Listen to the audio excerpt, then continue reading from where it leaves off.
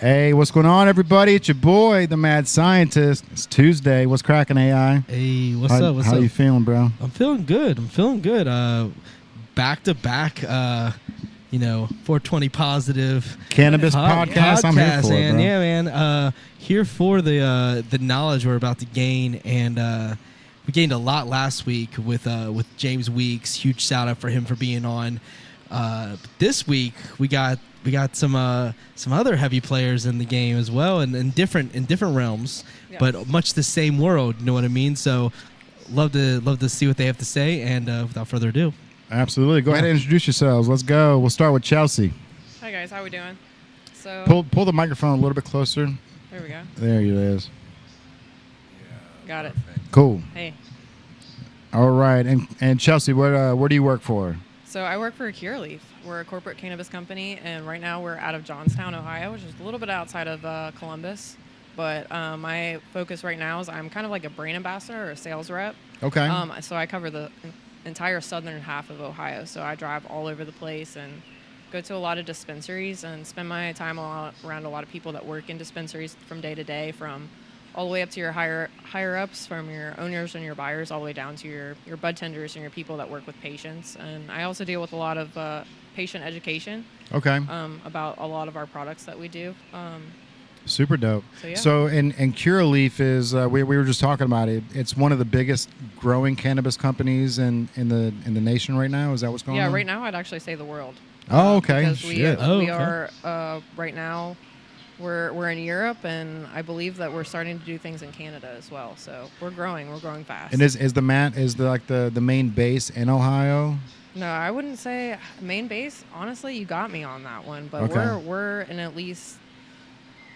Honestly, I couldn't even tell you how many states we're in, but we're in a lot of states too. That's incredible. Yeah. Yeah, it's one of those things where it's like, man, it probably started in California like 20 years ago with some like two kids in a garage, right, trying to like build a dream. Curaleaf is a little. I think they've always been a little bit corporate cannabis. I think it's like people that ventured over from other industries. Industries into yes, corporate yes, I would say that. Oh, sorry, my B. Yeah, it is. So I think right now they are like the largest cannabis company in the world. I think they're international as well. They do cultivation. They have retail sites as well. I think they're vertically integrated from top to bottom for the most part. Awesome. And Larry, you were a grower for the company for a while, right? Yeah. So I was a grower for Curaleaf for a number of years. Now I own Ohio Cannabis Consultation. Basically, I do home grow consulting. I do corporate horticulture consulting still, if people want to scale it up like on a contractual basis. But right now I'm kind of just working small scale with like home growers, people that are just getting started out, people that want to learn the basics, and people that want to go about it the right way. So okay, so when it comes to like home growing, I know Ohio allows you like X amount of plants to be grown in your house.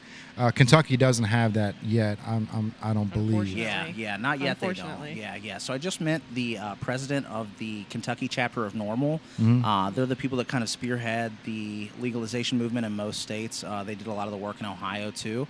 I think Kentucky does have a pre-existing medical program right now, but they don't have a way for patients to actually access cannabis right now. They don't have any like dispensary storefronts or anything yet. Yeah, that's where I'm stuck at, man. I was patient number one. I like James Weeks. He was the medical marijuana doctor. January 1st is when it went legal in Kentucky. Okay. That landed on a Sunday, so all offices were closed. But James is like, let's make history, bro. You know what I mean? I'll open it up. That's sick. So he opened it up on a Sunday, so I was able to fill out the paperwork and be the very first one to submit it in the state of Kentucky. But I'm in that position right now where, like, I've got it's not a card, it's just the paperwork, because like Kentucky hasn't structured it right, to the point. But from what I hear, Andy Brashear is definitely like spearheading the whole thing. Yes, I heard that he had either a family member or he knows somebody that's going through cancer and sees the benefits of what cannabis really does for somebody that does have, whether it be like dermal type cancer, where you can actually, instead of smoking a joint, you can just use one of your topical creams, and help those problem areas as well. And that's something you probably can relate to a little bit, right? Or talk about.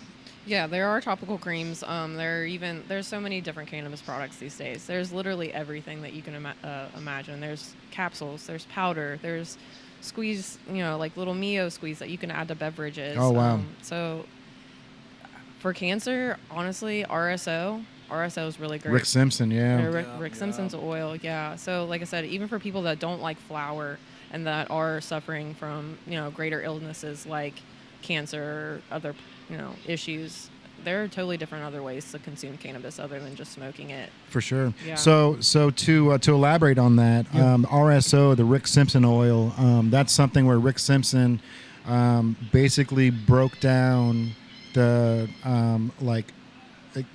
taking out the ingredients out of cannabis itself, and he posts videos, or used to post videos on YouTube, on how to extract all the proper nutrients out of the plant. I could be crude layman's terms. I don't study it like you guys do, but he's cured thousands of people with this, and it's one of those things where you don't have to smoke it. He breaks it down, and where it's just like a little drop that you put on your tongue or under your tongue before bed, and like I don't know the controversy, but behind Rick Simpson, I'm sure that a lot of the companies were trying to bury what he was doing, because obviously, when you can find a treatable ailment that's homegrown, right? You're like, Yes. holy shit. And, so now you're talking about big pharma versus what you're doing is like home cultivating, right? Yeah. And there are a lot of tools too that home growers can use to make their own medicine. Rick Simpson oil is like a perfect example of that. Basically, what it is it's a concentrate. I believe he actually, I can't remember the exact method. I believe he actually boils the cannabis down. Yeah, in a way to where it's still full spectrum, right? So you have all the minor cannabinoids, everything in there, and when you ingest it, I don't know if you ever use like concentrates or like pins or but sometimes when you use them, you don't get like as full of a feeling. A lot of the time it's because they don't have the minor cannabinoids in there to also cause that entourage effect. So that's kind of what Rick Simpson oil does.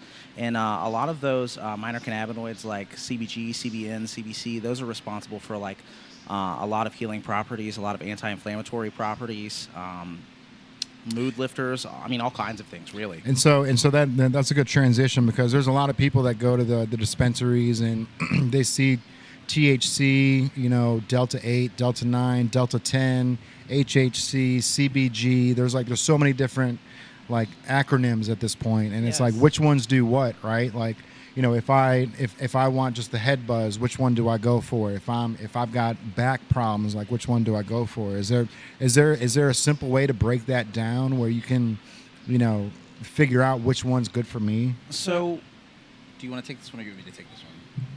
Chelsea, go for it. Yeah. Go for it. Okay, so I used to work in a smoke shop. I feel like that's where I kind of first started my cannabis, like. Oh, for sure, yeah. So I used to just work in a smoke shop where they sell all of these Delta 8, Delta 9, CBD products. So I would have so many elderly people come in and would like just buy their cigarettes or buy their bags of tobacco and just be like, what is this stuff over here? So the easiest way that I would break it down to them is that THC is all your psychoactive effects. Everything else is just minor cannabinoids, like he said, like your CBN, your CBG, and so on and so forth. Each one does have their different properties, and I guess the best way that I can kind of break it down is like CBG. There's I guess three main ones: CBG, CBD, CBN. CBN is kind of like your sedative, like your nighttime. It's gonna make you sleepy. So CBN. CBN. Okay, so and like night, like Yeah, take it at and like nighttime. Got it. nighttime. So and then CBG is good for gut health. I personally CBG for gut. Yeah. Let's go. See, we're breaking it down. Breaking it down. Yeah. To the basics. Yeah, so I personally deal with a lot of stomach issues, and that's one of the reasons why I use medical cannabis. Mhm. So for me, CBG, I love it. Anything, like I said, anything for gut health, CBG. CBD is going to be anything from anti-inflammatory to pain. It's kind of like wide. It covers so many things. So like I said, it's mostly used for anti-inflammatory and pain. But again, so many other different properties, along with all the others too. Okay, so CBD. So if we see something that says CBD on it, that's more for pain than a high buzz or like a head buzz, something like that. Yeah. So like I said, it's going to be more of your like medicinal properties. Your THC again is going to be more of your psychoactive. Okay. True. And CBD can actually also counteract the psychoactivity of THC. So a lot of the times I tell patients too, like if you smoke something, I guess in the Ohio program, vape something, and you feel too high, you can always use a CBD, and that will kind of tone down the psychoactivity of the THC. And balance it out. Yeah, and they do work synergistically together. They do work well together, and you can still get high on like a 1-to-1 product that has CBD in it, and you can still get the medicinal effects of the CBD too. But the higher you go with the CBD, the more it does kind of counteract the THC as far as psychoactivity would go. So when it counteracts, is it making it lighter, or is it kind of removing that? So I wouldn't necessarily say that it would be removing it, but I would say that it would make it feel lighter to you as far as like the actual head change or the psychotropic effects that you would actually feel from the marijuana. So, okay. So it lessens the load. Yeah, it does. Well, a lot of people, that is like a big thing, like anxiety in cannabis. There are a lot of people that will use cannabis one time and they'll be turned off by cannabis. I'm not going to lie. When I first started smoking every day, for like the first 30 days that I smoked cannabis, my body did not like it. Like I was like throwing up and stuff, right? Okay, yeah. I'm not a quitter, thank God. I stuck it out, and now it has like, the older I get, as I was younger, I used it more recreationally, but the older I get, the more medicinal it actually seems to me, because Sure. as you anything over 25 shit just hurts every day. So yeah, man. Yeah. And you start learning too. It's like, when it comes to cannabis, it's like one of those things where when you take it, like you feel more, less stressed. You know what I mean? Less like on edge. For sure. That's like I always tell people, it's like that. It's the only thing that would make me want to apologize to the customer service rep for cussing her out for my late bill. You know what I mean? Yeah. Like we were just on the phone, and it's like, But afterwards, you smoke, and it's like, man, I really have to call her back and apologize. Yeah. That wasn't me. Yeah. You know what I mean? But like alcohol doesn't do that. Like it does the for complete sure. opposite, right? It makes you Yes. want to call people and curse them out. Yeah. Yeah. And that's frustrating too, because the laws surrounding alcohol are so lax compared to a lot of the current cannabis laws that we have too, right? So, I don't know. I think that kind of people are basing what cannabis kind of makes you do, or the actions that you take when under the influence of cannabis. They're kind of equating it to things that you would do under the influence of alcohol, and I don't think it's like apples to oranges to me. Oh, right? for sure. So, Absolutely. yeah. Yes, they're much different things on not only like what you're feeling, because it's obviously a different feeling, but like where your headspace goes. True, You know what I true. mean? So when you're in that state of, what's up? When you're drunk, a lot of times the decision-making process becomes a little loose. Yeah. Yes. Whereas when you're under the influence of cannabis, marijuana, high, you get paranoid over those maybe same decisions. You know Yeah, what I mean? yeah, So I also like curious about, for new patients, new users. Yeah. Do you suggest any specific strain, any specific potency, anything that you're like, hey, this will ease you in, or jump head first and feel where you're at, or like, because people can do a small amount and a lot, but if there's a specific potency, you're like, you only need a little bit of this and it'll get you, or whatever the case may be. Yeah. How do you go about new patients? So that's actually like a really great question, right? So a lot of new Yes. patients, they come Yes. in and they're kind of paranoid, especially people that have never used cannabis in the past and like they were just recommended this by their doctor. Usually what I tell people is the first couple times, let's be real here, right? Like if you smoked weed before, you've probably had a panic attack, right? You might have to have maybe one, maybe four, who knows, right? You have to try things till you find something you like.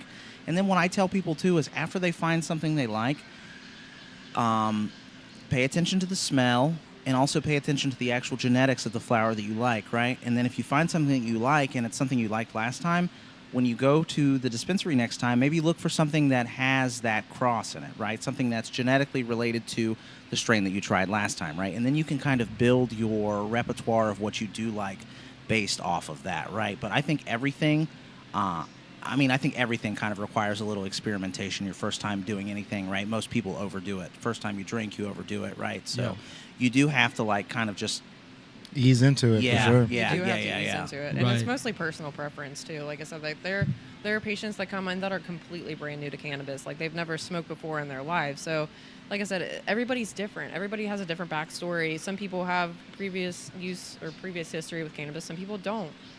So, like I said, with people that don't or have never smoked anything before in their life, I would probably I would ease them towards edibles. Like I said, there's so Okay. many different products. So like Yeah. there's powder that you can add into your drinks. There's gummies that you can eat. There's gluten-free gummies. There's vegan gummies. There's sugar-free gummies. Like there's everything user-friendly. So like he said, like unfortunately that is part of the business. Like there isn't a lot of consultation, and that's one of the reasons why I do like advocate a lot for Dr. James Weeks, because he's one of the good doctors that will actually take his time and consult with people when he does give them their medical marijuana card and kind of like explain the process. And there's been a lot of times where I was previously working into a dispensary, and I've had people like patients come in, brand new patients, and been like, hey, my doctor James Weeks, like he told me to try this with CBN in it or with CBG in it. Mm-hmm. I'm like, that's a really great doctor to like actually explain that to you. So like I said, like it pretty much varies per patient. Like you can have patients that come in, and like I said, you can go the flower route, you can go the vape route, you can go the edible route. It really does vary per patient, because like I said, again, everybody has a different story and different ailments that they're trying to treat with medical cannabis. For sure. Do you find that like we're going to talk age of patients, older, younger? Is there like consistency on older patients? I see where you're going with this, for Yeah, sure. absolutely. There are trends. Yeah. You know? So like, is the older patients looking for something a little bit more, I don't know, lighthearted, where they're not trying to, Right. blow down on a joint. I don't want to you be know? on my Yeah. porch smoking. I'd Exactly. rather I just mean, put a I don't want to see the local neighbors seeing me. I'm fine with the topical, or I'm fine with the edible. And then the young people are like, hey, throw me all the smoke, So, before we touch on that, what Sure. do you think the average consumer base is for cannabis in Ohio? Because it's actually, I think a lot of people think it's like young kids and stuff too. I would think my age. So realistically, I'd say the people that I see most in dispensaries are probably women, probably 35, 40 plus years in age. I'm 35. I think my age. I think a lot of it has to do information and knowledge, and age of like 30, 35, 40. We're in that age where we're very open-minded. True. You're not susceptible to people telling you this or that. You've gone past that stage of being manipulated by what people say. Right. We were the MySpace to Facebook generation. True, we were the true. generation that went from have as many friends as you can to make sure the friends matter. Yeah. You know what I mean? Like, that's where it was. Like, MySpace was like, as many as you can possibly get on your friends list, you can accept them all. And then Facebook's like, whoa, make sure they only matter. Yeah. You know what I mean? And like that, we learned that is a unique generation. We weren't the YouTube generation. That was after us. So that generation is like open to so many different things, because we were put in those positions. So I think with cannabis, it's a natural thing for us to be like open-minded to like something new. There's a lot of, we were like an open-minded generation because it happened in the bulk of our being raised of like, this is social media, this is the life, this is what's happening. Now you're DM people, email, old news. Yeah. Go into the DMs or whatever the case may be. You know what I mean? Like that's where we're at. And like it transitions with everything. And cannabis is in drinking. We all were in this weird area, you know what I mean? Like I think so too, and that's what's cool too. I think it's also kind of an accessibility issue, right? Because think about it. Yeah. A lot of people my age, a lot of people that are younger than me, we know 5, 10, 15 people that are out here in the traditional market, right, where you can get weed from at any time, right? As people get older, a lot of people kind of, especially generations before us, they kind of have ventured into more traditional workforces, right? So a lot of the people that you might have had in high school that kind of sell to you, like as you get older, that's not really like their main thing anymore, right? So I think the reason that we see a lot of older people in the medical program and we don't see a lot of, because to be honest, you can get your card when you're like 18. I don't think you can actually like buy flower until you're 20 or 21. No, you can buy a flower at 18. Oh, is it? Okay, so anything under 18, you can only buy edibles. Depending on the state, right? Or is it done across the board? I think that is depending on the state. In Ohio, I think she is right, though. I think it's like anything pre-18 is edibles. Anything over that is going to be anything. I'd actually, they changed the smoking age to 21 now, right? So anyone that was like, because my daughter was 14 when they changed it, so now she can't legally smoke cigarettes until she's 21. Yeah. Which is pretty, it's, and I don't mean to change the subject, but like Marlboro, they've got to be hemorrhaging money right now compared to the cannabis industry and the vape industry in general. Absolutely. They're trying to take Zen the flavored Zins off the market altogether. They are. And it's strictly one company, bro. So it's like they went straight for Zin and said, you guys aren't allowed to use flavored products. So anything, now it's just like the nicotine version. But in the meantime, there's all these other small companies that are coming up the path, and they've got their own versions of the coffee or the lemon or whatever kind of versions that they want. And it's wild to see that transition happen so quick, because it was only like 2019, 2018, like Marlboro was probably on top of the world, bro. Oh, yeah, you know absolutely. what I mean? And now And all of for a the sudden they're 40 like, years before that too, how do we right? sell cigarettes? Yeah. Like the Marlboro man ain't cutting it anymore. Yeah, bro. right. That's so true. Yeah, I agree with him, because Marlboro's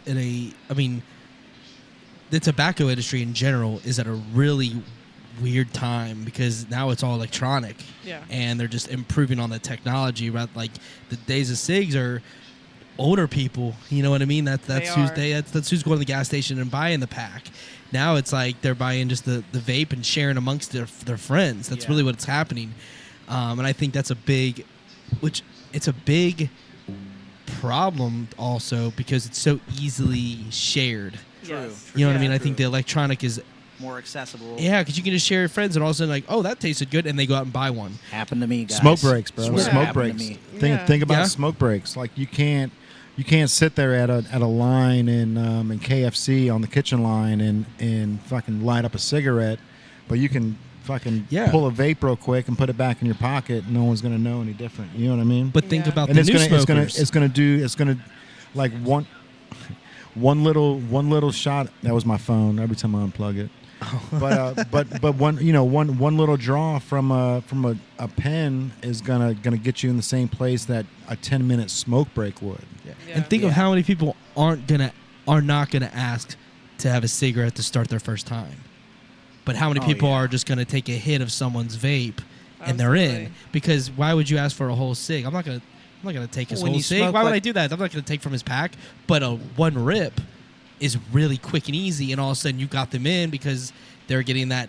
And they're new, so they're getting an extra blast because they're not used to it, and they're like, oh, I can go to the gas station. That's only this I much see money. a marketing idea Yeah, here. and it doesn't You know what I taste like tobacco either. That's the thing, right? It doesn't taste like a traditional like Marlboro Red or a Marlboro Black Yeah. or like a Newport Menthol. Like when you hit it, it tastes like fucking berries, right? Like who wouldn't fucking like that, right? Right, Like, straight up, right. like- Exactly. So Exactly. I think it's and there's 15,000 hits on it, right? So like nobody's gonna care. Like, Yeah. I mean, think about it. Like when you walk down the street, how many people are like, "Can I get a cig?" Like, I mean, back in the day, right? Yeah, And people would be not like, much "No, anymore. no, Yeah, not no," much right? anymore. Yeah. But anybody will let you hit their vape, right? Right. Like, yeah. I remember back in the day when I did smoke cigarettes, whenever I'd go to a party or outing, I would buy 2 packs.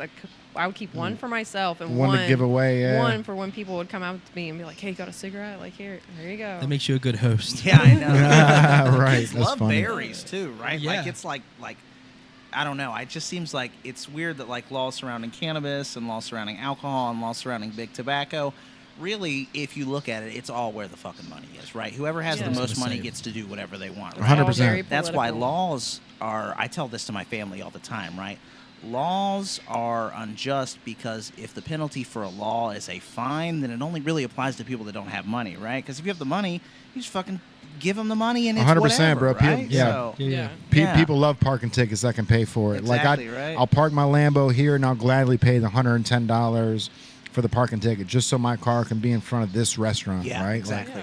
Yeah. Like, it makes total sense, bro. Total sense. Yeah, I think following the money is an interesting point too, because they're going to go obviously where the money is, but it's such an obvious path right now. You know what I mean? It's an obvious path to me. It's electronic cigarettes, it's electronic, easy access, a little overhead, and you plug it in and charge it. Yep. You know what I mean? And then like everybody's allowed to be a part of it because there's no, I mean, the regulation, like you said, the flavored Zen is a whole different monster because that like it's introducing something so easy with, you said flavored berries, Yeah. Willy Wonka flavors, whatever you want to say. Yeah, like they can yeah. give you something. It's like, oh, this young dude can like get it at his local gas station. Exactly. Where in like the cigs and then like, well, even the cannabis has been tough to get a hold of, and like for years people had to know a guy. Yeah, You know what I mean? exactly. Had to know a guy. You always have to know a Accessibility guy, right? issues, And then now it's it's less about knowing a guy and just knowing where to go. Yeah, true. It's knowing where to go, and knowledge is power. People don't know where to go; they're afraid. Is when you're dealing with new patients or dealing with someone that doesn't know where to go and they're asking you questions. How does that conversation like start with you? Are you like, well, let me start here and then we're gonna build up, or do you answer their question right away? Are you for the educational side of things, or you try to get to their problem right ahead? Like, how do you go about that conversation? So I have a big background in like clandestine chemistry and pharmacology and stuff. So I've always had like a big interest in like how substances will affect your mind in certain ways, shapes, or forms. My parents, as far as like growing up and like just drugs in general, they kind of like, and I think everybody's parents did, right? They really fear-mongered, like they told you like all these terrible things that would happen to you if you do drugs and stuff like that. So for me, the most important thing when I'm talking to someone is just to be directly upfront with them and explain to them, what actually might happen whenever they're using these substances, right? So like whenever I'm talking to someone, for sure. Yeah, exactly, right? Like, okay, you might freak out, right? No one's ever died from smoking cannabis though, right? Like if you die while you smoke cannabis, like it's because you freaked out too hard and you tripped and clipped your head on the corner of the counter or something, something right? external. Like, everything that you're dealing with, like you're not going to die from this. Everything that you're dealing with is just temporary. I mean, anybody that's done, I don't know. I've got like if you've ever done psychedelics, you've heard the term buy the ticket, take the ride. I kind of explain it to people in that mentality, right? Like it's like whenever you use this, like do understand that you're using a substance that is going to affect you psychologically, right? Like it's going to change your headspace. It's going to change the way that you feel. It's going to change the way that you interpret things, right? So really the best thing is always transparency. Like, hey, this could happen. It's probably not going to happen. You're probably going to have a great time. You're probably going to eat 5,000 calories worth of food. You might have to go to the grocery store tomorrow, right? But it's good to always cover everything with people. Yeah. So let me ask you something. So what about the people out there that have like hip pain or knee pain and aren't even like marijuana or topicals? Like they're not even on the spectrum. They're not even thinking about it, right? Mm-hmm. So like what would you say to somebody that's 65 to 70 years old that they feel like, because especially here in Cincinnati, like my mom went through it where she thought she was going to have to have a double knee replacement because it like her knees were always hurting when she was here, and when she moved to Arizona out there, that dry heat, like the pain completely went away, and now she's out like living her life just walking around. She thought she was going to have double knee replacement, and now like living out there, it's completely gone. So for people like her that were living here in Cincinnati that have knee pain, that have hip pain, that have joint pain, that that they've never even thought about the topicals that Curaleaf or one of these companies sells, like what would you say to them? And especially for the people that are like, well, I don't like cannabis. Like I don't like when the guys are smoking it out in front of the restaurant. You know what I mean? Like, what would you say to somebody like that's like pump the brakes? I don't want to hear about it. Yeah. But at the same time, like I've got knee pain, and Curaleaf has topicals, right? That you can literally don't even have to smoke it, because a lot of people, it's just about the lungs. It's just about the I don't want. Well, no one wants the carcinogens, right? Like that's the thing. Anytime you burn something, and I tell people that too, right? Like just because you're using cannabis and you're using cannabis in a medical setting and it's tested, and it's like Ohio has some of the strictest testing standards in the whole U.S., right? They really do. That doesn't mean that when you ignite cannabis that you're not inhaling carcinogens. Anytime that you ignite anything, you're actively going to be introducing probably carcinogens into your lungs. Mm-hmm. But that's what's cool about topicals, though, right? Like topicals, for the most part, as far as I'm aware, are completely non-psychoactive, right? So you could put them on any part of your body, and you won't have to deal with any any psychedelic effects or anything like that. So. You're good. Keep talking. Yeah, you're good. So I will ask about the topical. So when the topicals, what usually are the consistency for someone that's new? Like, what do they feel like for someone that may have like, joint pain? Well, no, like sensibility on their finger, like like lotion. Okay. Is it a lotion type of thing, or is it like a cream? How is usually topicals? Because like people talk about topicals a lot. Yeah. But there's a lot of different dynamics to that. Yeah. That word. It could be alloy vibe? Like, what is a topical traditionally? So they're different. Like, it's everything from, I've seen from everything from massage oils all the way down to, I mean, I remember we were just at the Ohio Cannabis Classic, and I was like experiencing a little bit of back pain, and just from being on my feet all day walking around a golf course, and I had gotten a patch. I forget what company it was through. I want to say it was Mary's, but yeah, it was a patch that I put on my foot, and like just like stuff like that. So like I said, there's a wide variety. But yeah, I've also had like a lotions by Benaleaves. They actually had like an entourage effect lotion that I put on my back, and it was very much like an icy hot feeling, but it was like a lotion. So like when we put it on, it was kind of like an icy hot kind of feeling, but like within 5 to 10 minutes, my back pain went away. So okay, like so they're, effective. Again, even with the topicals, products are endless. All right, so that's the second time I've heard entourage effect. Can you explain what an entourage effect is? Because you said it and you said it, right? So is that something that is so primarily what an entourage effect is going to be like, so whenever you use like just a distillate or something that's not a full spectrum cannabis, a lot of the time it won't have those minor cannabinoids in it, right? So you'll get the psychoactive effects of the THC. But even in that, I will say that like minor cannabinoids, I do believe enhance, for the most part. There are some exceptions, like I said earlier with CBD, but they will enhance the psychoactive effects that you feel whenever you use cannabis. So kind of like the entourage effect, if you use something that's just THC based with no minor cannabinoids, you might not get like the anti-inflammation properties that you were wanting, or you might not get the effects that you would need to combat insomnia with something that's not. So entourage effect is kind of just bringing them all in. It's just like full spectrum. Okay, basically. yeah. Much full It's like all of the minor cannabinoids, all of the good parts of them. Well, I mean, there really aren't that really any bad parts of the plant, but basically all of the parts that you would want of the plant, that would be considered. So you get Turtle, you get E, you get Vince, and you get Johnny Drama, right? Like the original Entourage crew. Nice, yeah. Yeah. So I wanna transition to where you kind of see, because you said you just went to a convention of some degree. Mm-hmm. So did they show you kind of the future of where things are going, like any future technologies or anything that like kind of stood out that you were like, hey, that's cool that we're going that way? Like we were at the 420 event on Vine, you know, not that long ago, really. It feels like forever at this point, but not that long ago. And I just saw all this new technology that they had just for smoke. It just, I was like, wow, they are really leveling up in what they're doing and making it easier, and like where it's not, the smoke isn't going everywhere. It's condensed to where you need it to be, and like little contraptions and stuff. Like technology is catching up with the cannabis industry. They're using the powers for all. It's not just for the typical tech out there. Like they're using it for the industry. So anything that stood out that like you were like, hey, like that's cool. Like that is maybe like a cannabis pill or something that something like that. Anything out there that just stands out that you want to highlight?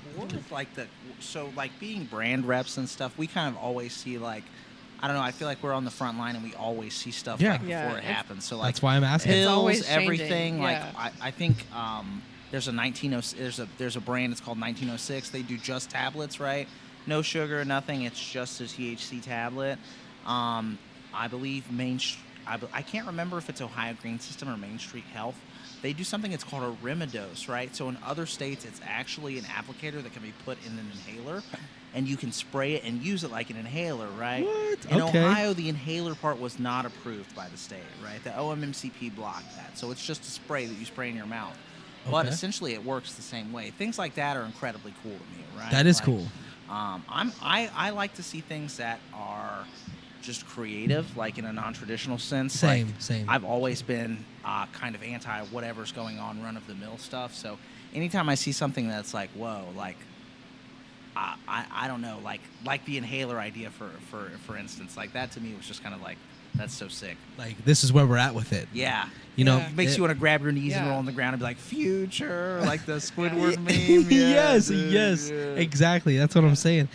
I think the that's hilarious. I think the forward thought process and thinking that other industries have, like you said earlier, like companies are probably coming in and cash grabbing and trying to get a part of it while, right now, because like we're pretty much at like a lot of beginning stages with a lot of this stuff. Like even though we've seen the progression from like vape pens, and at one point it was just carts, and then people got disposables, and then it has kind of like built up.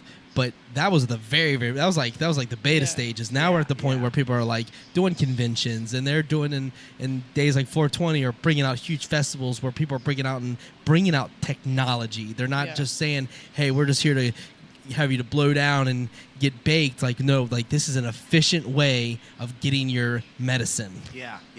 Regardless of what the medium of the medicine is, this is an efficient way, and we want to show you the technology. So we're at that point, which is really cool because they can show that in the public without having to be worried about, the police coming out and be like, yo, you can't do that. The police are there. They're hanging out. Yeah. They were on Vine. I saw them. Trust me, they were there. They were protecting the ends of the streets. But I think it's pretty great to see the openness. And like you said, like the pill, like no sugar. Like we're thinking about no sugar. Literally, when we're talking, exactly. Right, you mentioned that. It's like so multifaceted.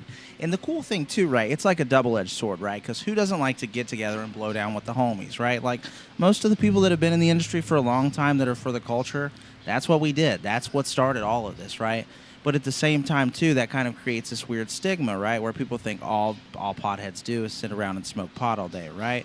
There's a lot of serious science-based application that goes into cultivation at a corporate scale, processing at a corporate scale. I mean, processing even at a small scale and cultivation at a small scale. There's still a lot of science-based application that you have to deal with. So it's cool because it breaks that stigma. That's kind of like the big thing for me, right? The stigma? Absolutely. Yeah. Well, I think a lot of people think we just like get around, like whenever you're at a cultivation site, you get around and you smoke pot all day. You don't, right? Like when I worked for Curaleaf, you're pumping out like, I think at the max you were pumping out anywhere from like 16 to 2,000 plants a week, right? Like there's a lot of logistics-based application. There's a lot of science that goes into the nutrient application that you're giving. There's also a lot of applied science that goes into the, the pesticidal applications that you're applying too. So it's cool for me because a lot of people are kind of now seeing that, it is an educated market. The people that are in this market, they do have cutting technology that they're able to use. And if I do use this product, people aren't going to look at me like I'm some sort of, for lack of better words, big dummy. Yeah, right. Yeah. I was actually gonna jump in. I was gonna switch gears. I'll get in here at some point. To this. Yeah, you get. Yeah, Jay. I was gonna mention the stigma. The stigma. You mentioned that, and I love that you mentioned that. Yeah. But I think you answered it for me. Yeah. Because I was gonna say, what do you think the reason and the continuation of the stigma? But you answered it already because I think it's the people don't realize how educated the people that are using the product are. Yeah, Absolutely. absolutely. I think it's the people that have put the stigma are the less educated in the circumstance. Of course, yeah. And they're doing it out of fear because they've been fear-mongled for as long as we can remember. Humanity's fear-mongled on everything. I mean, there's a lot of, we can get into controversial topics all day, but it all starts in fear. Because if you scare humans into doing things that are society betterment, better society, you scare them into doing the opposite. Yeah. You know what I mean? You scare them, like whether it's jail time or anything further than that, like scare them. So they've been scared away from cannabis, weed. They think it's the bums. They think it's people sitting on the couch in the basement. When really, like some of the most innovative things in the world were created by people. Apple, bro. Apple. Exactly. Created when they're. You want to talk Yeah. about? I just heard a story about the original. Is this loud? No, All you're right. good. You're Yeah, good. I You hear sound you. good. Yeah. I just heard the original story of the original investor of Apple, who he was retired at 32 years old, and he would every Monday he would go out and just meet with people from Silicon Valley, bro. And he would do it for free. Like he would just go out because he saw like the change and everything that was going on with computers and that generation. And he set up a meeting somebody set him up with a meeting with Apple. And he's like, I went in And I met the guys, and he's like, I wasn't impressed at all. Like, it was two guys that were dressed like hippies. They were in their garage. They were smoking pot. Yep. And they wanted Microdosing. They wanted $133,000 for their business, for a third of it. And he's like, I went home. I started thinking about it, he was talking about Wozniak's, basically is like his operating system and how good it was. And so he turned around and went back there and said, okay, you guys want 133 grand. I'll give you 250,000 for a third of the company. And so they agreed to it. And this guy's worth like 3.7 billion now, something insane like that. Yeah. But he was 32. He was retired at 32 years old. And was turned off by seeing some people, and he specifically talked about how they were wearing wife beaters with the button down shirts over top, long hair, beards. Like it wasn't anything what early 80s you thought about as being like a business oriented company, right? Yeah. Right. But that's what I'm saying. Atari as well, bro. Atari is one of it's a catalyst of everything that we do today. You know what I mean? And one of the guys, I wish I would remember his name now. He was a fan. He used to watch the podcast. He was one of the guys that built the games for Atari. Really? Yeah, his name was William something. Yo, that's sick. He made the E.T. video game, the one that was like no shit buried out in the desert somewhere because the game was so terrible. One of the hidden gems. Yeah, one of the hidden gems, and that was probably found. Well, dude, it was like there's a whole Netflix show on it, a movie, which is fucking phenomenal. What's wrong? What's going on? I'm just looking at the cameras. Yeah. Oh yeah! Shout out to Young Dick. Shouts out Young Dick. Shout out Young Dick, and then Abby Dickie. Vice. And Shout Abby out Vice Young is Dick. fire. So she said wheat granola is the future. Yeah. Yeah. And earlier, shout out to Johnny B. He asked. He boofs it. Shouts out He Johnny boofs it. B. He puts also it up asked in the the question that Boof I martyr. think he understands definitely the dynamic, but It makes it's a great question to ask for a lot of people. yeah. Can you explain to us what a hybrid Yeah, I did see that in the hybrid chat strain earlier. is, and obviously we understand what a hybrid car is and like those ideas, but like Yeah. what is a hybrid strain, and even further, like how do they create it to mix two strains together once you get it? Because I know it's a hybrid, it means two of one, but like how would they go about the science of that as well? So because there's depth to this too, I'm sure. So essentially, at this point, right, everything that you're seeing in the market is going to be a hybrid, right? That's one thing I think a lot of people get caught up on. They're like, do I want an indica? Am I an indica person? Am I a sativa person? Am I a hybrid person? And that kind of this kind of loops back around to what we talked about earlier when I say you have to, like, if you experiment and you find a strain and you like it, take note of that strain's smell, and also take note of that strain's genetics, right? So a lot of the strains that you see in the traditional market, everything's been crossed. I mean, well, traditional and rec and medical, everything's been crossed with everything. All the new genetics that you see coming out are crosses. They're all Can't find Maui hybrids. Wowie anymore, right? Yeah. What about green crack? Yeah. Well, unless you have a pure landrace strain, which are like a lot of those old strains are very, very, very, very, very hard to find. Yeah, You don't really really have any rare. pure indicas or pure sativas anymore. Why? Why would you not have? Why wouldn't they Well, hold that- the like? Isn't that like supposed to be like So, the pure? Have know? you? I'm sure you smoked probably weed for a long time, right? Sure, How long yeah. have you guys smoked for? I've only been smoking it Not that since long, since I had my eye injury. Okay. So maybe like 7-8 years. So you I'm at the Okay. have you like ever the same smoked? time, like 7, yeah. 8 years. Have you yeah. ever smoked? So weed. I talk with my homies about this all the time. Weed goes through like eras, right? Where you'll get like the popular hit strain for the year, right? Like right now, we've got a lot of like Capulator, Seed Junkie, like all kinds of different crosses right now that are really popular. But like a couple years ago, Purple Punch was super popular. Before that, like there were like Sour Diesel, all those old school signature strains, and a Maui lot of Wowie. people, Maui. yeah. A lot of people will take these strains and they'll cross them to everything, right? And then you'll get the new strain from that cross, and then people will build off that new strain and they'll cross that to 100 different strains, and then that's how you find the pheno that you want of the next strain. So basically, people are just. There are so many breeders, I guess you would say, that everything has just kind of been crossed with everything, right? Yeah. Like There's unless no you're new going, idea. unless There's no you're new going idea, to yeah. like Which the is- continent and sourcing the landrace strains, like in the industry too, it's believe none of what you see, half of what you hear. My old manager told me that all the time, right? So, but that's crazy That's to a think gem. though. You just Yeah. dropped So in there. so Yeah. you've got Right. like you being a grower, right? Like, you know, you've got these ideas of saying, man, it would be like, I really like the high of this one and I like the high of that one, and it would be great to clone them, Yeah. right? So like That's the basically perk to growing. splitting the plant, and they're trying to grow it together.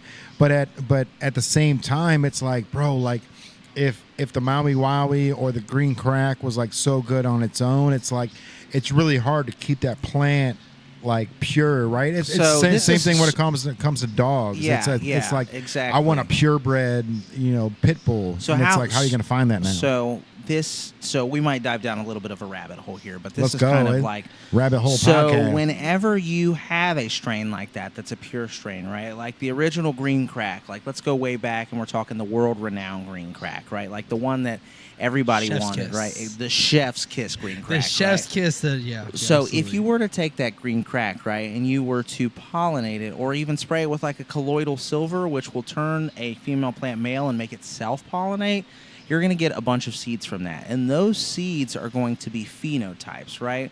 And each phenotype is going to have a different genetic expression than the actual plant, right? So like if you... So at that point, every seed is So a if hybrid. if you got with a chick or your wife or whoever, right, and then you guys had a child together, right, like it would be like a mix of both of you. Even if you were to get with someone that, of course, this is fucked, right? But if you were to get with like your sister or something and you guys had a kid, it still would be like a mixture of both of you. It wouldn't be a pure expression of one or the other, right? Sure. For sure. So the only way you James can get in the building. Yo, James, what's good? You know James? No, I don't. I'm just James, What up, what's big dog? Yo, what is good? Yeah, we'll be here till like 10, bro. Back Dude, there. yes. Let's So go. excited. Let's go. So excited. He's got an astronaut. Hey, and we're- hey, James, you need something to carry it? Oh, bet. Yo, that's he's got sick. it. I've been He's a with him. baller, He dude. is. We like 2 weekends ago. He's like, I'm gonna bring the astronaut. I will get it He's, there. he's got like a 3-foot astronaut that he just wants to drop off at the store. He's like, bro, he's like, it's been in my 4 years sitting here. He's like, Yo, let's bring it this is- in, yeah. dude. Yeah. That's going to be gas. All right, yeah. we're stoked for it. We've been waiting for it. So, but yeah, continue. Yeah. So like I said, like if the seeds are going to they're going to have specific expressions that you're not going to see in the mother plant. They might have a lot of the traits that you see in the mother plant, but there's always going to be like specific intricacies that you'll see if you were to seed out a plant and then grow those seeds, right? The only way to get a pure copy of a plant would be through cloning, right? So if I were to take a plant and I were to take a cutting off the plant and I were to put it in an aerocloner or use a rooting agent or something on it, whenever that plant roots out, it's going to be the exact same as the mother, right? It's probably going to have the very similar plant structure. It's going to be very similar in most ways. The terpenes are going to be very similar, and the THC content is also going to be very similar. So in the cannabis breeding community, a lot of people, there are regular cuts that you'll get from seed, or there's regular, and then there's breeder cuts. And breeder cuts are going to be the specific phenotype that the breeder had. But even with that specific breeder cut that you have, sorry, I'm trying to find out like the easiest layman's way to explain this. So No, it's okay. I think if- it's important for knowledge, education. You're yeah. educating whether they're there or not. At least they can look at this and reference it. yeah, of course. What we hope for. I won't try. So if I get, yeah, so if I buy a cut, even from a breeder, right? a breeder's cut. So is that just That will be the specific pheno, not a seed from the breeder. It will be the one that they wanted that was so coveted. So it'll be like the exact same copy of the plant that they have that's renowned. okay? So okay. if I got a green crack from a person, right, and it's like the green crack, you're going to want the breeder cut, not the seed, because the seed might have expressions that you won't see in the cut that the person has, because it's going to just have different variations from seed. The only way you can get a perfect genetic copy would be a clone. But even with that, if you were to take a clone and you were to mom it out, which basically means just throw it in a tent, let it get big, and then take clones with that, unless your environment's like perfect and sterile, every time you take a cut, you are genetically modifying like the DNA or the RNA of the plant just a little bit in minute amounts. So if, what is the genetic change? So on that's that. the thing. It's not seen at a small scale, but over time, like these old school cuts, like the green crack from 20 years ago, right? Okay, so if We I could were never to, have that again. Is what well, you're saying. if I were to have a copy of a piece of paper, lost. if I were to print, oh, I'm sorry, You're I'm good, sorry. you're good. If I were to print this if I were to print this from a PDF, right, it'd be clear. But if I took a printed PDF of this and then copied it, and then I just kept taking the copy that the printer was making and recopying that, after 100 copies, this paper would be like unreadable, right? It'd be blurry because you're copying from the copy. That's a good Essentially- analogy, bro. Yeah, That essentially is- that's what happens. It's called epigenetic Yeah. drift. Yeah, so that's why you don't see a Okay. lot of the old school strains too. So are they lost forever? There, Or is some there of an, them is are there an lost to- archive? You can bring them back through a tissue culture. Like a lot of the cuts, they're lost to time. They're lost to epigenetic drift. They're lost to pathogens, HLVD, lots of viroids and stuff. So, Yeah. So do we take a moment for those lost strains? of course, man. We can take a moment for those. Yeah, That's, we'll take. that because I that recently- is I- sad. I recently have one of my favorites that died from molds, and they had to kill it off, and I was super And that sad happens about too, it. dude. That's I was sad. Like, oh man, Like no one's keeping no one. I mean, I'm sure not people that. are keeping track, of course, but Yeah. like your regular like people out in the world are not knowing this is happening True. because they just. I mean, there's no way to know what's happening. Yeah, exactly. There's It's- a big educational divide in between like the consumer market and the actual people that are producing the product, right? Right. Like everybody buys pot, but nobody really knows how to grow pot unless you've been doing it for a while. For sure.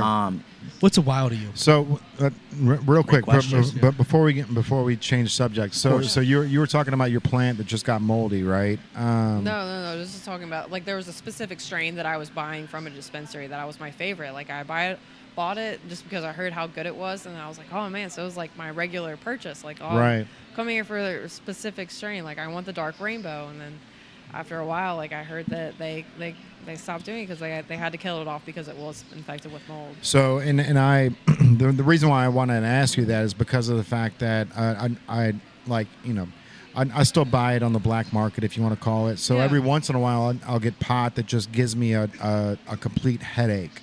You know what I mean? So like 99% of the time, like I'm smoking pot to get rid of the headache that I have because of the fact that I've got pressure in my eye. I've got this whole thing, but I've got a sclerobuckle. So like when the pressure builds in my eye, it pushes forward. So my eye actually goes outside of the bone at Okay. that point.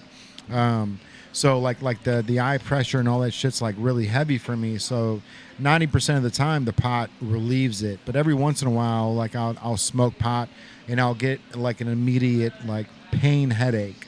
And I've read that's basically like pot that has some type of mold in it or something that hasn't been like cured correctly, and that's just from buying on the black Yeah. market. Yeah, absolutely. Like, unfortunately, that's just the risk that you were taking just buying off of the black market, right? Like, it's one of the reasons that I love that we're now transitioning into the medical and the recreational markets because I know exactly what I'm buying. Right, for sure. And I know that Ohio is like one of the highest testing cannabis states in the entire nation. So like I've heard plenty of times that we're triple certified.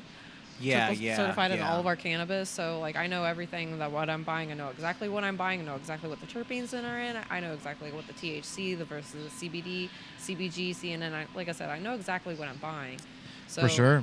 Like I said, it's unfortunate that things like that when you're buying off the black market, you kind of don't know what you're buying. You don't know. But that's the risk, right? I mean, Right. there's multiple True. risks on buying in the black market instead of paying. You Yeah. know. Well, that's why home grow is so important too. So a lot Yeah. of these products that you'll get on the traditional market, right? I don't necessarily like to call it the black market, but the traditional market is a lot of these products have been you don't know the grower that's growing them, right? And the person that you are buying it from also does not know the grower that they're Right. getting it from, right? Yeah. So they're getting this pack shipped in from somewhere else, right? It could have been sprayed with Avid. It could have been sprayed with like mycloblutenol. It could have been sprayed with like Eagle 20. There's all kinds of pesticides that would. Yeah, the bigger the company, the bigger the chance is that they're going to be trying to squeeze And a lot of these more traditional pennies out of it. pesticides that they use in like big ag or like big tobacco, a lot of people do use them large scale in black market cannabis or traditional cannabis. So that's why it's important to grow your own product or buy from a dispensary that has high testing standards.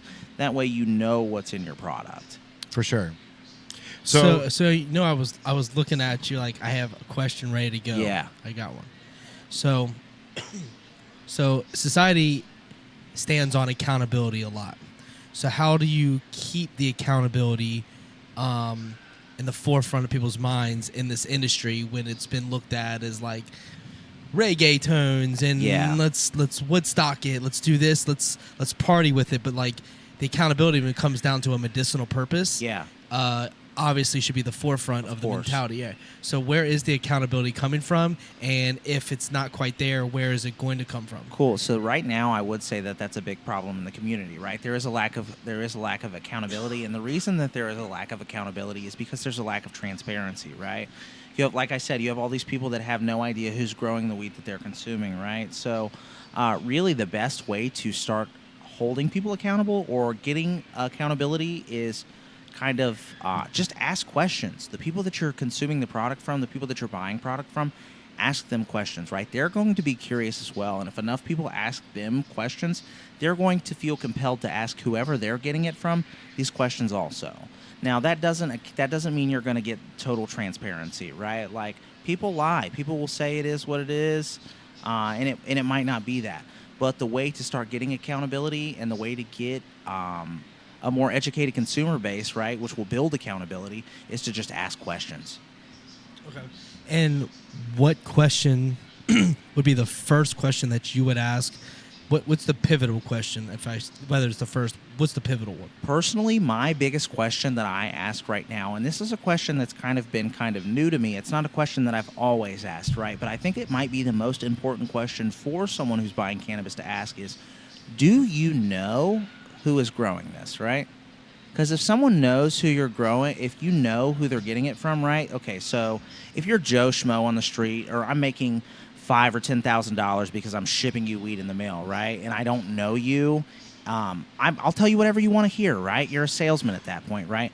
But if you know the person you're buying the product from and you have a relationship with them and you value them, whenever you ask them a question, I am an optimist. I believe that people, for the most part, are good people, right? And if you ask these people these questions and you know them and they feel like they are somewhat involved in your personal life, they'll answer truthfully, or they'll try and find the answer if they don't know it, right? So I would just ask the people that you're buying the product from, do you know where you're getting this from? And if you don't know who's growing the product, right, maybe just start to ask them questions that they might ask the person that they're getting it from. Okay, that makes sense. I have a few other questions with that. Yeah. So you're kind of leaning towards this is a relationship industry. So you have to know. So when we talked about it, like if you know a guy back in the day, but we're kind of going away from that because dispensaries are popping up and you can show up. Yeah. You could see the advertisement in the tabloids, if you will. So like you can see it out there because people are going to promote it more. True. Now that we're we talk about like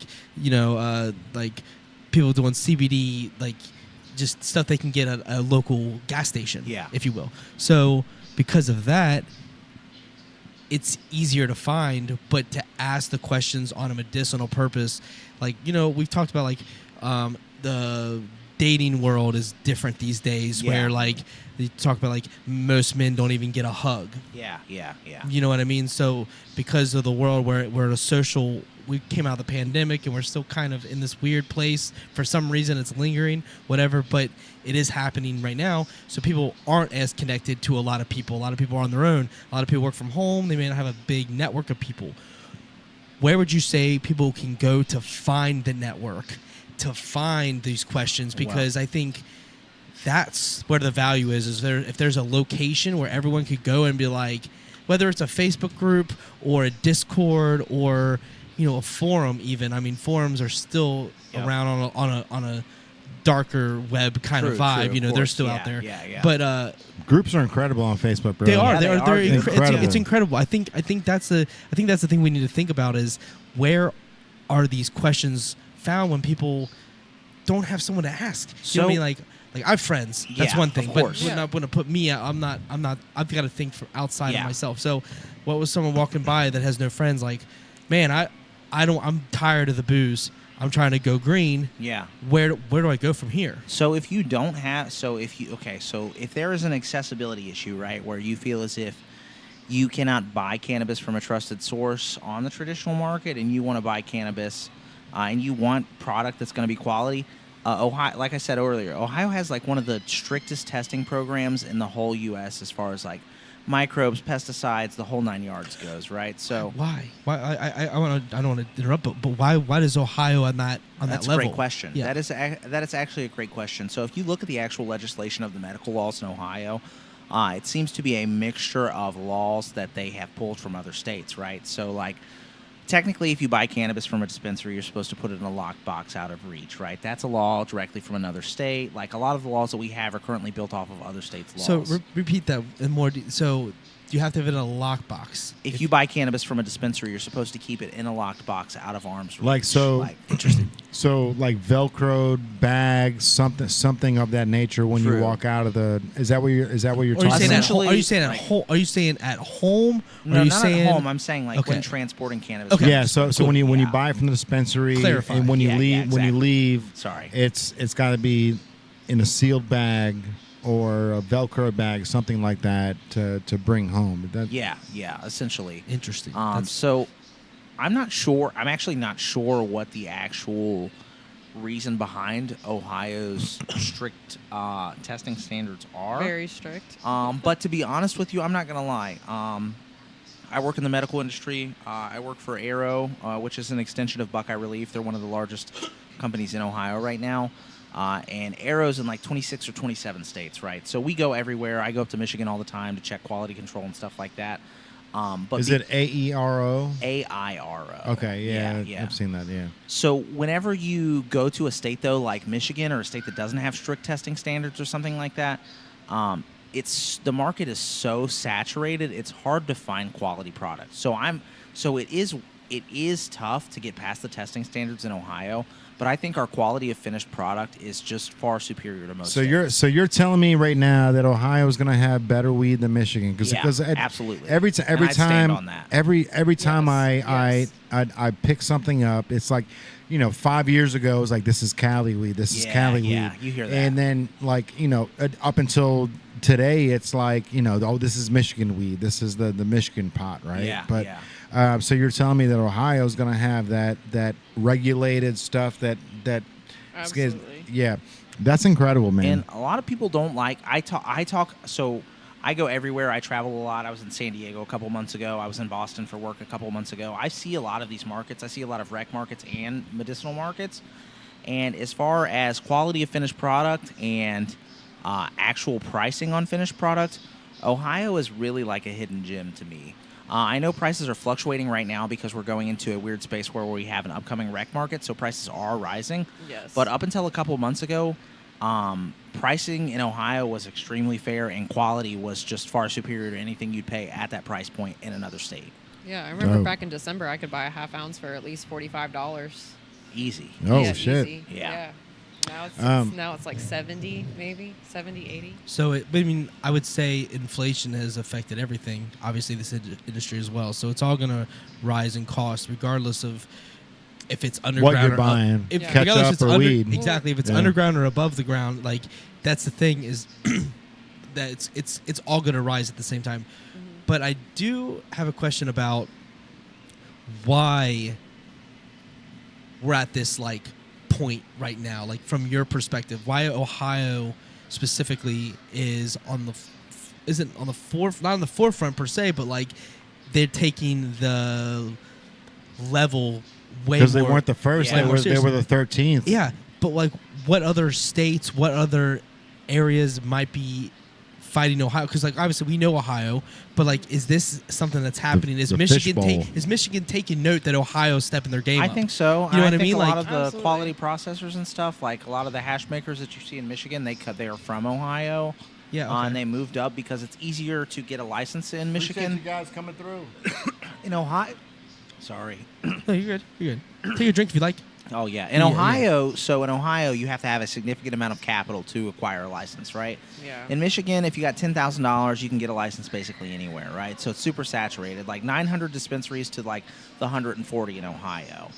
Quality control. Yeah, Yeah. yeah, it is true. It is a true capital market in Michigan. Like anybody can enter into the market if you have the money in Michigan. It's way more easily feasible. Sure. But Ohio, like I said, going back to those testing standards, is just way more strict Tyrell's than most right. other states. There are a couple states, I think, that are also really, really quality states. I was just in Maine a couple months ago. The cannabis I got in Maine was fire. Never They do a been lot to of Maine. microbreweries. I could see the agriculture out there being perfect for Yeah. for the type of growth that you need for good pot too, man. So a lot of the weed you get too is the less people that touch it, the better it is for you, the consumer, right? So Yeah. Right. a lot of these microbreweries in Maine, they literally have a cultivation site. It's like a big pole barn. They're growing in there, and then they have a dispensary storefront right in front of it. So they grow it right there. They literally trim it right there, and then they just bring it out front, and it goes to you. So only 3 people touch Fresh it. to right? market, bro. Let's Exactly, go. exactly. Yeah. And Yeah, that's what the tight. market will be Like a in 10 farm to years. table. I was- Farm to table. Let's Yeah. go. I was That's gonna fucking- I was yeah. gonna say, like, this is kind of like the beauty of this, like where we're at in the area. It's almost like at the beginning of time when we were doing the farming and straight like raising these fruits, veggies, and then sitting on the side of the road and handing it Selling out. them, Exactly. yeah. And like now we're at this point where like the regulation is it's an infancy stage with where we're at in our society, where you know, like alcohol is way like there's strategic planning. They're coming to you and giving you free bottles to just promote. Yeah, Now we're yeah. like concerned about the rising cost of an eighth. You Yeah. know what I mean? Like that's where we're at with the cannabis things, where it's like that's it. Now it's like hey, we create it. It's going right from our hands to your hands in a loving manner because people care so deeply because they know there's something here. You know, Yeah. they know there's something that's it's literally a society shift. Yeah. You know what I mean? It really is because it's medicinal to the point that it's working in the cancer industry. Like that is that's the number one thing anyone would ever talk about. Like regardless of how you feel about pharmaceutical and how cancer. Do they keep cancer around just to whatever? Like why aren't they curing it by now? Why can't they figure this out? They act like they do, but like Because they make $70,000 Exactly. every 'Cause 6 months on not cancer treatments, but chemotherapy, bro. Like it's Exactly. like Exactly. my dad died of cancer, bro, and like I Sorry to really hear that. wish I would have. Yeah, my Thank you. condolences. I wish I would have known more about the Rick Simpson oil because my dad and mom used to be big potheads in the 70s and 80s. Like I remember going to school and my mom was, she would smoke pot on the way to school, and I would always ask her like, why do you smoke with scissors? She's like, oh, so I don't fucking burn my fingers, But it was like Yeah. one of those things where it's like, growing up, like all of a sudden, you're in the 90s now, and like my dad doesn't smoke anymore, my mom doesn't smoke anymore. But then he went through the whole cancer, and he went through chemotherapy, and it was like, he went through chemo 3 times, and he like on the 4th time, he just told me and my mom and my sister like, I'm not doing it anymore, like. I didn't work my ass off for 30 years so I can spend $140,000 a year just to live another year. Like Yeah. I would rather cut it off and leave the money for you guys than to waste everything that I've built and put it all in just living another 6 months, man. Yeah. And like obviously, you don't realize it as a kid, but like you need your dad, you need your mom, Of like course, you yeah. need these people to fall back on. You need them to understand, like I wish my dad was still here because I am the young version of him, right? Yeah, yeah. And he would know where to take this brand to the next level. Like he was impressed when the Hypercolor thing happened in 2012. So when I got the rights to Hypercolor, my dad was like, "You're a fucking idiot." And when I started fighting these New York law firms, my dad was like, "Are you fucking kidding me?" Like, and He'd be he so fucking was, proud, dude. Well, he was like, he Yeah. told me, he was like, "Bro, I cannot believe like the brand the brand that you wanted in 1989 that like I went to the store to buy it and it was $30 t-shirt and he was like $30 t-shirt in 1989, I don't want to buy that shit, but he Yeah. bought it.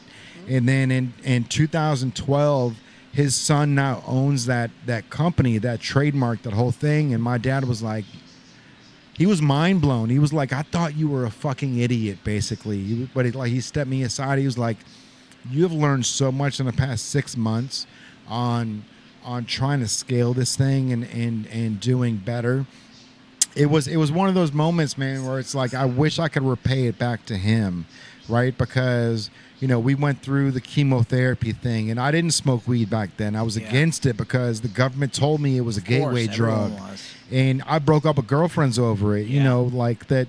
The girl would leave my house, and then she would go smoke weed at some guy's house, and I'm like, fuck that. You know what I mean? Like, but at the same time, it was like, wow, dude, I was so lied to that it tarnished my relationship with those people, with my girlfriend and the people that she was hanging out with, my father, all this stuff, because I was lied to, bro. And at the end of the day, like it's not a gateway drug. It's a medicinal property that Earth gave you, that Big Pharma saw and said, hey, we can use this and help each other out, right? But let's regulate it to the point where they can't have it. It's reefer madness, bro. And it was, and that's reefer madness ties directly into what I do, because I've had hemp clothes. I don't know if you know, but I'm sure you probably do, the story of like the whole reefer madness thing, but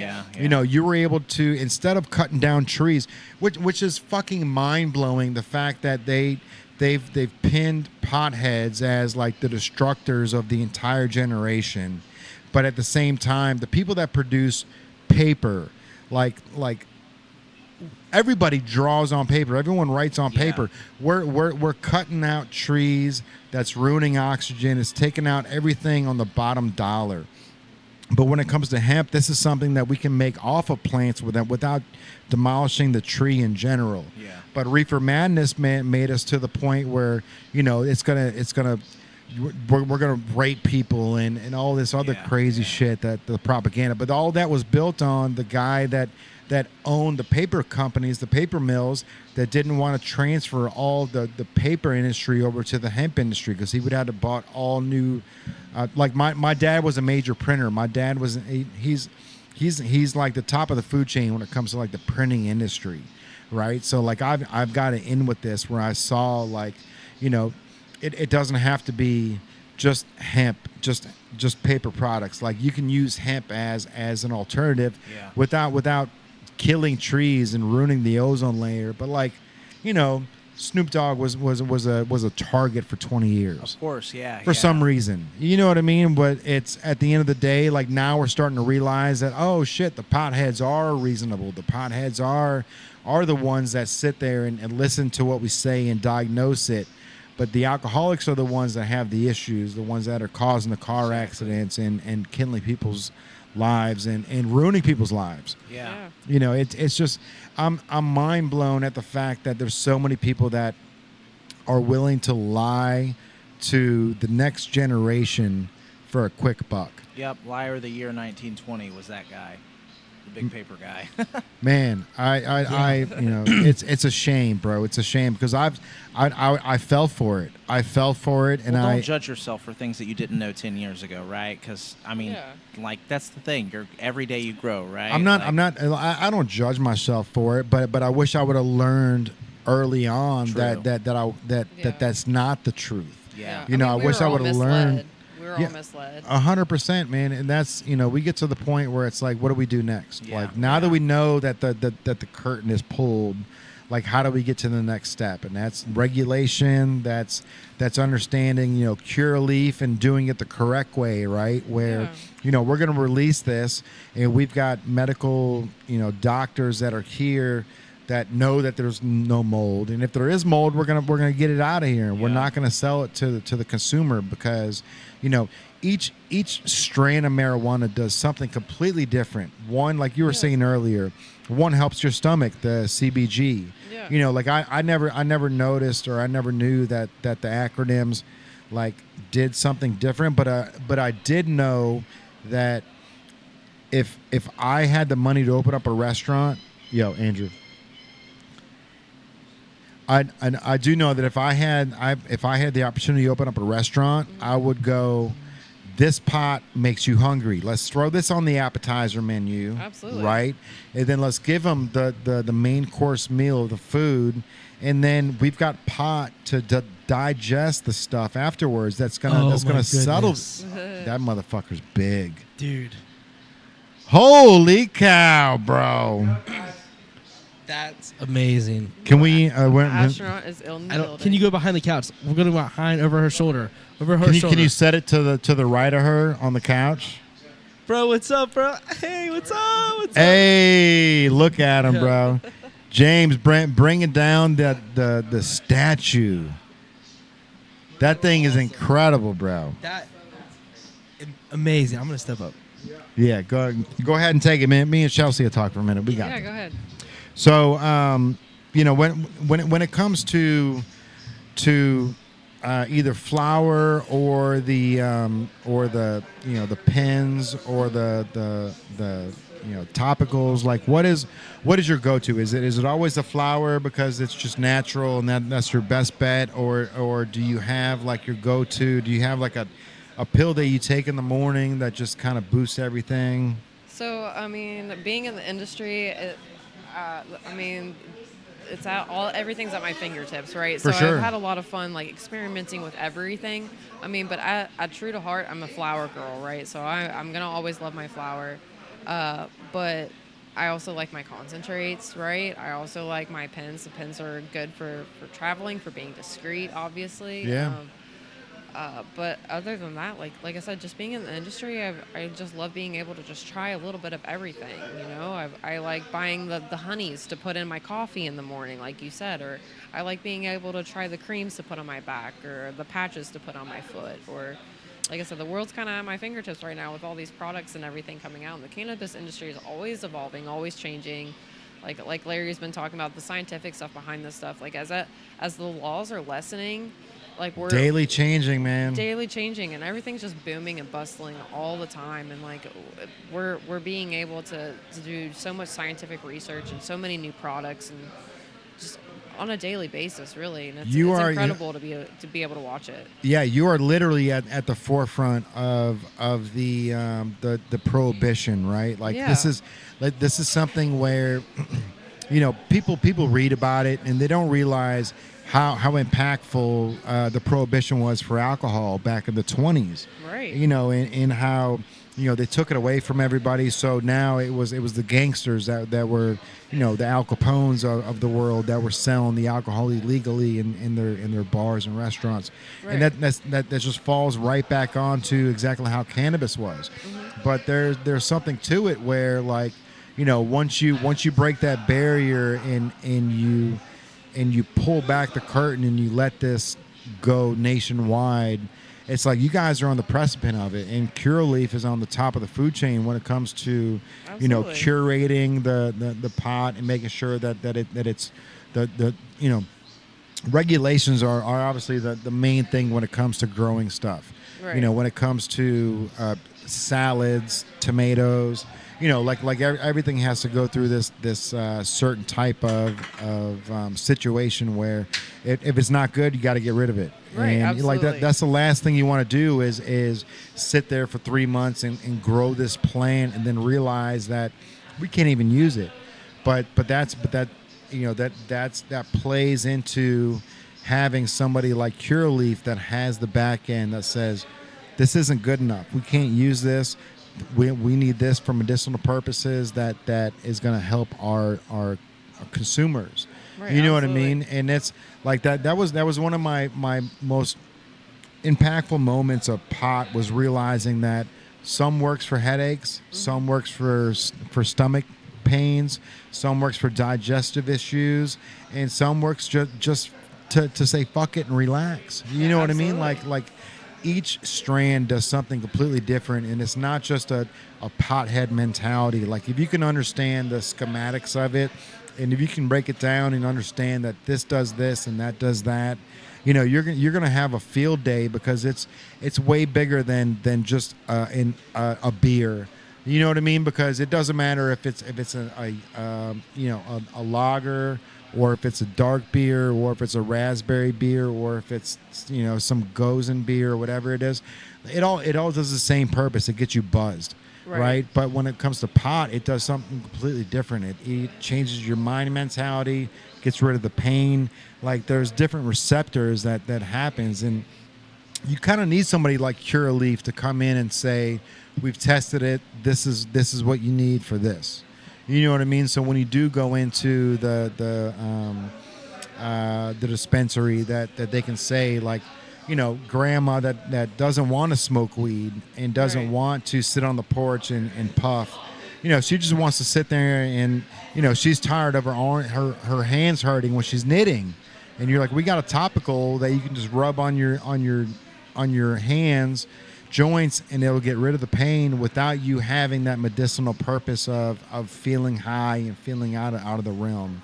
And we're at the precipice of something amazing, and it's so cool that both of you are on both ends of the spectrum. Like you're here on the big scale where your Curaleaf is like, top of the food chain, where they're gonna make a dent in the industry, right?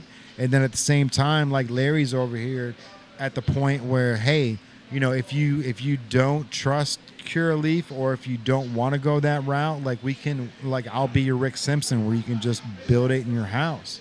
You know what I mean? And that's very cool that both of you are came in together, which I, you know what I mean? When you came in, you surprised me. It was like we were just trying to get ready for another podcast, but once I downloaded what was going on, I was like, fuck yeah, dude. Like this is amazing, because like we talked for 3 hours last week on the podcast, and then you brought somebody in that does it on a home scale, that used to curate it on a massive scale. And that's one of those things where it's like we need both sides of the spectrum. We need to understand that, some people, they don't want to go to the dispensaries. They don't want to spend the money. And for me, like I said, I still buy from the black market, and I get headaches from some of the stuff that I buy that does the complete opposite of what I need it to do. Like I have headaches, and I smoke to get rid of them. So, every once in a while I'll buy a batch, and I'm stuck with an ounce of weed that's going to give me a headache for the next week or two. Yeah. You know what I mean? So how do we get to that point where, I can grow my own stuff at my house without having to worry about those type of side effects, or just going straight to Curaleaf and saying, hey, like I've got this ailment, like I've got arthritis in my trigger finger. Like every time I go to the gun range, like my finger starts hurting. Like how do I fix this? And you got a topical to fix this. You know what I mean? Like that's a game changer for so many people that have been lied to for 20, 30, 40, 50 years on it's a gateway drug that you don't want to be a part of. And I really I admire you guys for being on the precipice of the entire thing, because you are now the spokesman of the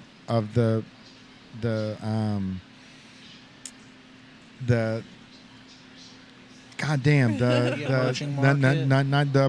prohibition. Yeah. You know what I mean? Sense. Like you guys are here saying, look, like this isn't what you guys thought it was. This is here. I tell people that all the time. Like, we're being a part of the movement right now. We're being part of history, part of the change. Like, this is a beautiful time right now. It really is, man. And the fact that you guys have this much knowledge, this much early on in the game, like, we were talking about Marlboro earlier, and like if they don't have a system set up where they can just like pump the weed in these little cigarette things with a little filter on the bottom, and then come out with the Marlboro with the green logo instead of red. Like, if they don't have that ready to go, they're fucking idiots, right? Because of the fact that they're hemorrhaging money right now on a. Oh, they've got it. It might not say Marlboro on it, but they've definitely got it. It would baffle me if these people that have all of this money, especially people from big tobacco, they're not monitoring. Oh, they've got that to, seeing, bro. And they're investing money. I mean, they might be investing money not under the Marlboro Marlboro brand. name or Marlboro But brand, these people are but- definitely investing a lot of their personal Yeah. money. I You'd think be really I think they should surprised. double down on the Marlboro brand. I think a pack of cigarettes with the Marlboro logo with the big pot leaf behind it, Would sell- and you it'd and you sell- came with oh, it'd sell how nothing. many cigarettes are in a pack? 20? 20, I Yeah. believe. 20, yeah. If I can get 20 joints in one little pack and I can get it from Yeah. UDF, I'm a daily. You got my business daily. But that's the thing, though, right? Think about all the things that they spray on tobacco, right? All of the pesticides Oh, that for they spray on sure. tobacco. So that's one reason that a lot of people aren't that interested in that. Sorry to interrupt. No, sorry. you're all right. Sorry, You're sorry. completely cool. We have received an really dope astronaut at the store. You'll be able to check it out at Native on the Levee. It's pretty amazing. Shout out to James. Shouts out to James. Yeah, man. He's James. donating this super dope astronaut. It's like 4 foot. It's pretty tall. I'll be real. It's pretty tall, and it's a pretty dope astronaut. It's going to go inside our lab here at Native on the Levee. So if you yeah. can stop down and check it out. Look at that. If you haven't been to the lab, by the way, let me just go ahead and touch on this. If you have not been to the lab, Go to the lab. you're missing it. All right. Yeah. I'm allowed to cuss on here, right? You are fucking missing it if you've not been in the lab. All right. Let's get real here. Dude, I appreciate that so much because the lab is like, well, it's my baby. I love Yeah. I love my lab. Like, it's just like, for me, the lab is like our way to extend our creativity within the merch. Yeah. It's Yeah, like you the- guys are the- doing an amazing job. The merch is great on its own, but like when you're in that room, it's like immersive experience. Yeah. Yes. Yeah, what we call it interactive retail. So you're interacting with the store to lead to the lab, and once you're in the lab, you're like, oh, am I shopping or am I in a museum? And that's kind of like the frame of mind when updating it or doing something with it. The So- whole store is like that, though. The whole store, really, you guys can go ahead and cut this for ad promo if you want. The whole store is an interactive experience from the moment you walk in till the moment you leave, all right? It kind of reminds me, it gives me big Otherworlds vibes. If you've not been to Otherworlds, which is an art exhibit, which is a class act art exhibit, as is this, come in, check it out, spray yourself in the face with the big Campbell's can. Yeah, that, I mean, I appreciate that promo, and we'll use it. Thank you so much. So that's the thing, is like, for me, the goal when we were designing the store at the beginning was to have as much of an experience for someone to come in as possible. The goal is to come in and enjoy the experience and not spend $1. Like, I'll even give you a sticker. Yeah. Like, I'm here to, like, give, because I like the culture we've built where there's a chair next to the register. You can come in and we can talk, we can hang out, and then bring the homies around, show them the store, something that you can show your friends where, like, we have something a little out of the ordinary. You know what I Yeah. mean? Like, Yeah. we think outside the box and try to fit it inside the box. Yeah. And try to fit it in this box, both outside ideas. Like, we don't want to be traditional. We want everything to feel like, well, I always say, like, when people come out of the lab, I'm like, welcome back to reality. Welcome Yeah, back to straight reality. up. That's a Yeah. good way to put it, too. Yeah, welcome back to reality, because you just stepped in there and you might have only been there for like 10 minutes. But you're like, how long was I in there? Because, like, you get in the zone if it's an all-white room. Yep. You're in, like, you're seeing all the different shapes and the different colors, even though they're subtle in different Yeah. areas, because there's very little color in there. But there's a few spots of color. But mostly it's white and black. It feels like Little if bit. you were able to go into a paper drawing, right? Yes. Like, yeah. Exactly. It's cartooned. And the cartoon is a big part of that, because you're stepping into a non-portal. It's like a This portal 3D does not immersive exist. experience. Chalk zone. Exactly. And even further than that, there's a story within there too. So, like, there's a story that we're trying to tell What's the over the story? course of time. You want me to get to the story? Yeah, I do want to know, because I heard somebody touch on it earlier, and I was like big interested. I was like, all right, I need to know the lore, right? Like, so- Yeah. So the native lore, lab. well, the lore of the lab is basically, it's pretty much a product of the pandemic. It is a product of the pandemic. But prior to that, Jay had been building the brand and doing his thing over years of time, and then he landed on the levee. And once he was on the levee, he was trying to navigate, and I came in to the store and instant connect right away. He was actually it almost felt like he was waiting for my arrival, if you will, because I walked in, he's like, you, and I'm like, me, what's up? He's like, I know what you do. I know what you do. And I'm like, because I was like, I try to help artists like branding and marketing and stuff like that. And I had a music video one time, and I had space themes. It's very much like this. We had the same idea in a different space. It just aligned at the time. The stars aligned, if you will. So we got to it, and then once we had, because we podcasted with Santa on the levee recognized what we were doing, and Wait, you had Santa here? the levee Santa, he podcasted with us. Yes, yeah. Santa the Claus? the Santa Claus. Yes. Santa Claus. The guy that like he's on the levee, the specific one for the levee. So we podcasted with him, and then Store's wild right now. Sora's Yeah, Hey! they heard you name dropping Santa, Bro. That was Santa, he's our wild. homie. He's our homie still. We're definitely we're still working with Santa. He's been on the podcast recently. Yeah, So well- he was on back then. Give him my number because I've been trying to get a hold of his ass. Oh man, he's doing some. Santa's busy. Santa's busy. Yeah, I mean, Santa's I can only busy. imagine, Checking his right? list and- He's got his own thing going. It's pretty amazing. Busy enough Outside not of to his answer my calls. when he's not doing the Santa thing on in December, he's doing some side quest work, if you will. But back to the beginning, we podcasted. The levee had taken notice of us, so we moved outside. We continued to podcast. Well, the pandemic happened right at that time, so when the lab was created, it was just a pivoting move. Because we're like, what do we do now? The world shut down. We had just gotten the keys on March 12th, and the world shut down by St. Patty's Day. So we didn't even get to open. It was supposed to be the March 22nd. So we never even opened. We were like, all right, well, Jay had. So I was at that point, like we were pretty fresh into things. Since then we've grown and then we partnered and then we built this. But like at that time, like Jay had no partners, Jay had no prior. I help artists. I help an artist make a living doing art. Yeah. That's my ultimate goal in my walk. So like I just kind of see where the artist's at, where you're doing, what you're doing. You see the full picture. Yeah, I kinda And look you're over able it. to kind of help them get the steps Yeah, to get the where full you at in the picture. process? Because a lot of artists, they have a full vision, right? But they don't know the exact steps that they need to get to that full vision. I think that's like a big issue that artists have, right?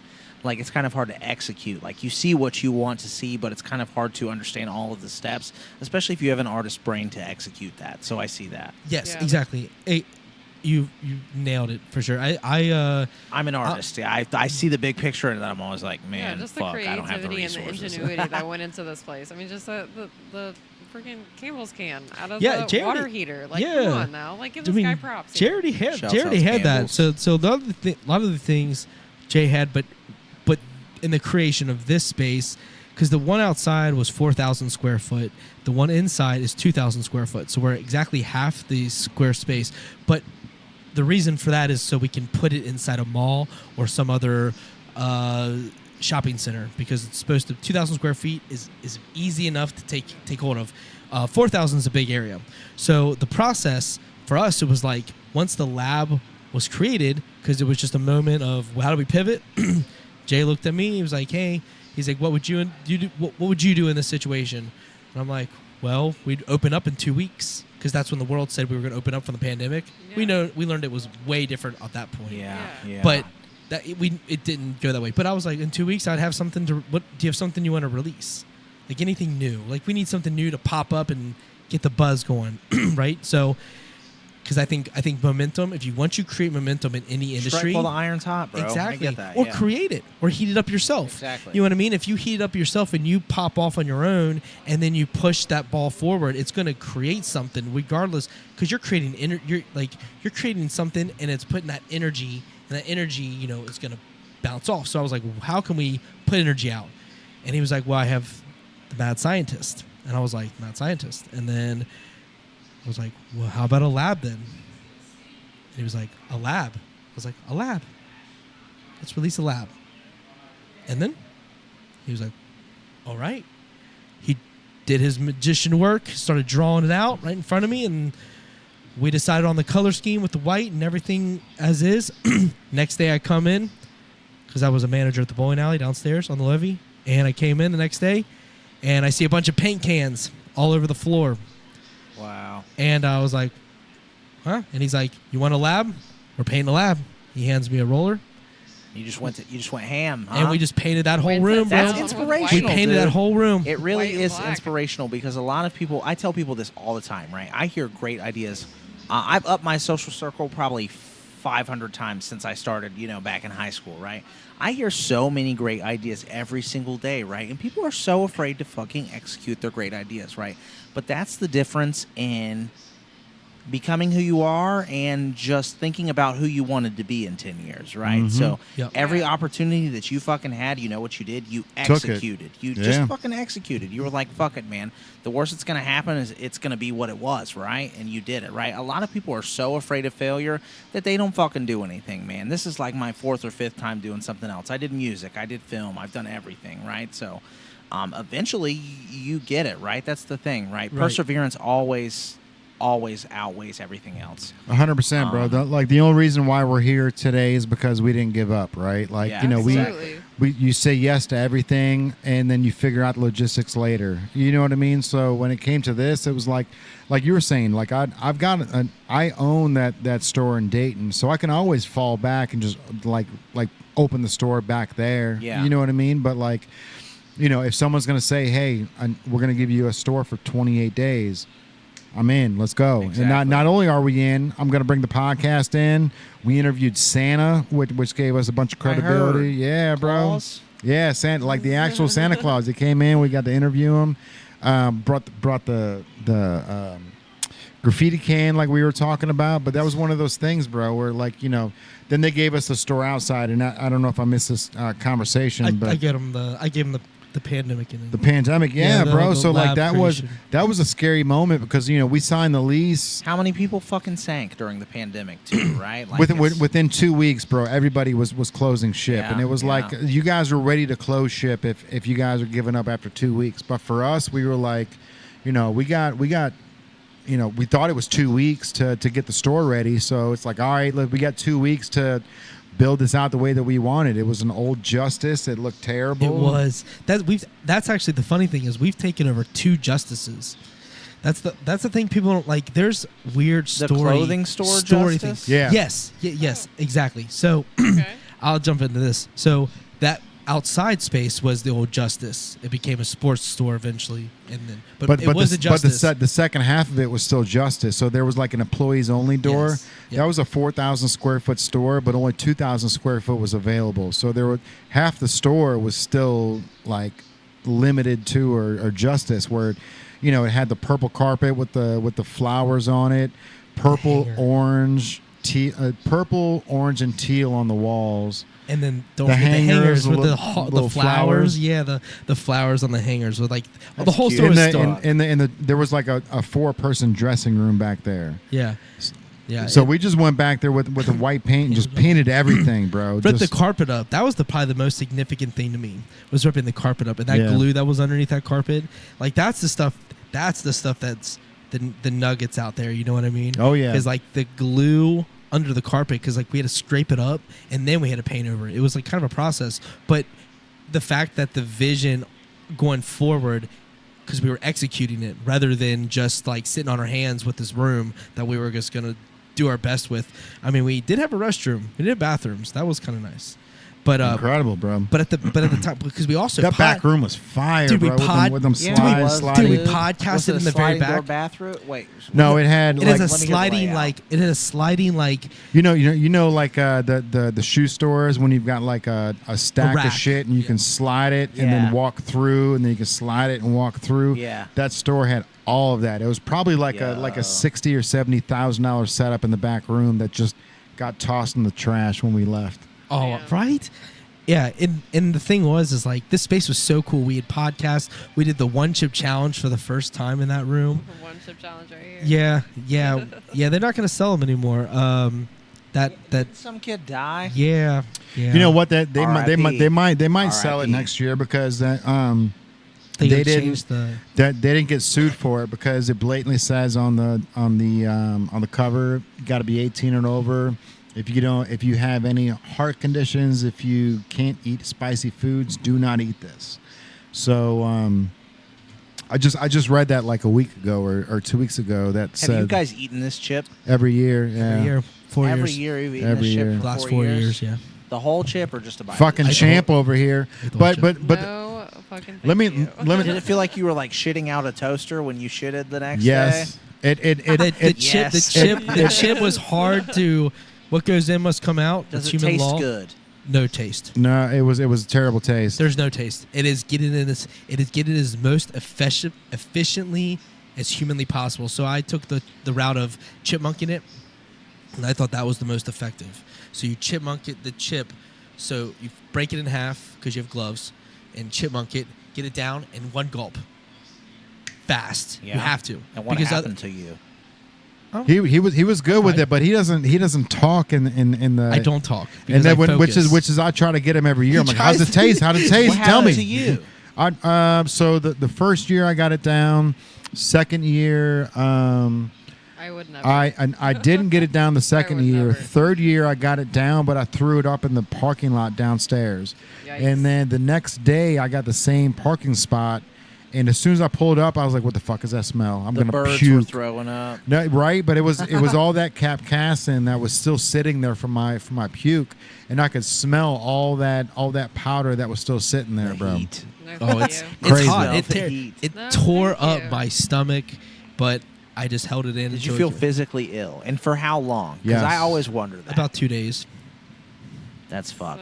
But like, here's Yeah. the thing: it's And you like, can feel it. You can feel where it's at. You can point where can it's at feel. in your You're like, intestines. okay, yeah, it's right here. It's my large literally it's intestine. literally If you can Right here. feel It's a where homing it's at device. in your guts, Yeah. it's definitely doing some damage. Yeah, 100%. Well, Yeah, no, thank you. so He well, said, the hell yeah, it the is. first year, I felt like I could feel it bounce more.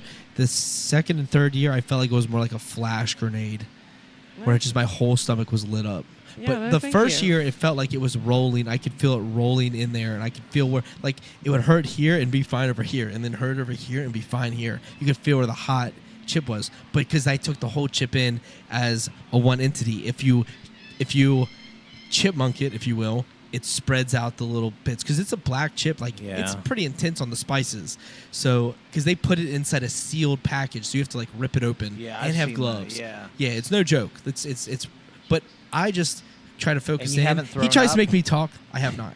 He tries to make me talk. He tries really hard, and I just have to think about this moment's going to end. He just nods his head. I'm like, bro, what are you feeling right now? He's like, Yeah, no, you couldn't pay me to do this. How bad No. does it hurt? Like, okay, Oh, so it's- have you been? it's- I mean, I So- don't have a so- gallbladder. subjective. so- I don't so, have a like- gallbladder, so It's like this is intolerable. no thank you written all over it. It's So like pretty you were bad. saying how the first time you smoked your body rejected it, like that's like my body was rejecting it, like I was because like I was the first one to take it the first year, and so I was trying to do like this like 1 minute 2 minute video of come down to the levee and you know you can Did you try even it for talk or free. anything? So you know I was popping it in while I was talking, but the problem is like there's so much powder on that chip. Like once it gets into your windpipe, you're fucked, You bro. can't talk, yeah. Well, your windpipe closes up, and then all of a sudden you're just like, I can't do it. But your body just rejects it, bro. So like the second year, like when we opened up that chip, the second that I smelled it, my body was like, nope. Like everything in my insides closed, and they were like, "You're not doing this And you again." did it. And And I you did did it. it. Yeah. But that's the crazy thing is like your body remembers this thing. Like even though like your mind is ready for it, your body's like, "No, dude, not doing it." Like it's coming out. We were talking about a PSTD. It's literally created PTSD. That's what I was kind of pointing out. As soon as the second year, No, thank you. at the first, this is real. Like I've done it 4 years. I've kept it down for the whole process. It is terrible coming out. You but- might be in rare air actually. Like how many people do you think could even find the chip all 4 years, and let alone take it, bro? Like you might be like one of only 10 people that yeah, might I have remember been when able these to. were like in Well, gas stations and stuff. 9 now. Right? Yeah. 9 now. I just know when my thinking is the second year, I remember taking it out of the package and smelling, and I literally put me back in the previous year. I like my visuals, like I was looking at this chip and the color, and I'm like, this is last year. It was This like is it was last like year. it was Just like gonna- it flew me back so like intensely. Little deja vu for you there. It was beyond that. I felt when I put it in my, as soon as I put it in my tongue and touched it, it jolted me, and I was like, you can actually see a moment, because we record each time. We record it, Yeah. we podcast with it. Some people have done it on the couch. We're Actually, cool, bro. We do cool shit. Hey, you Let's know go. what I'm saying?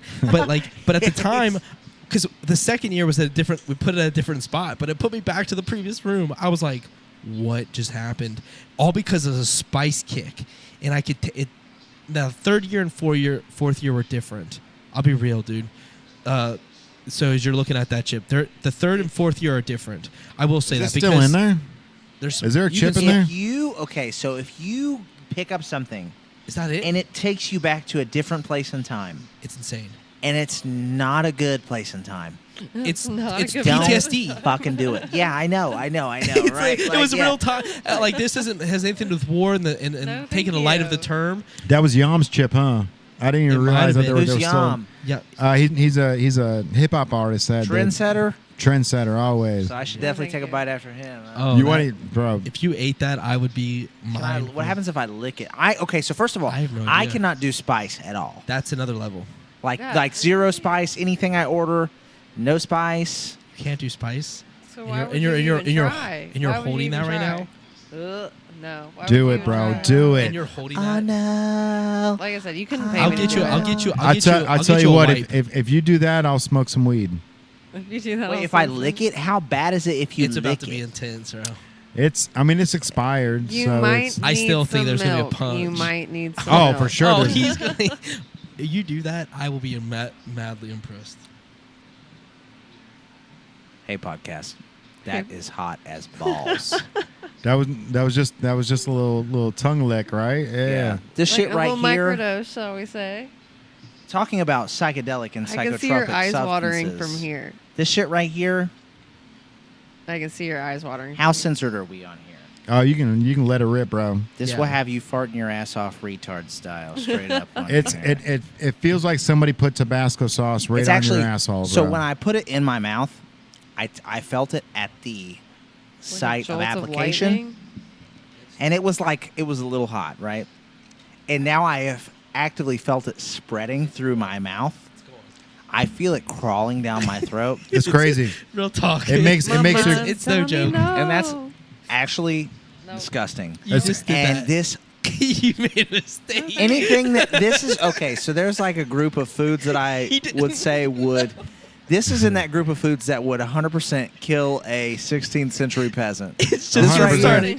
If you're from the 1500s and you eat this, Gone. You got another. gone. Let's talk it an hour.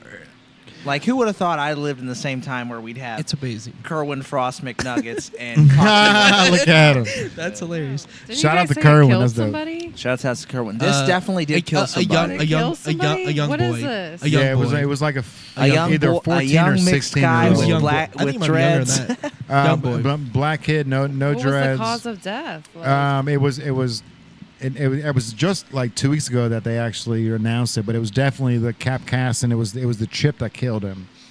But death by chip. But like, did it give him a heart attack? Like he had it in like in a large heart or some Okay, sort yeah, of so it was like definitely heart underlying problems. It condition. was definitely Yeah. heart problems. But Yeah. it was one of Ew, those I things would where not like do they that. didn't get sued because it says right on there like 18 and over, if you have any heart condition, Yeah. do not take this. And unfortunately, like being 18, like you don't realize that you How got big an your heart enlarged is. heart or Yeah, something it's dumb like that, terrible, right? bro. Like- I And then mean, you got I all like this peer spicy. pressure, all these kids going, take it, because we see it all the time. Like when we were selling the chips, somebody would like these Well, you kids. sold 'em they- here. all Yeah. day. Oh, yeah, we sold peer a pressure is a ton. real Day. thing. The Oh, yeah, only we sold a reason ton. I lick that right now is because I know my friends are going to see this. Okay, so Right. peer pressure is the thing. Yeah, Peer bro. pressure is a Well, thing. you Fuck took a you big- guys. you got- Whoever's watching, fuck you guys. Right, but that was the thing. It's So just so getting we'd have started with you. we would have a kid that would come just gonna in, say it was and then gonna one of be- his buddies would be like, "I'll pay $20 for it if you eat it," and then the kid will eat it right there, and then all of a Oh, sudden yeah. he's running around the top of the Dude, I AMC. watched that happen. Yeah, amazing. I watched that happen real time. He literally was running. I couldn't believe that. He ate it and then didn't know what to do, so he just took off and started. He All ran the way up around. the thing and just started running around and then threw up upstairs while he was running around. It's just one of those things, bro. Like you don't know what it does to you, right? Andrew's Like over there until you slapping take the it. bag. No, seriously, man. Yeah, I'm not we gonna gotta- lie. It's crazy because I feel like I barely touched it with my tongue, and I literally felt it travel.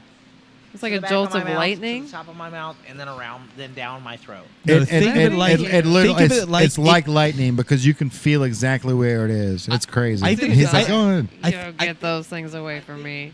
I think it fogs.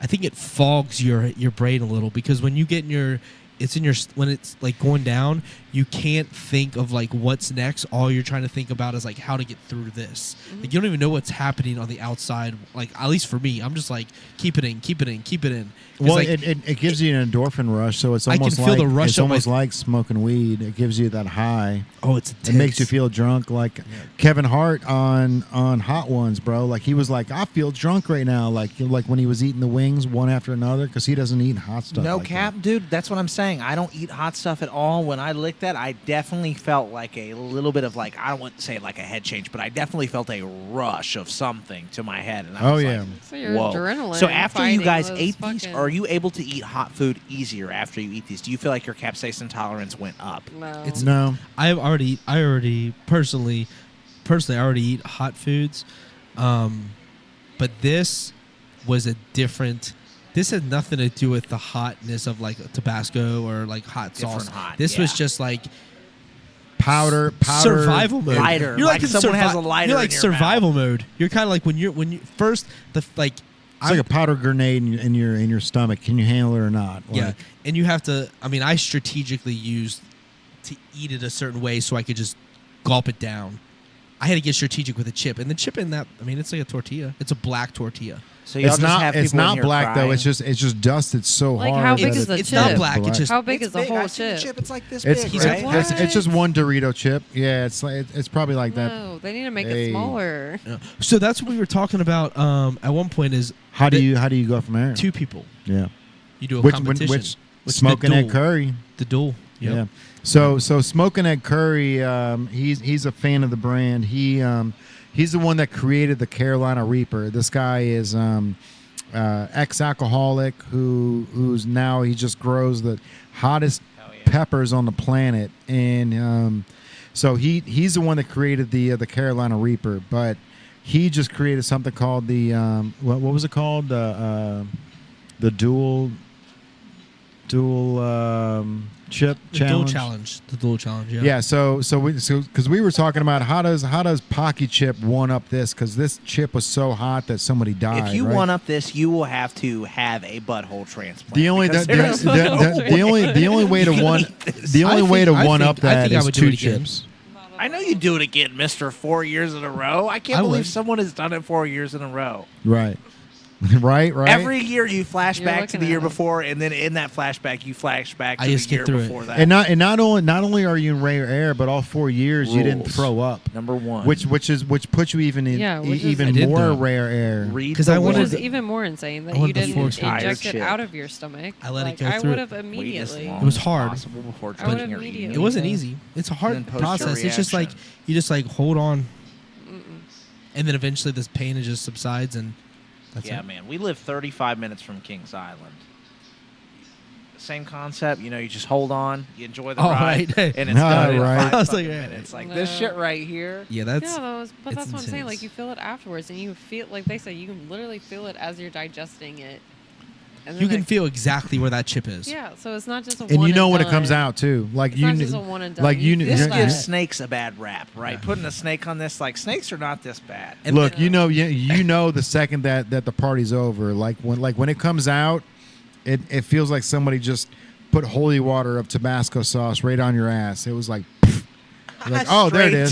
Straight All right. to the spokes. Yeah, it's crazy, bro. It's insane. And you know the worst part about the whole process?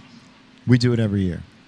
Well, outside of that, when Can I it get, come watch? when it gets when in are your you guys doing it again? when it gets in your Can I come gums, watch? when it gets in Yeah, your gums, that's the worst, bro. and it's burning in your teeth, and you want to pull your Your, teeth is- out your, or it is- something? your It is gums the go most- numb. you do go numb. You literally go in numb. between the teeth and your gums, it goes numb. It's weird. It is so weird.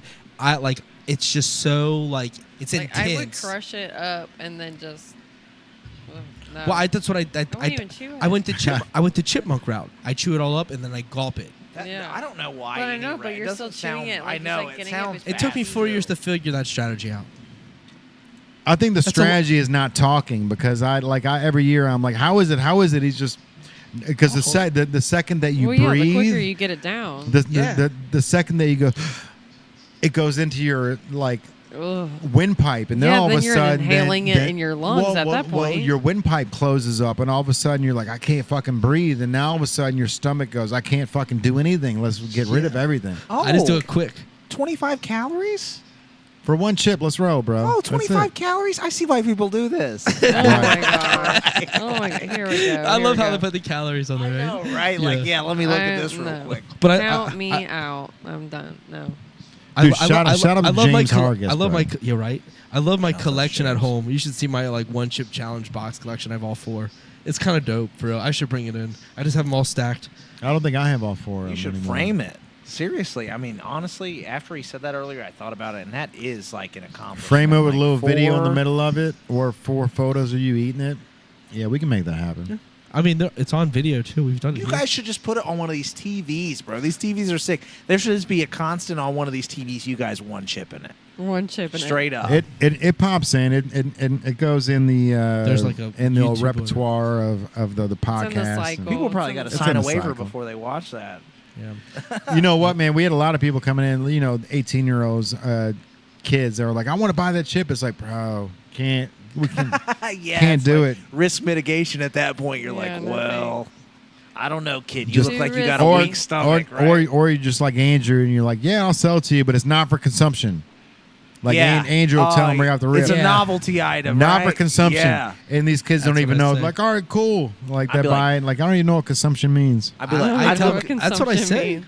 I that's mean, I smart. understand. I'd look them in their eyes and be like, hey, man, they sell fucking cookies across the street. Get over it. Get out of here. No, Unless I'm I just- see some chest hair, you're out, bro. Yeah, no, I'm like, this is a novelty item. It's for collectors only. You can buy it. All right, Chelsea, I got a question. So Yeah, when go ahead. when it comes to your preferred choice of cannabis, is it the flower? Is it the quick vape? Is it for me it's always the I like the experience of rolling. I like breaking up the I do weed. like rolling, I like the whole thing. You know what I mean? Like even going to a store and buying a pre-rolled joint, it's cool or whatever, but like I don't know if it's like this animalistic thing about me, but like I like breaking it up and rolling the joint and licking it and fucking making sure that it's all ready to Yeah. go, like plugging the eggs. I like using my hands, but I definitely don't like using it to grind it. I don't like the stickies. I don't like I don't like ground the stickies weed. on my fingers. I Yeah. guess I'm kind of picky that way, but and I've grinders are cool or whatever, but like Mm-hmm. I don't like grinding it up to that point. Like I like just breaking apart with my yeah, I fingers. do like a with chunky small, grind though. I small do a lugs, chunky nugs. grind. I don't do the powder. But yeah, I do like flower. I am a flower girl. I like my vapes. That vape grape, right? It's the grape flavor. Yes. And that's Appreciate you. the problem Grape with. Ape by Standard Wellness. Shout out to them. Oh, okay, all right. So it is the grape ape. So Yeah. that Are you that tempted? was one of those things where like we were talking earlier about the like so flavor hot when I versions lick of it. it and how like you saw me over here struggling with my glow pen. And you're like here, and the second I pulled on it, it's like that's grape flavor. Yeah. And that tastes so good, and that's one of those things where it's like I can see where it would gravitate towards younger kids because it's like it's got good flavor to it. You know what I mean? It's not a Marlboro, it's not a menthol, it's not something where you're just trying to be cool like pulling on a cigarette. Right. But something like that's got flavor to it and it puts you in this headspace. So it's like a double-edged sword. It's like, they say that weed, you don't want to start, smoking weed until you're 22 22, 23, 24 because, your brain's not fully developed yet or whatever. But, the problem is these things here, they're so delicious. It's like at 18, if you can get it at a dispensary, if you can get it at some place, it's like, let's roll. But, and then you've got something like that where one hit puts you on a level as the same as 8 or 9 hits of an actual joint. And I feel like that's something where we're trying to learn too, is like the even medium of smoking off of a vape, because one hit off of a vape and it's like my head's buzz and for 30 or 40 seconds, but when it comes to a joint, it's like I can smoke and I've got a prolonged effect over 30 minutes instead of like this super high rush where I feel like I can't even walk, right? So like, when it comes to stuff like that, like, is there an even medium where you've got something that's good for both sides, or do you not recommend smoking weed under 21 or under 23 in general? This is something. Obviously, this is all optimistic because we're new to the game. We're still trying to understand, but at the same time, we've got kids. Like I've got a 15-year-old daughter who's obviously I'm assuming gonna start experimenting with this stuff soon, as teenagers do. As we all did, right? Do. So like how do we go about the next generation where they're vapes are easy, accessible. Like Andrew was saying, you can just take a hit of one. Like you don't. It's not like can I have a cigarette and now I've got to take 20 puffs off of this, and I'm going to look like an asshole if I put it out halfway through. You know what I mean? Like especially being 18 years old, you're vulnerable to so many things where you don't want to. You don't want to look like the idiot. You don't want to be the one pushing people, but you don't want to be the one pushing people away, right? So, when it comes to 18, 19, 20-year-olds, like would you recommend this to somebody like them, or do you tell them, hey, like, let's use it recreationally until you find out, what your problem is? That's a long-ended question, but I want to get your opinion on it. No, you're fine. I mean, like all cannabis industries, they're all smart, right? They're all smart. They all know what we like. I mean, there's some companies out here, they're making chocolates, they're making gummies, they're making suckers, they're making hot chocolate. I've seen like whipped cream. I've seen like marshmallow fluff. Like, it's not just children that like these things. Like, let's be honest, like all people that use cannabis, we all like the munchies. We all like sweet things. We all like beverages. We all like candy. Like, we all like these things. So like I said, all cannabis and just like all companies they're capitalizing on this. They all all know what we like. But like it's as far as like being responsible. I mean, with all of our products, that's one thing that they want to push with all these laws, right? They want to make sure that it's not getting in the hands of these teenagers or getting in the hands of children. There was just a case in Ohio not too long ago where there was a small child that had gotten into some marijuana. I forget. I don't know if they ever released what kind of product it was. I think we all assumed that they had gotten into some type of gummies of some sort, but children do get into things, and like I said, it's all important that we all as responsible parents and responsible cannabis users to put it up, and like Larry said earlier, like putting it in a lockbox and keeping it out of arm's reach. And so we all have to do our part into keeping it. And it's not just with cannabis, right? Like we do this with other things too, with alcohol. And the alcohol is as lenient as like just putting it in the fridge. Like kids have. You want to hang that over here, bro? Like I'll hang the air freshener right there, bro. But yeah, like I said, like most kids, I know we're growing up and like our dads, our parents, or whatever, they keep their alcohol or they keep their beer in the fridge. It's easily accessible. So, like with all these laws with cannabis, like I said, and being responsible, we keep it up, we keep it locked up. We don't let our kids just adamantly get their hands on it. I mean, but that's crazy too, because you see places like, oh, dude, that's they fine. do smell nice. That I have one in my really car good. as well. Yeah, this is gonna make the podcast smell good, quick bro. Side note: I ate the chip. I ate a piece of the chip. A piece of the chip. You microdosed that on shit the hurted. capsation. How much did you eat? Not enough. Not a lot. Do you need a beverage? A nibble a chipmunk's portion size. Okay, I was going off the experts' recommendations. How old is that I chip literally also, do by the feel way? it. It's By expired. the way, It's just fine. I do feel it in my gums. Not for One. consumption. That's what we said. Not for consumption. No, at first, But But you're shit not the hurt. Larry first wasn't one on the couch, so listening. don't worry about that. Larry We've had wasn't plenty of listening. people do it, and it's a rough time. I mean, but you did it, my friend. You guys want to see me cry? Congratulations. Congratulations. Well, you gonna finish the chip? No, No. Okay. no. You can see me You can cry eat it right now. You can eat it. Right? You can eat the rest of it if you want.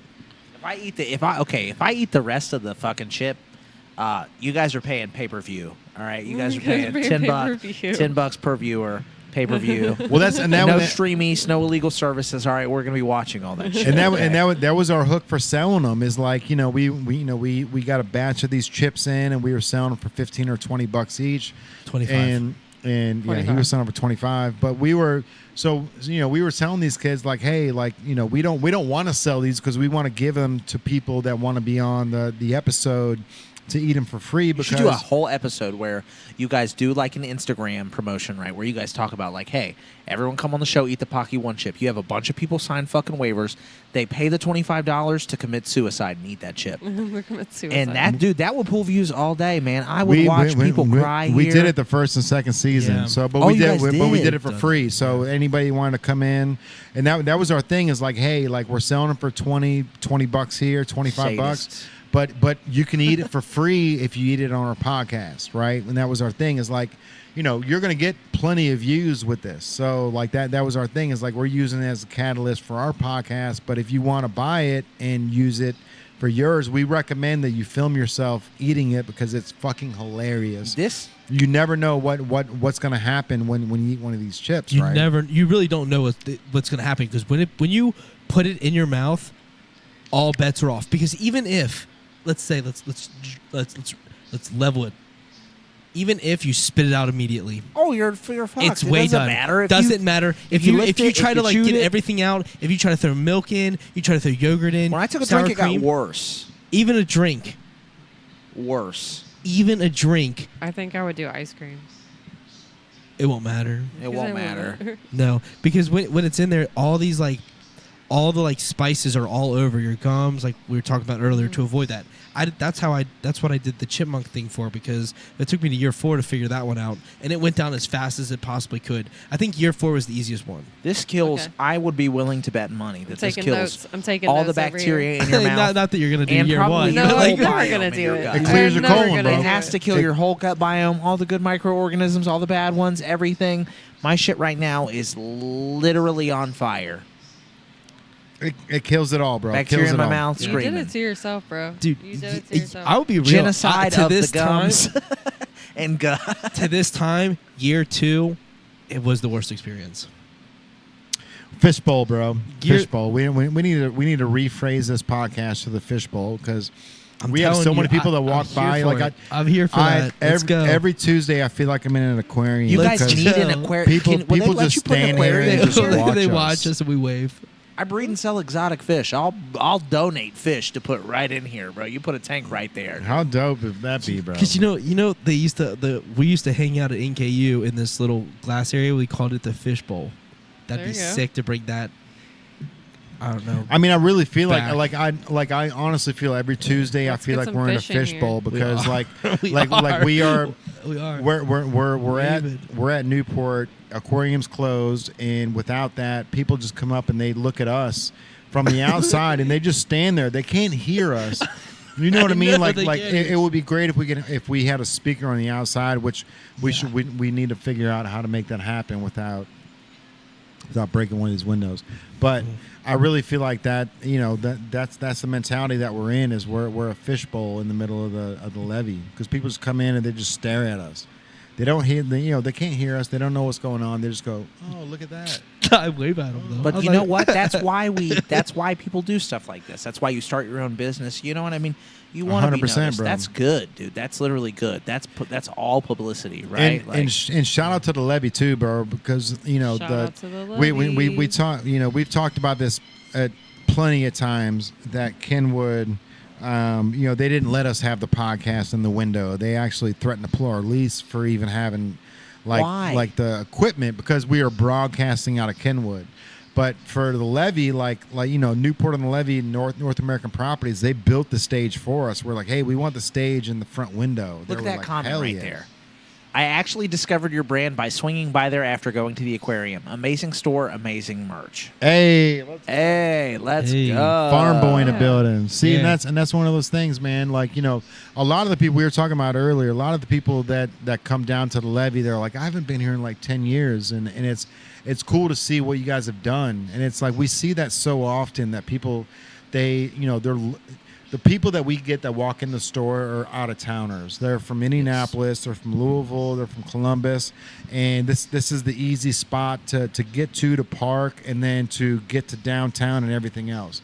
So, but for the people that are locals, they pull up and they're like, I haven't been here in 10 years, man. I didn't know you guys got all this going on. It's like, yeah, bro, this is the new Newport. Yeah, it's a whole new culture, and the thing with that is like people are seeing it from the old. Even if they're not out of towners, the people from like the past, they come in after being here, like going away from the levee for 3 years. They come in like, oh, what is this? And we're like, well, we've been here, So a lot of people are Geo in a building. a lot of people are getting hip to us, which is amazing because the levee is definitely developed. It's all local businesses across the board. We get the first Lego cafe in the United States right here. So we've got the Brickery, Crushing the game, bro. the Brickery right behind you all. Like The first right behind you, right behind you, right interactive there. retail My store God. in America. we are the first Build your interactive own retail cup. store. We are the Have first. you ever heard of interactive retail? No, but No. that's perfect because Welcome I think to a lot of interactive people retail, get, bro. like, well, I mean, that's the thing, right? A lot of people want interactive retail. Like, that's the thing. That's the future, right? Like, I mean, it's kind of similar, but it's not really similar. Like how on Amazon you go to the warehouse and you can like tap on the mirror and like you see the clothes in front of you and then they bring it to you, right? Like that makes the experience. People shop for the experience now, right? Like when I buy clothes, like I want to come here. I want to walk through the 7-Up machine and then I want to buy my fucking clothes in the back like a badass, right? I don't just want to order my clothes online. And for a long time too, which is really cool to me, it seemed like the death of anything local. There were so many big stores, big box stores that were just owning everything, and now there's like this huge pushback to local, and it's beautiful, dude. Because 100%. like, yeah, man. that's where you find like the hidden gems. That's where you find the true creativity. That's where you find the fucking fortune cookies in the pillows. Like Let's that's go, art, bro. That's Let's art, go. bro. That's Fortune art, cookies. Bringing bro. it back. Go in the middle, but Yeah. this is my favorite. I know, but everybody on Instagram just sees. But if they're this. not on Instagram, on Facebook it looks best. Okay, All right, so then we'll that's get rid fine. of the other two. No, I want them all. I I like want 'em all. all. I like all the angles. I'm just trying to cater to everybody here on Instagram because as soon as we go to that middle shot, So you ate a chip this year, There's or so not much this in year? it. Well, yet? they come and go on people are fluidly watching us. We're live, so people they show themselves and they make a comment. We call them out and they come back in. No, you I've had a ate few one of years. these this year already, or not this The year? Oh, yeah. 2024. yeah, we You have. guys did 2024. 2023. Year 5, you 4. need to do 2. I think. I don't know about that. He Someone- said, I don't someone- know. We'll see. Someone go ahead and screen We'll see. clip that, We'll see all what right. they bring out because every year they brought out something that's bigger than the next, right? So So they've gotten progressively hotter? yeah. The first year it was just the ghost pepper, and then the year after that it was ghost pepper, and then So this is the chip that Scorpion. killed the kid. some They added snake, they had the blue and the scorpion. Because they did And the then color. the third year they added blue tint to it, so it turned your whole mouth blue, and then this is the fourth year, right? Fourth year. They had Fourth year, Scorpion. Yeah, and it didn't have the blue on Because it has the scorpion, or the snake. Is it scorpion? Is it scorpion? I thought. You guys It's might too- be doing this because it feels like drugs. Because like when I put it It- on my mouth, it hurt real bad, and then when the pain died down, I was like, you know what? Let me It- lick it again. Yeah, no, it really does. It really does put it. It gives you that like a crazy. endorphin. Am I like, tough? Feed. It's got Yeah, a snake on I'm it, tough. not a scorpion. So There's so scorpion is pepper, too. it like Read what the what are the ingredients. two? It's It says Carolina Reaper and Naga Viper pepper. Naga Viper. Naga Viper. So So scorpion was that, the last. so that was the other. 2 year. Yeah. So I'd rather have a Kerwin the thing, Frost the, meal. the thing with Right. the Sorry, thing, guys. you're, I just love that you know who Kerwin Frost is, bro. Yeah, Like, Me that- and my that shit's homies used to fire. crack jokes Right. about those all the time, bro. I was like, this is crazy that this dude I have no idea. Like he's a musician, he's an artist, I don't know, but he's on a fucking nugget, and now I have a new bucket list item thing I got to do. I got to fucking put some dreads on one of these McNuggets. Let me tell you something, bro. I've learned a lot about Kerwin Frost, and I've learned a lot about the Native brand, and we are way better than fucking Kerwin Frost, bro. You know what I mean? Like, the mad scientist needs his own nugget, bro. You know, like Kerwin Frost is cool, but those clogs that he came out with that he was trying to sell for $450 was trash, bro. No one knows what I'm talking about right now, but he came out with some clog shoes that were part of the McDonald's drop. They were way overpriced, and they were clogs. They were plastic shoes that you wear. Kerwin Frost made them, bro. It's the same product that they made the nuggets out of. They made the shoes out of. Yeah, the only thing that makes them look cool is the hat, though. Like, seriously, if you slap the Kerwin Frost hair on any nug, it's gonna look sick as fuck. But it's not just a Kerwin thing. But that was the second dopest part of Kerwin Frost's drop. Like, I love the drop. I'm a fan of it. The nuggets.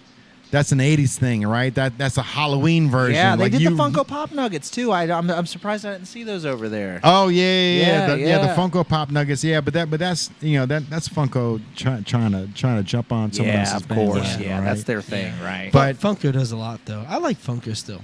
I think it's slowed down. It's niche, yeah. Funko has slowed down, but I like Funko Everyone still. in the pandemic had a Funko problem. All right? I I've got a bunch of trying to joined the offload. Funko So if Pop anyone train. wants to buy, Dude, any, it's recently addictive. joined the potential Funko buyer right here. It's addictive. Look, so what was your first Funko? It was a Darth Vader. Okay, so I'm a big Star Wars fan, so I saw That's I fire. saw the Star Wars ones, and I was like, ooh, okay. and now that you bought one and you've got it in your collection, you're like, I see. Is it in the box? I understand. It's still in the box. So- Yeah, I okay. have the Darth All right, you're Vader, doing and I it have right. Luke Skywalker, and then I just got a Jar Jar Binks. Hey, Ooh. let's go. So like for us, man, we the Funkos are something that at first we were buying them because they were like, relatable to the store. The Pee Wee Hermans, the bee. We had a bee rabbit that Things was in that here. inspire you. I Like, get that, bro. yeah. Like the M&M one. Do you know how much that fucking M&M Funko is worth now? Probably like $700. I wouldn't doubt it, bro. Like the lowest price you can find is $245 on a bee rabbit Funko. Without a box, probably. Yeah. Without a box. What? And now look, if you can. What? So now you can actually you can grade Funkos. I didn't know this. So you can send them out to be graded. They'll come back with the case, plastic, with yeah, the thing. Dude, I saw that. I was like, man, Bro, the bee rabbit Funko Consumerism. Graded, they're trying to go for $5,000 to $8,000, $7,999 what they're trying to sell them for. So now you can get graded Funkos. Imagine that. Bro, You're on the come up. You buy a We had that bee rabbit, in that in the case. box. Sold, Yeah. yeah. So I sold them for $45. We sold them for $45. What? But that's the happened. thing, bro. Or Like happened? That happened. A so long time ago. we Where's yeah. my So Sarah? Sold him like we went. When Year and a half, when 2 years ago, 3 when years they ago. drop on Amazon or when they drop Yeah, on you get them Funko's at retail, website, but then once they go we vaulted buy and they 'em. don't make them anymore, then that's when they get the value, right? It's For sure. weird. So I actually talked to my family about this. They clown me so hard, right? Which it is funny, right? You buy toys and you're like, it's a long-term hold, but Funkos really are, dude. Yeah. Like in 10 years, like after stuff's not popular anymore and you can't just go to a Walmart and buy them, then people will buy them. And they're very niche items too, right? So there's a very small target market, but the small target market that you hit on those will pay a premium for them, right? Because it's something that's very close to their heart, right? Like, who the fuck is going to buy Boy Meets World toys, right? But they have a Boy Meets World Funko line, so some 35, 40-year-old dude that is reminiscing on his past is going to be like, let me buy those for $300. you did a great job of squeezing that out, bro. Damn. I was gonna share. That this looks with like you. a used IV. I didn't even get that much. There's not that much. There's really not a lot. Just a teaspoon. Yeah, I didn't get very much. bladder bags. What is work. it, Franzia? Is that what it is? Yeah. Franzia, let's go. bro. Franzia, Yeah, a Franzia on the levee. We like the sangria here, man. We have like certain vibes that we've maintained over the years, and it's just kind of like continued we like to create momentum, so like we be consistent. Trendsetters. That's the thing, right? Trendsetters, Like, you that's guys a are cool- just ahead of the curve, right? Trying, you can bro. tell, right? Well, we've tried whiskey, we tried Sailor Jerry, like Some's too much, right? Whiskey is probably too much on the podcast, especially if you go for extended periods and someone's over here like sloshed on the a couch. 3-hour Oh, podcast, bro. Like we oh, just get in yeah. arguments. So it's like we found that like Merlot or Sangria is like a good common dot that Yeah. just gets people loose without overzealous. Like you know what I Yeah. mean? Like Too it's bad just, we can't burn. You know what? Maybe in the future. Too bad you can't burn one down. Hey, in I've here, got right? Like- I've got a vacant clothing store over in Dayton, Kentucky, bro. I'm here So, for it. well, that was one thing that we did want to touch on. We haven't really got to touch on yet. If there are any people that have so basically the way that the law is written right now in the legislation, if you have a liquor license, you can't have cannabis consumption on site. But if you don't have a liquor license, you can have cannabis. You can have like open consumptions as long as you're not selling it, like BYOB essentially, right? Okay. So we're always loophole. looking for cannabis-friendly event spaces where we can run events, right? It's a very lucrative opportunity right now. So if there's anybody you, that's Larry. looking for any cannabis, anybody that's looking to invest and they want a quick return on investment and stuff like that, like these event spaces, these events right now, especially while we're sitting, and here's why it's imperative to do it now. Right now, we are sitting in a weird gray area where all of the legislation 100%. hasn't been written, right? So the full legislation on what can and cannot be done and the specific definitions on what certain things are have not been all the way established, right? So right now is the time to do these things, Little right? honey so hole where you can capitalize. you can also set the precedent, right? Where Yeah. you're like, hey, listen, in 10 months when they are writing the legislation, you can be like, dude, we have been doing this for 10 months without a problem, right? So if there's anybody listening, if you guys in Dayton want to be pioneers, and do something like that, me and Chelsea, we know all the people where we could get something like that going, and that's always an Absolutely. opportunity we're looking into. And that's so. And then that was a question that I've always had. Is like we were talking earlier about a restaurant that was able to have an appetizer menu that had weed that would make you hungry, right? Yeah. Because there's definitely the difference between alcohol and marijuana is marijuana has different properties. Like some of it makes you hungry, some of it makes you sleepy, some of it makes you excited. There's some of it makes you energetic. There's different strands that do different things for you, right? So Absolutely. being able to have an appetizer that makes you hungry. Like there's a lot of people that are just losing weight and they're like, I don't know how to gain it. It's like fucking smoke some of this, you'll get hungry, and then eat off of our menu. And then on the appetizer, we've got a digestive weed that'll help you settle your stomach, because like you were saying, a lot of times, you've got the weed that, does stuff to help the digestive CBG CBG. for gut. There we See? I'm learning because you're making it mother-cannabinoid, easy. too, is what it's called too. It's like the cannabinoid. That's like it's the predecessor to most other cannabinoids. So before you get CBC and CBN and stuff like that, before they actually chemically change into those, most of those start out as CBG. So Okay. yeah. So, but that's just one of those things, like being able to have somebody like you or Chelsea on the back end that knows that this is the right potency for this and this is the right potency for that. I could really see a restaurant really capitalizing on being that precipient that's like, hey, we're a smoke friendly restaurant, but is that just Kentucky or just Ohio that is no alcohol, or is that across the board that if you sell alcohol you can't sell weed? Most places it's pretty cut and dry, one or the other. You would have to choose between the two. Mm-hmm.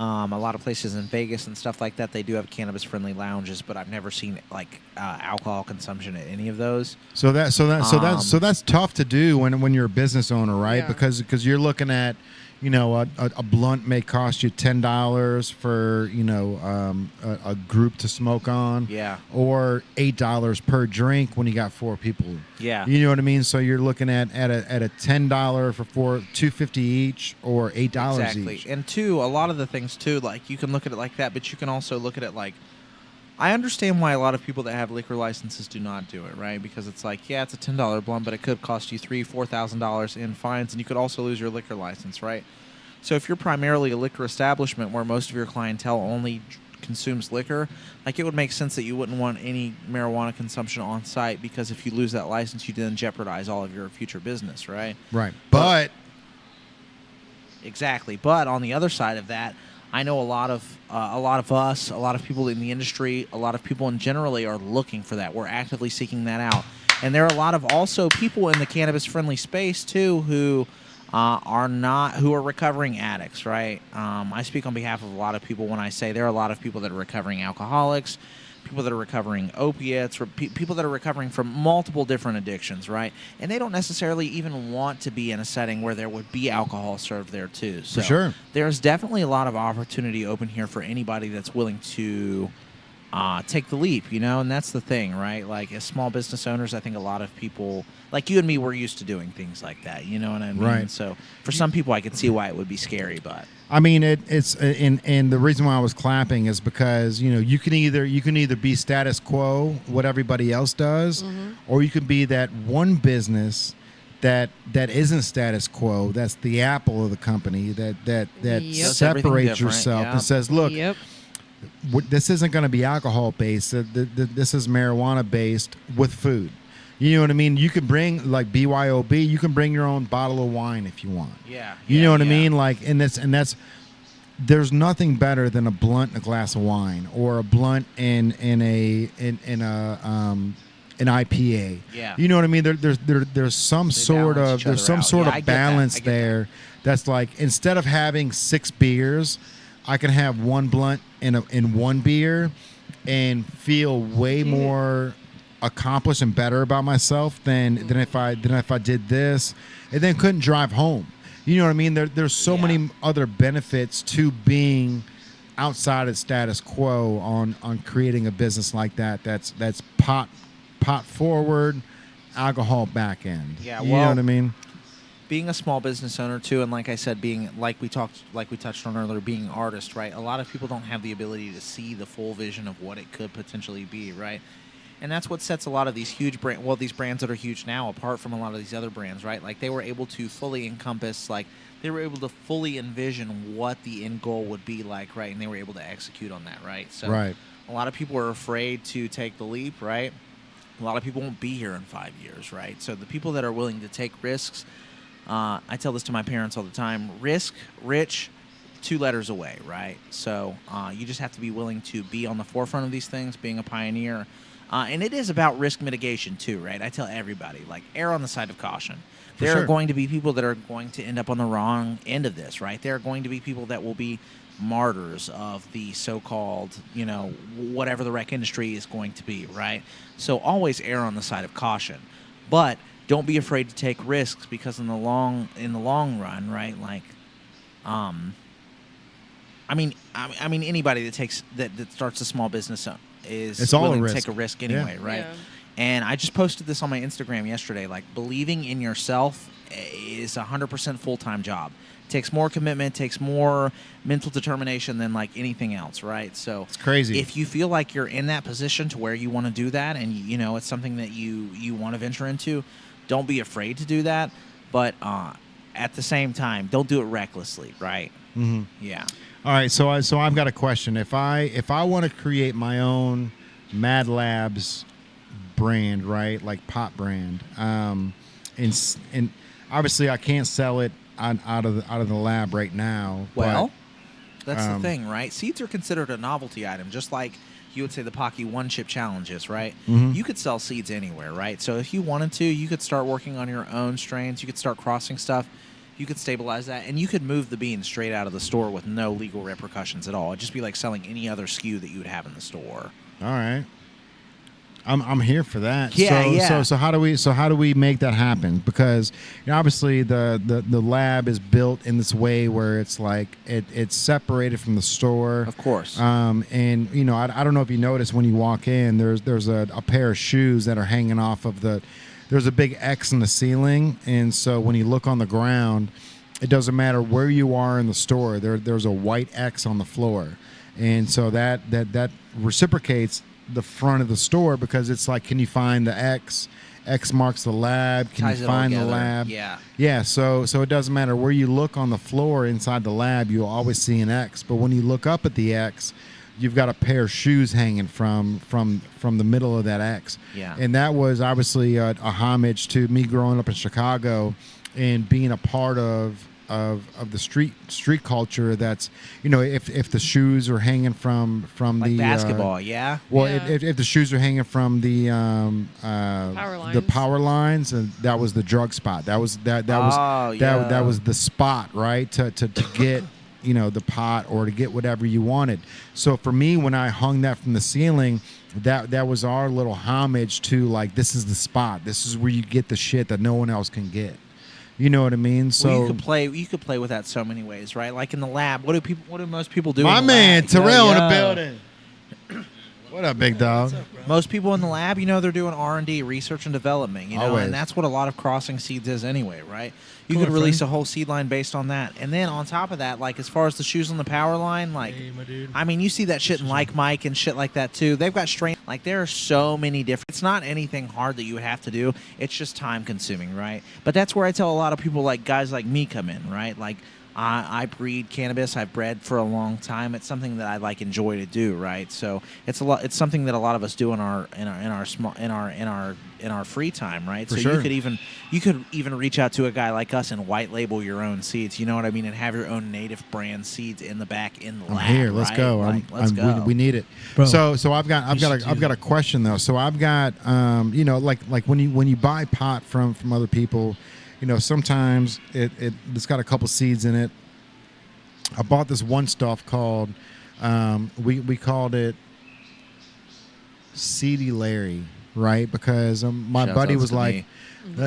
My buddy was like, "Hey, this pot is so good, but it has nothing but seeds in it, so I can't sell it because, like, when you break it apart, like Full you, of beans, you- yeah, you half can- the weight seeds, yeah. yeah, you can take a nug and break it apart, and 2 or 3 seeds will pop out of that nug, right? So, like, is that part of the structure on building? Are you able to create a pot plant that produces seeds, or is that just like luck of the Yeah, draw? so the way that basically works is any pot plant that's pollinated by a male will produce seeds, right? So if you're growing somewhere and you have a male plant within your female plants, if it produces a pollen sac and drops any sort of pollen, which, by the way, if you're growing outdoor and your male plants drop pollen, you can pollinate anywhere within like a 1.5 mile radius with the pollen, right? So you could pollinate 4 neighborhoods over with your plants if you're growing outdoor and you're not precautious. But if you have a male and it pollinates the plants, it will cause seeds. Also, female plants, when under extreme amounts of stress or non-stabilized genetics, they can turn into hermaphrodites, right? Where it's like real life, bro. It's like real life. Right. Like Literally, fucking- yeah. literally. Too much, yeah. Guys are just out fucking planting seeds, and the women's are turning into Survival of the hermaphrodites. fittest. Straight up, bro. Yeah. Survival so of the fittest that can out happen. here, Yeah, that can Survival happen of the too. fittest.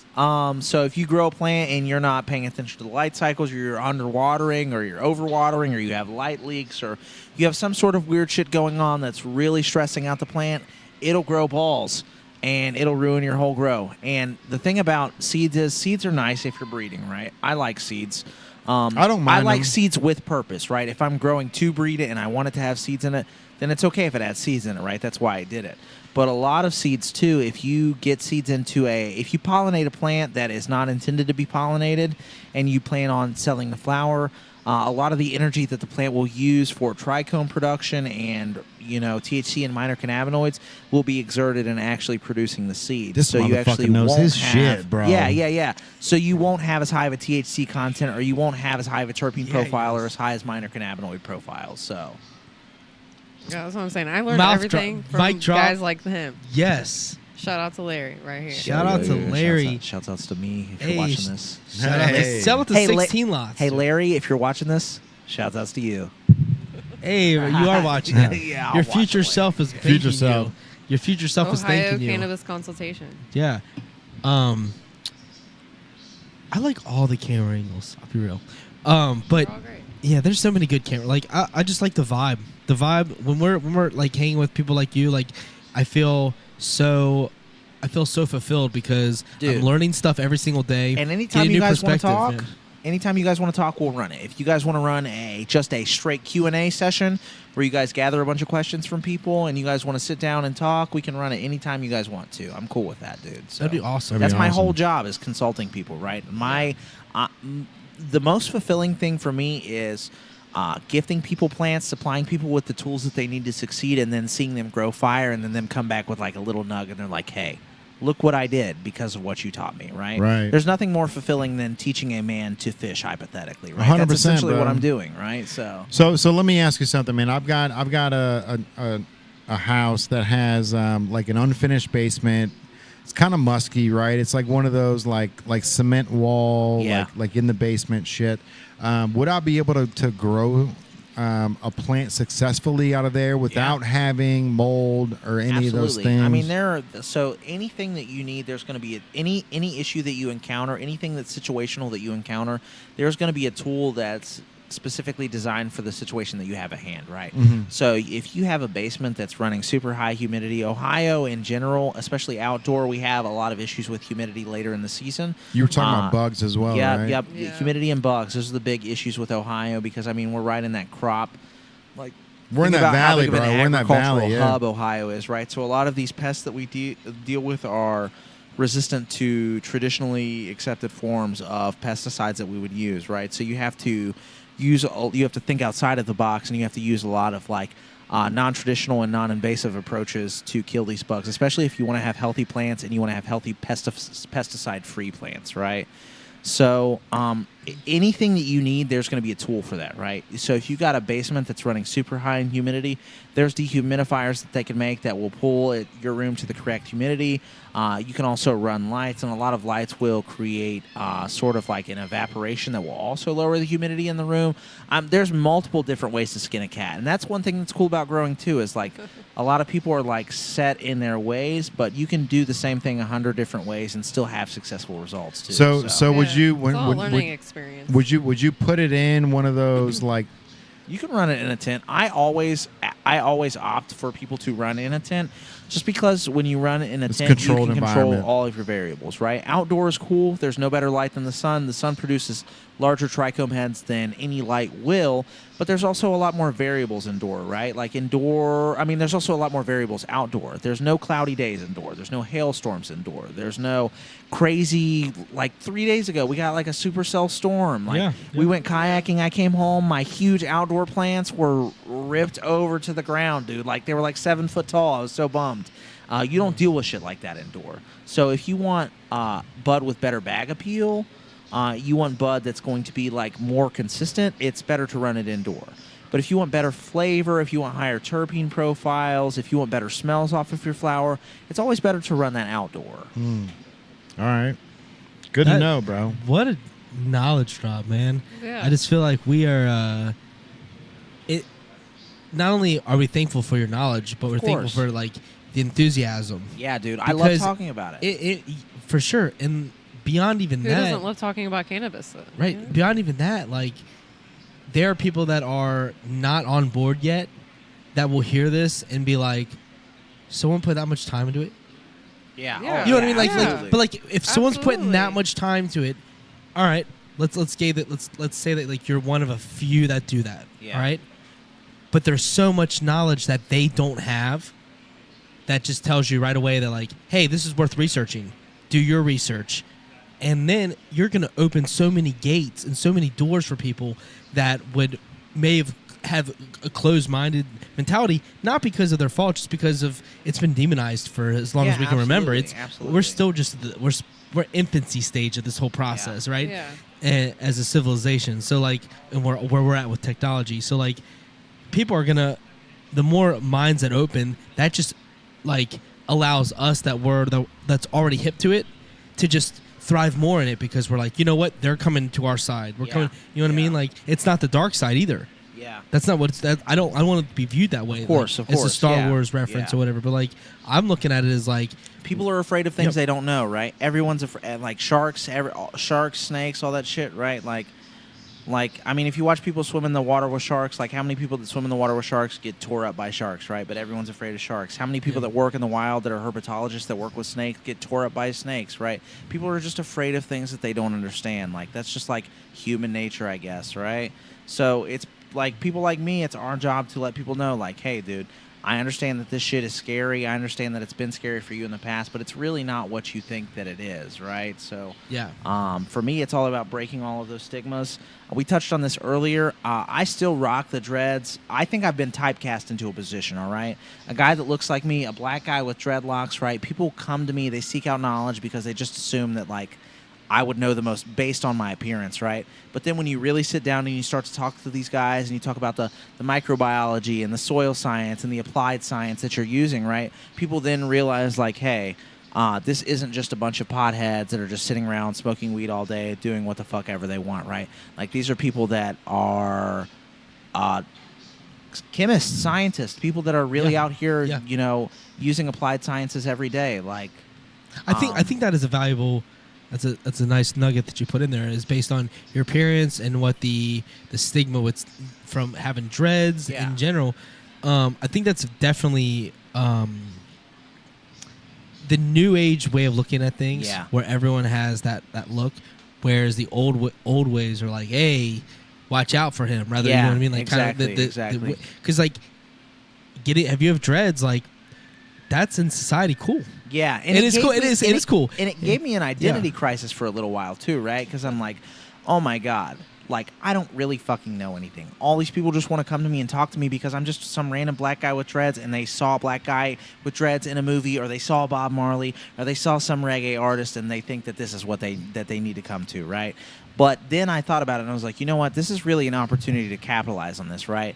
Because people are going to come to me, and they're going to think I'm some sort of fucking dumbass, right? And then I'm going to be able to actually explain to them the science behind everything that I'm doing. And then that's really going to pull these people into a rabbit hole, and they're going to be like, you know what? Drop some knowledge on them.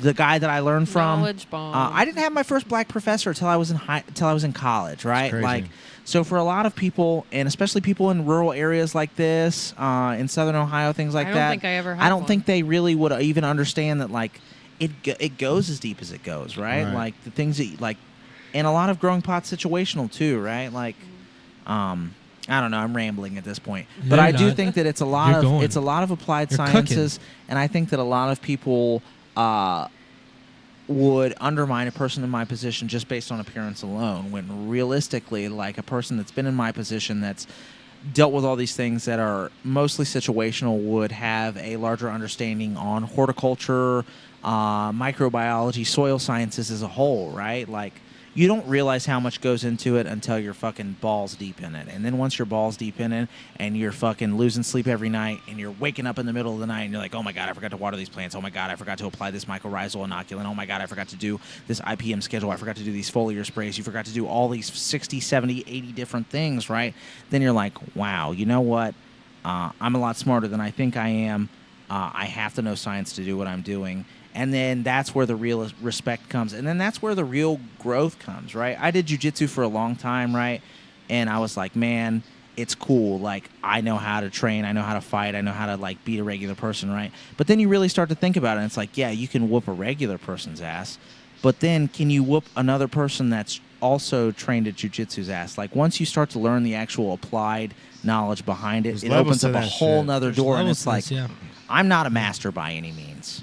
No, but you're learning. I'm learning. Yeah, nice. yeah. I was in Taekwondo. I got a black belt at a young age in Taekwondo, and it was same thing, dude. Yeah, man. But then I went into the wrestling world, and wrestling, hardest sport out of any sport is wrestling. Dude, wrestling is conditioning, disgusting. All of it's disgusting. Dude, literally, I fear nobody because of wrestling. Like, I literally have no, like, it's based on size, stature, whatever the case may be. It doesn't even matter because, like, I know wrestling.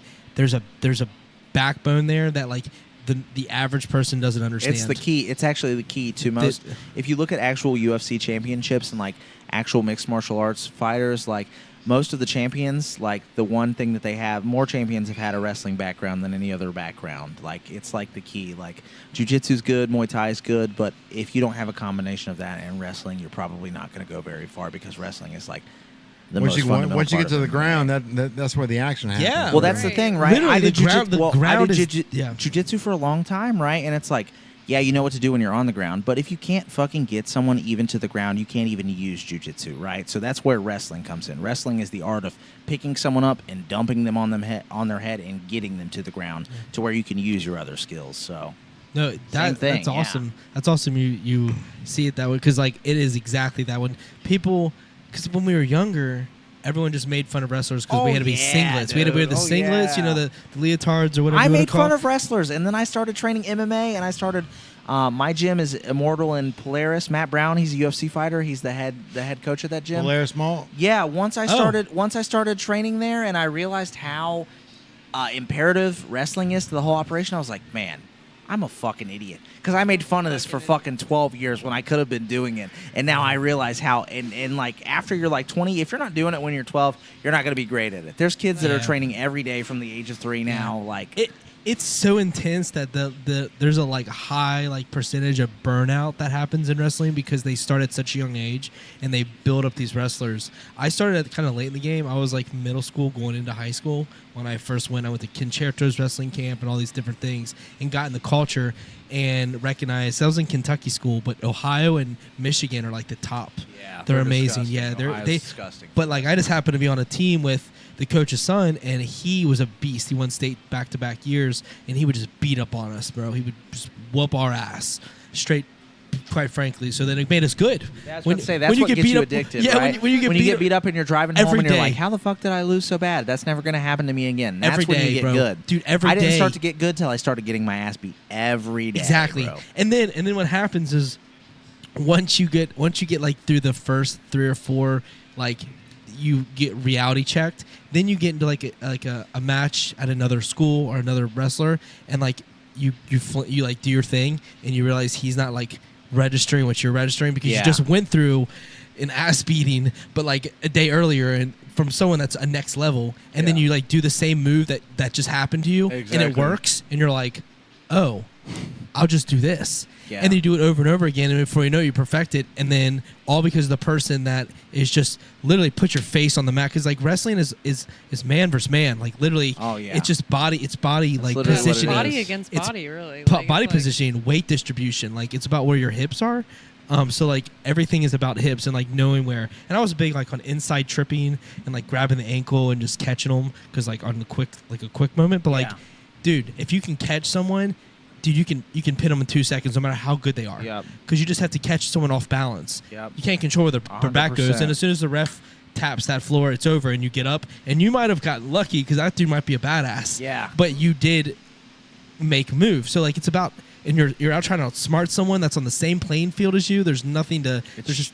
It's intense, dude. Yeah, yeah, It- yeah. And like but it practice is like chess, though, yeah. too. You know what I It mean? is, That's it the is, thing. yeah. Like, I think all these things kind of like, I think people look at a lot of these things like, and it does kind of transition well into MMA and wrestling and growing. I think a lot of things people look at it like a base level and they're like, oh yeah, that's easy, whatever, I could do that, right? But then when you really start to look at the science behind each movement and why people are doing what they're doing, it makes a whole lot more sense. And you realize like the specific intricacies of what each person is doing. Yeah. Then it makes you appreciate it a lot more, and you're like, wow, this is fucking hard, right? Like, It is. They like, because like my thought process was, I'm gonna move one foot and see him react, and everything you do, it's kind of like dancing, but you knew what their next move was gonna be, and if you could just tap an ankle, get in.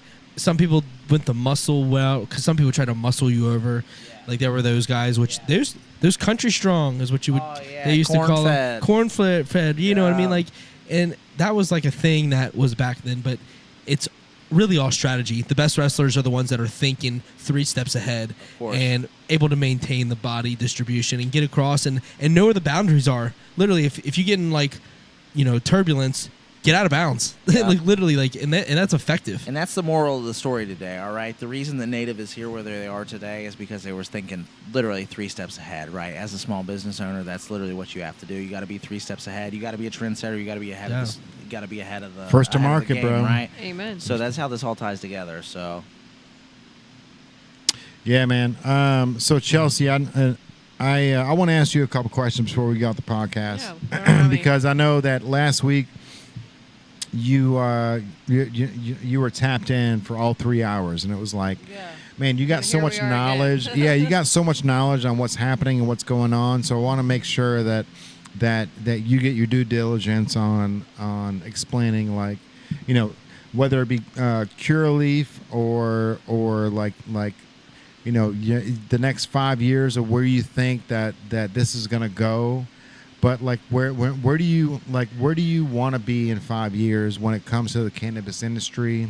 Because I feel like you are you've got all the knowledge right now that people want to know, right? So it's like when people are tapping in and they're trying to ask these questions, like, the answer, like, you know what the next 5 years is happening. So how do we, how do people tap into you to understand like where their process is, but at the same time, where do you think you're going to be in 5 years when it comes to like the Curaleaf and like the regulations of pot in general? Because you've got, Kentucky's just on the precipice of, changing the way where they can have, dispensaries and the grow ops here, which Yeah. you live in Kentucky, right? Not Ohio. No, I live in Cincinnati.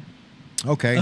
Yeah. All right. So I noticed earlier when we said something about Kentucky not having the pot yet, like you said something real quick, and I was like, all right. So somebody here, or you've got some relative aspect to like people trying to buy pot in Kentucky. Yeah, like So- I always try to keep up with everything that's going on, and like I said, it really helps with the job position that I, like, of course, Larry have, just being able to get all the knowledge from everyone. Like, we're all in a huge community as far as being in the cannabis family, and like we're all sharing all the information we can amongst each other. And I really love like that. It's the way I see it. It's like we're not competitors, especially when we work at different companies. True.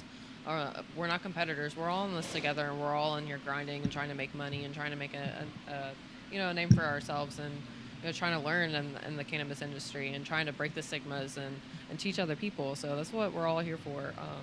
I really like where I'm at. I love the job that I have.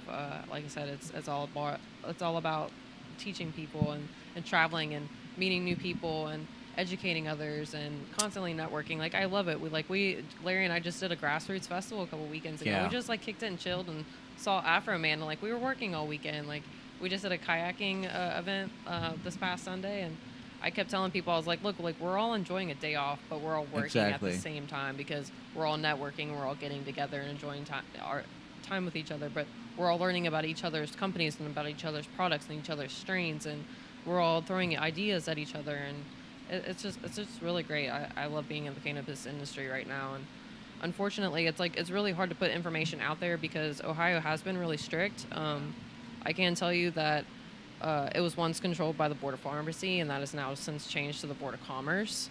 I do know that as of September 7th, a lot of things are going to change and very rapidly, hopefully. I don't know if Is that in the state of Ohio? that is in the state of Ohio. Yeah, Okay. yeah. They have until September 7th to start the sales of recreational marijuana. Hopefully, it'll be a lot sooner than that, but we don't know. I've heard it'll happen in 2 weeks. Yeah, for like we've at heard least that the last, forever. Yeah, for like the last 2 months. 2 weeks. For at I least mean, 2 months from- now, we've heard that. So, they're dragging their feet. It's all political at this point. So, we're trying to do all that we can in preparation to it, like everybody is. Like I said, like I work for Curaleaf.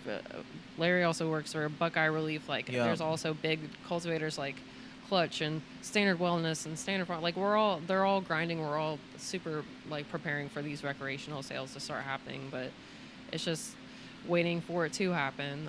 But yeah, like I said, just September 7th is the last that they have to start these sales and Yeah. let them happen. So And I did want to say too, while we're talking about this too, right? Like, you got to think, like, we're at the opposite end of the spectrums. Like, Curaleaf is like the most corporate company in cannabis right now, and I'm like, a small business starting out helping home growers, right?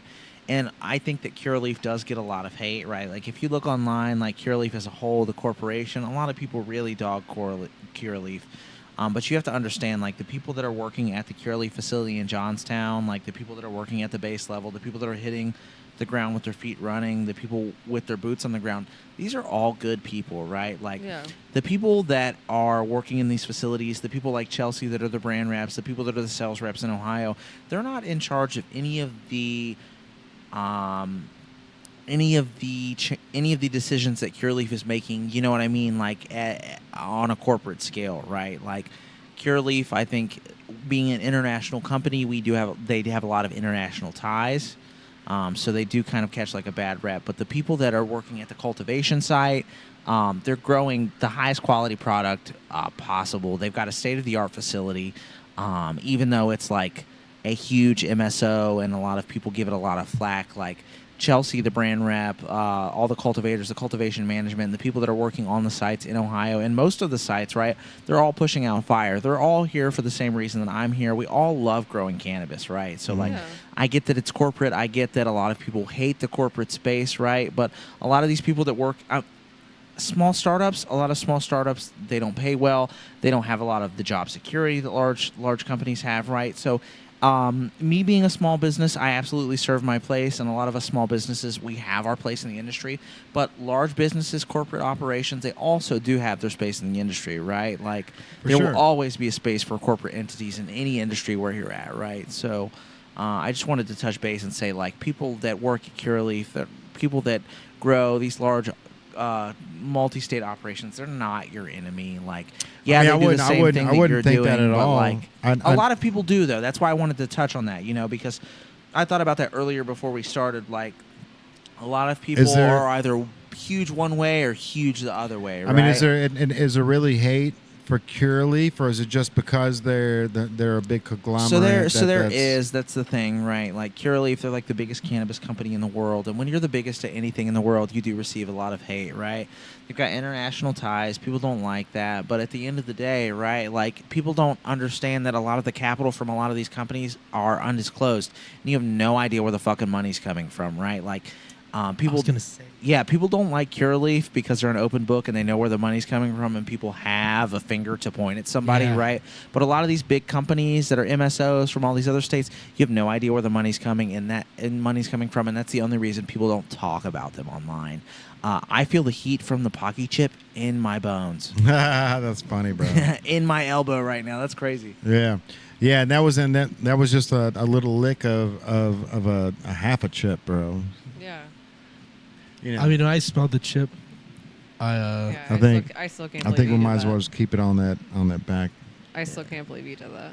Yeah, when I smelled the chip, I got I got all I needed. I'm cool. Right. But yeah, one of the things I did want to touch on too is that with the change with recreational sales too, they will allow us to start fully marketing and advertising for cannabis products. So that's when a lot of this information that's been kind of, I feel like, hidden from people, will be like fully released and like put out there.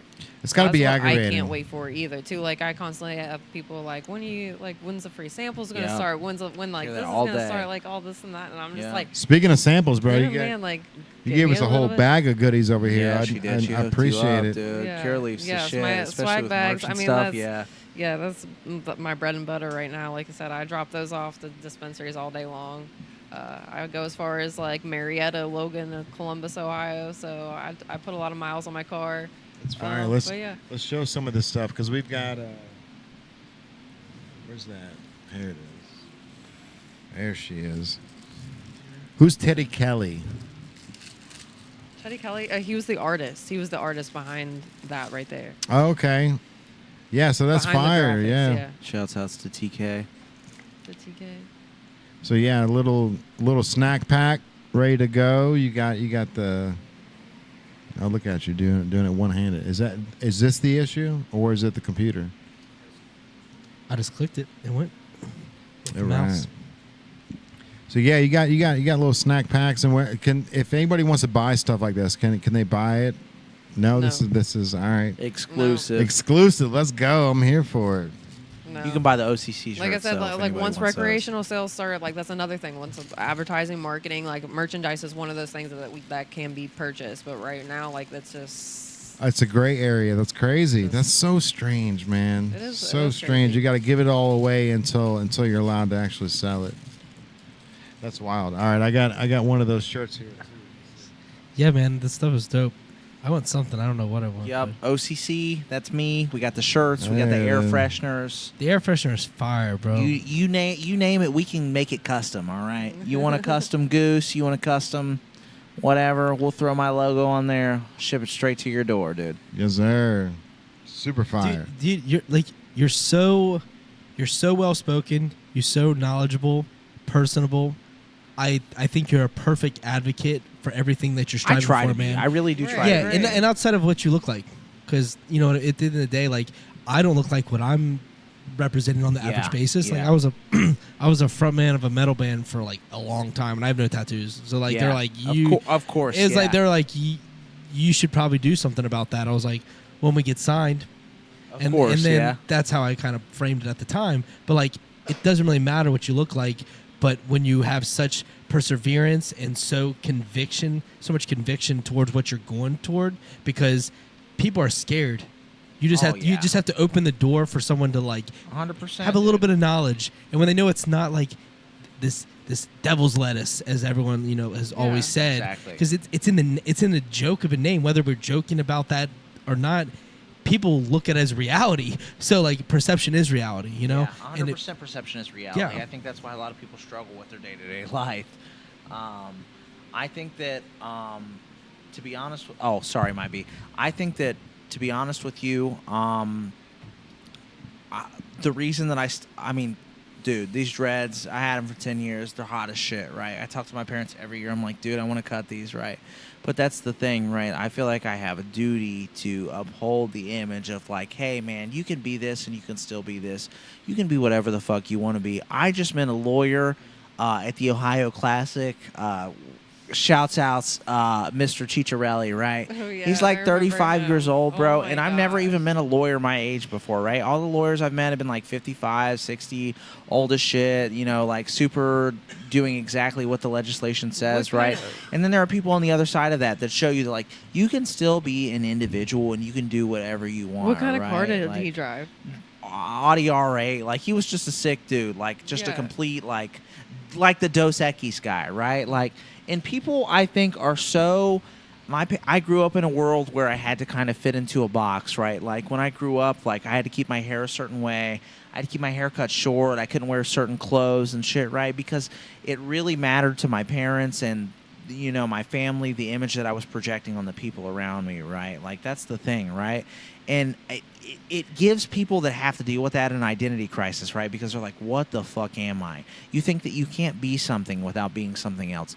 And you fucking can, bro. You can be whatever the fuck you want to Exactly. be whenever you want to be it, right?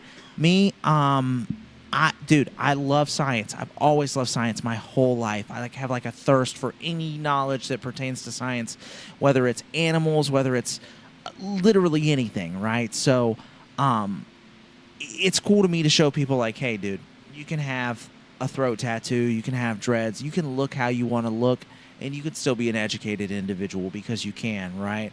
I think for a long Abso-fucking-lutely. time people think that part of the criteria for being an educated individual is fitting into what an educated individual is supposed to look like, and that's not even really a thing. And to be honest with you, sorry, I'm rambling for a minute. No, but I can a build on long Sue. time ago when I was a kid, like I said, I was the only black kid in my community. I have a tattoo of Token from South Park because, like, Nice. yeah, because I felt like I was the only one, right? But all the time growing up, I would get this thing where people would be like, you don't talk like a black guy. They'd say, you don't talk black, right? And for a long time, I was like, hell yeah, right? Because I was too Yeah. ignorant to understand what that meant. And then you really start to think, right? What is talking black? Like, all of this, everything that we have is a preconceived notion and a social construct, right? Talking black is not a thing. The way your dialect is not a thing. The way that you think is not a thing. And you don't think about certain things just because of what you are and where you come from, right? You can think about whatever the fuck you want. The mind is literally unlimited, right? So, the reason I look the way I look, the reason I'm doing what I do, the reason that I try and get out and advocate and talk for any person that I can is to show people that, like, hey, man, you can fucking do it. Put your shoes on, get your boots on the ground, just fucking do it. All the opportunity I have is because I showed up. That's all you have to do. Show up. People buy into people, not products. Just talk to 100%. people, bro. That's 100%, bro. Just talk to Yeah. people, bro. Straight up, man. I got it. There he is. Terrell in the building. Let's go. Terrell in the I showed building. up late. There was so much going on. I It's feel all like I right. missed everything. I would have Nah, been you did. absorbing You stuff. did. We got it on the live. We got it on the live. Yeah, bro. So, I mentioned before we go there, like you mentioned someone had a throat tattoo. My drummer in my band and I mentioned earlier, him and I had a business. We started a nonprofit. And he had a throat tattoo, a skull on his throat, literally a skull, and I had nothing. So like, we had two opposite ends of the spectrum. Yeah. And that frame, but we started a nonprofit. We did A our lot thing. of reapplying, I'm Exactly, assuming. but he knew what he was doing. He just educated himself, just because he just wanted to know. Yep. And I have all like Zach is the man. He literally incredible drummer. But not only that is like a guy that just wanted to get better every day, and like he's doing his thing, playing drums still. I'm not sure if he's in a band or not right now, but the thing is like it's not about what you look like. It's not about what you present yourself. It's what's happening in here and how you apply it to here. You know, it's like from the inside out. And I think you make a great point on the you had a lot of good nuggets in that. That's a good it's a good little knowledge drop. Sorry, you brought. we'll It was clip all that for amazing, bro. You everybody crushed later. that. Sorry. You crushed that. You're a riffing if I ever saw one, bro. It was- Sorry, my man. I just No, get on don't tangents apologize. sometimes. Please keep it going. It's just nice to be able to express people because I feel like, you know what I mean. A lot of people's This is the situation place. is like everything you deal with is situational, right? And I feel like a lot of people go through things, and for a lot of times you feel like you're the only person that goes through that, right? But you just have to you have to get out and live it, man. You can live in your head, or you can get out and you can fucking live it and you can do it, or you can think about it in 10 years and how you didn't do it, man. So just get out there. You won't regret that you put your fucking all into it, but you will regret that you didn't. So that's literally it, bro. That's what I'm Like, saying. Yeah, absolutely. He gets it. We've talked about this. We're working on them. We recently started a business where I'm interviewing artists at Madison live in Covington, Kentucky, and we do it monthly. And and I have a whole different respect. So I did music before this. I toured the whole East Coast. I did shows with like Cali Swag District, Brick Squad, Montana 300, we like were the that whole age. nine Nice, yards. bro. Yeah. Yeah. But we're the same age. yeah, dude. Yeah. But the music industry is so saturated that like if you are not a fucking dog, You you're gotta not be. gonna make it, bro. Nope. I have friends that like.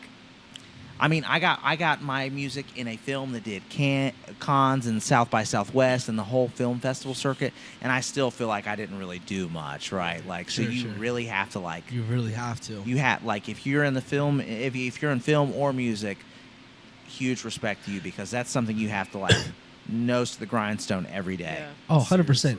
We're going even on a different playing field. We're doing journalism, so we're covering shows and covering artists, and anytime they do drops. So I also do, but we do the events as the catalyst. So we do Yeah. monthly events.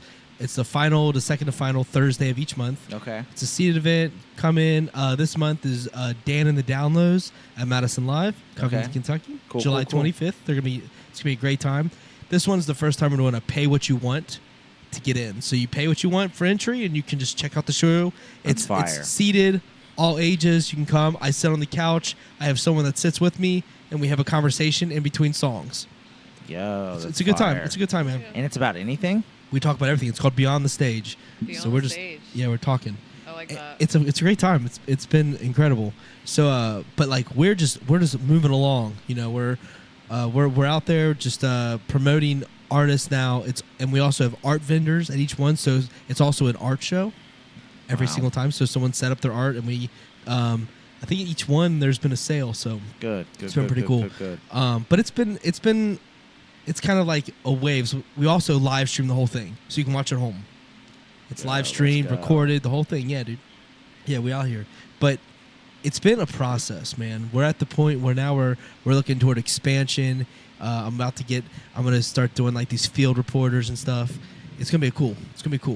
But what I love about it is I'd love to get into the cannabis industry in some degree, do like a beyond the bud or something like that. Yeah, of course. You know what I mean? Like I think that'd be so cool. Get into it, bro. Dude, I'm Why thinking not, of it. man? That's the thing, right? We The actually world have is a your friend. oyster. We actually have a friend, Broderick from Bennett Leaves, who does a podcast, He's the and it's man. called Shouts out Between the Broderick. Buds. It's just all going around. Yeah, dude. Yeah. Well, I mean, honestly, that's the thing, right? We're in an emerging market right now. Rec's about to be a thing.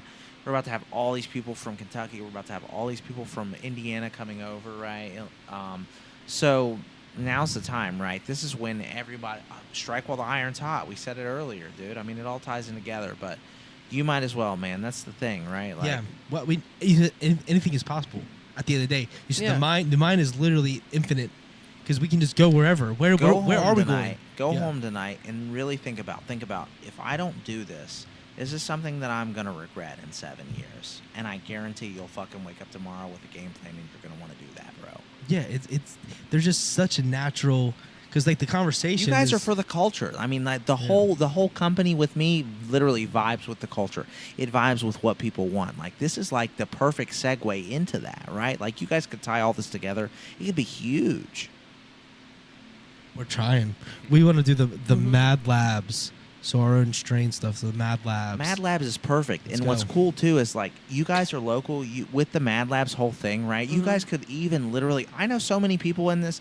There are so many people that do this for fun. You guys could sponsor local breeders, right? You guys are all local. Everything about you guys is local. You guys could do collabs with local breeders and have exclusive strains that only come through here that everybody and their fucking grandma want, right? Like, dude, like it's a golden goose right there. Like there's so and it's not even just that, right? It's so multifaceted. You could do so many different things.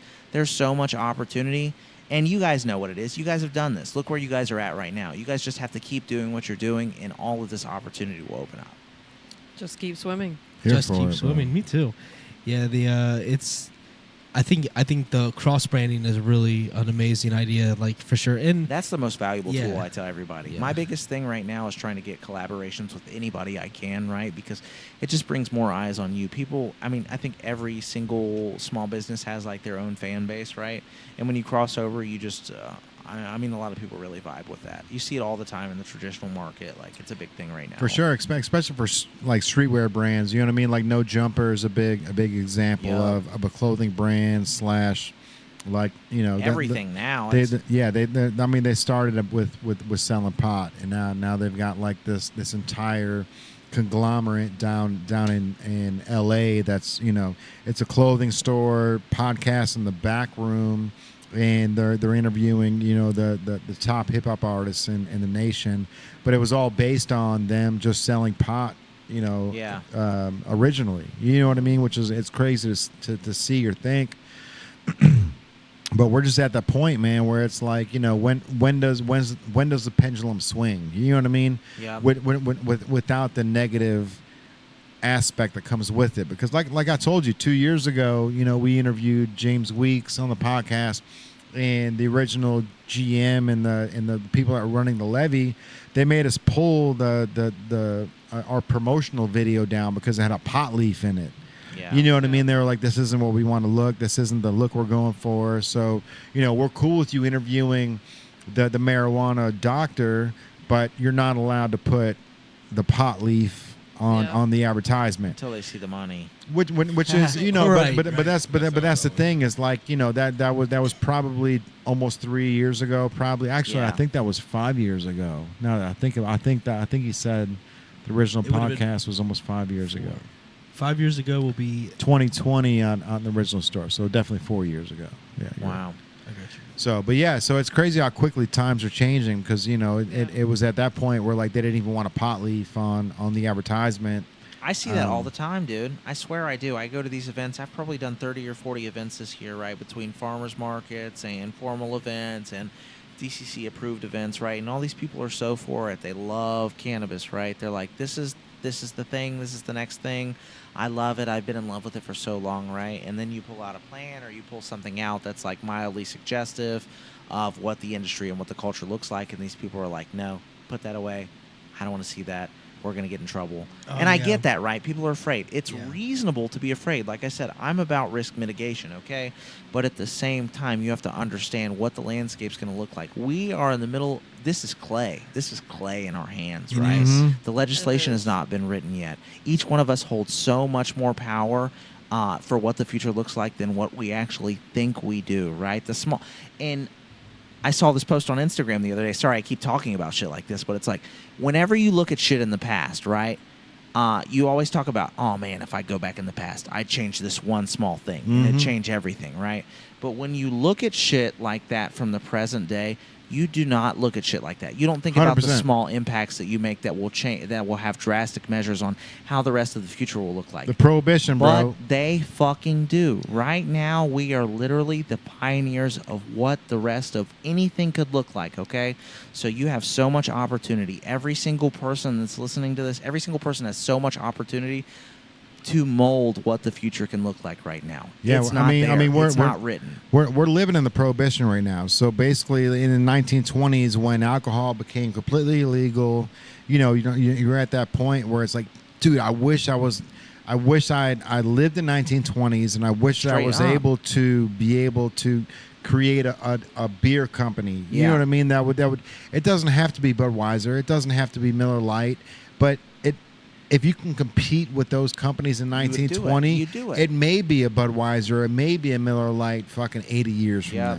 now. So you're looking at it right now where you guys are in the precipice of something that nobody, it's rare air. Yeah. You know what I mean? And so you're at that point where, put your eggs in that basket. Bet on yourself. And bet on yourself. Bet on and, yourself. And see what happens in 20 years. How many people bet on themselves? Not enough. Not the enough, people that do bro. bet on themselves, it pays off. Jim Carrey, before he became a famous actor, wrote a check for himself for $1 million fucking dollars. He Right? said, "I'm gonna cash And this that's in the 10 thing. years." Yeah. Literally, that's the thing. Bet on your fucking self, dude. I mean, you can play the lottery. Yes. What are the odds? Do you know the lottery? You don't. What do you Nope. know? You bet on yourself. Somebody's got to win. Might as well be you. Exactly. That might be the greatest line of all time. Well, because more it's people like- can win if more people bet on themselves. But that's the thing. Life's scary. Everything about this is scary, and it's everybody's first time. But that doesn't mean you have to fucking play the cards safe. Bet on yourself. Take risks. One of them will work out, dude. Enjoy Absolutely. the ride. Literally, and if it literally. doesn't, you're at where you were 6 months ago. Exactly. You know what I mean? It's not the end of the days. It's not. If you don't do anything, you're still at where you were at 6 months ago. Okay, so just do it, right? 100%. Yeah. I mean, my world is drastically different than last year, and drastically different than the year before that, because we don't stop. Nope. What would have happened if you We don't never would stop. have walked into this building? Can't stop, won't stop. Exactly. That's the thing, right? And that's the thing. A lot of people are afraid, and I think everybody deals with mental health issues, right? I had a counselor for a long time. Before I got into the gym I was at, I was always nervous because jiu-jitsu, it's a very, I don't want to sound weird, it's a very intimate thing. You meet someone, you shake their hand, and then you're literally on top of them or you're chest to chest, right? And you think about a lot of things, and you suffer a lot in your mind than you do, more in your mind than you do reality, right? A lot of these things, you think it's all or nothing, but it's really somewhere in between, right? So don't stress about the things. Just fucking take the risk, bro. I promise you, It's will. worth the reward. One day it will work off. Even if you take the risk now and it doesn't happen, take the risk. Take the risk every time, dude. And you learn You know you knowledge better at than the, and anyone at the very else. minimum. You learn Yeah. knowledge of what you've been lied to for the past I've 30 lost years. so much money, but I have gained so much knowledge, and that's the thing. You only really lose it once. When shit like that affects you and it hurts, I learn a lot from skateboarding too. We talked about that earlier. Skateboarding, I feel like you learn fast because it fucking hurts bad. When you lose money, it fucking hurts bad. You Yeah. learn Yeah. really, really quickly. So, yeah, you get burned a couple times, but you build so much on the way, dude. I built Yeah. so much in the past 6 months, so much more than all of the money that I've lost that I would do it all over again 500 times. That is not only inspirational, but it's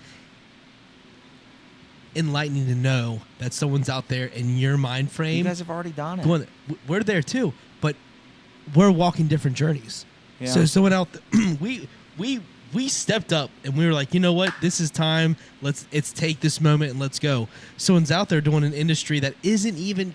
We know the retail industry is going to be here. We know clothing brands are going to be here. We're going through the wave, the Corvette wave. Yeah. but you're in an industry that's a little bit more uncertain. You know what I mean? So like we're in the infancy stages in this cannabis situation where the retail industry isn't in the infancy stages. I come from Macy's corporate world where that's kind of where our the mentality. I'm literally going the opposite. I want to go the opposite of which that was. There's no. But at the end of Macy's the day, yet. but at the end of the day, are you betting on yourself? Or are you betting on what the stats are for Macy's at the end of the day? Because I guarantee you're not fucking looking at those numbers, but you are looking at yourself in the mirror, and you know what you can bring to the table. We're doing everything the same opposite thing. of what Macy's is doing. We're not building this company to say buy. Come here and buy clothes, right? Yep. Like, you walk into Pacific Sunwear today, Pac Sun, as it's called now. You walk in, they've got 3 tiers of clothes. Yeah. Like 3 tiers, bro. Like the third tier you can't even touch. You can't even touch the bottom of the shirt. It's on the ceiling, right? So like that entire store is buy clothes. Like everything in there is allocated towards buy this, buy that, buy this, buy that. Straight up. And this store is not built that way. This store is built as a store for misfits, man. If you want to come in, and, like we've got seats. Misfits, I like it. Yeah, we've got chairs for you to come in and sit down and tell us your fucking problems, right? You know what I mean? Like we used to have an entire couch over underneath the TVs over there, but it was one of those things where it's like, we built this store because we understand that Andrew was that 14-year-old kid. I was that 14-year-old kid that used to come into the store and not have any money, but I would sit there and I would. When you did the art, did you do it for you or did you do it for other people, though? That's me, what I'm, always exactly. me. Always me. And that's the thing, right? Yeah. A lot of these people are sellouts, bro. They do, like, they start out with this idea of what they want to do, and then they cave to pressure or money or things like that, right? You do things that you want to do forever, and that's what sets you apart. And that's Yeah, exactly bro. why I'm here with Native right now. Literally, Hey, bro. That's the I thing, appreciate right? that. Like, you guys And aren't that's- doing like what everyone else is doing. You're doing what you want to do, and I mean, that's the thing, right? For me, it's always been I'm gonna do what I'm gonna want to do. I did what I've done right now before it was fucking cool, right? And like now that it's cool, I think a lot of people today, everything is so the same that people crave something that's like original, right? There are so many people out here that are doing the same thing. Skateboarding, bro, you've seen everybody tray flip the exact same thing over and fucking over and over and over again. And then you have guys like Richie Jackson and Daewon Song and Rodney Mullen and these guys that are doing things completely different that, like, if you just fucking do what you want to do, the people that are like you, the people that have the same mind as you, the true artist will come. Like, that's what It'll is, gravitate bro. for sure.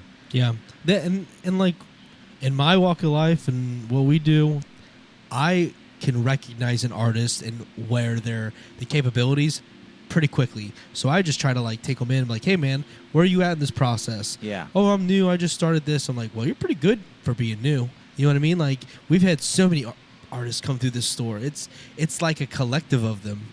For real, like this is a creative hub, though. That would be why, Yeah. right? Like I said earlier, like people can tell that this isn't just some shit that fucking some dude that looked at an Excel spreadsheet of what people are buying is making at fucking Macy's and he's like, run it, right? You can tell that some dude was sitting in his house and he was like, you know what? This looks fucking cool. I like this. The people in my community are gonna directly relate to this, so I'm gonna fucking do it, right? He did it for you. Put your city on. You did it for you, right? So For I sure. get that, right? Like.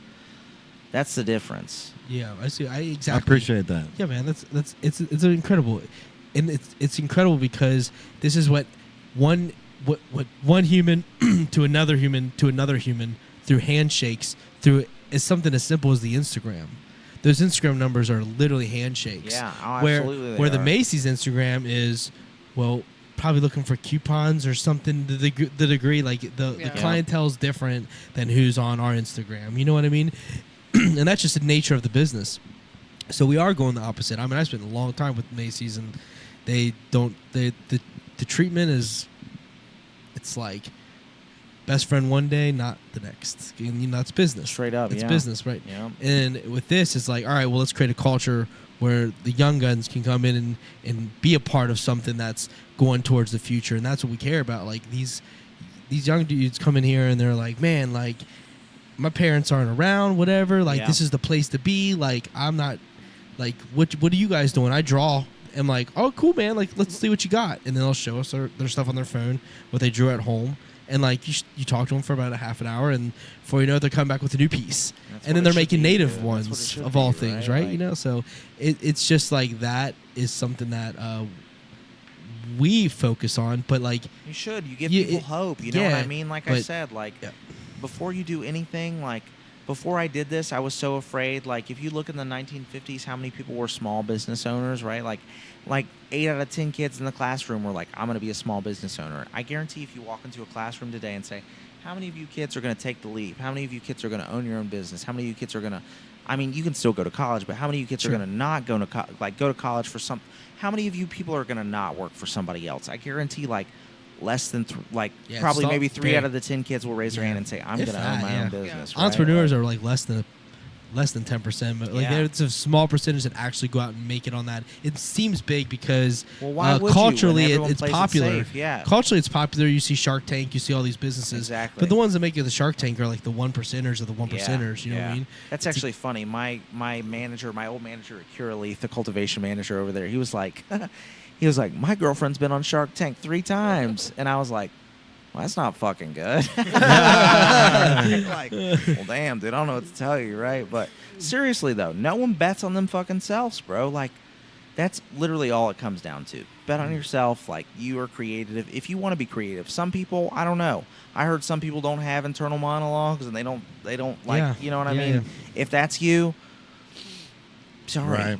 There's but you know, and they can't see the apple in their head. Right. Like, at the same time, and you know, like for us, like we got incredibly lucky to be tied into somebody like North American Properties, because you know, we signed the lease for the store outside on March 12th, and then March 17th the pandemic happened. And we were on a 24-hour lease out there. So if we fucked up, if we did anything wrong, gone the next day. Like, yeah, we had to get everything out. So like we, you know, but we built that store as a longevity store. Like, you know, this isn't a 24-hour lease. Like, everything that we're doing here is long term. So did somebody from North American Properties come and look at what you guys had going on while you guys had that? Yeah. But yeah. So that's the first place, right? To be here in the first place. If you guys would have done some shit where you would have fucking half-assed it and you wouldn't have had everything out that you usually have, we would have been out in 28 days. They'd have been like, wow. They'd have been like, all right, this guy's some fucking, you know, there's pop-ups everywhere. I see it like at every mall there's pop-ups, you know what I mean? But so here's a great example. So in 2019 Christmas time, North American Properties just bought this place. So they gutted all the stores. They got rid of everything in here except for Claire's, like we were talking about. Claire's, they held on to the contract. So that was the only store here, and they brought Santa in. So they were like, we've got all these vacant stores. We're about to rehab, so let's bring in local businesses to run little storefront properties out of here for the next 28 days. And so they asked me, I grabbed a spot, and they asked 11 other small businesses to come in and fill these spots. We're the only one that stuck around, because when it came down to the brass tacks, everybody loved the idea of having a clothing store, but no one could run a 7-day clothing store. Everybody was like, I've got a family, I've got kids to feed, I got to do this, I got to do that. Yeah. So they were like, we can only be open 3 days a week. And the levy was like, all right, well, I guess Friday, Saturday, and Sunday is going to be your day to be open. You know, but for us, we're 7 days a week. We're here for the long haul, right? And that was the thing, is like out of the 12 stores that got a storefront here in Newport on the Levee, there was only one store that got the contract. That's the formula. And that's because we did our due diligence. We brought in the podcast. We brought in that you know, I had to pay a buddy to bring this in, right? This thing's 300 pounds. This little 6-foot graffiti can, but it was just those things where it's like the little things matter in the long run. You know what I mean? And it really showed, because, you know, I still remember I had Brandon Quillen was working here. He was the assistant general manager. Yeah. And he was somebody that I looked up to when he was here. And he came in, he saw the store, and I was proud of where it was. And I looked at him, I was like, what do you think, bro?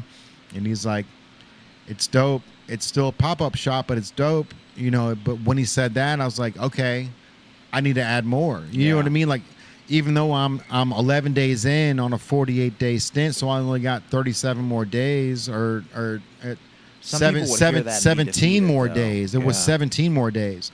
I was like, I gotta make this a store. Yeah. Like I gotta make this feel store, like it's yeah. part of the Not levy. a pop-up store. You got to make it feel like it's always been here. And right? that's Yes. that's what Yeah. happened, bro. So we did that, and Some people hear that and become afraid. Some people hear that and they're like, fuck, what the fuck am I doing? They get imposter syndrome. And I think everybody has imposter syndrome to some degree, right? for sure. But at the same time, you have to be like, you have to take constructive criticism like that, and you got to be like, all right, that's cool, right? If it You still feels can't like get a mad. pop-up You got to to get better, bro. Exactly, dude. Can't I get s- mad. You got to get better. Yeah. Yeah, and from my perspective, at that time, because we had already connected. I was already up here after I was a manager at the bowling alley at Yeah. the time, Rotolo.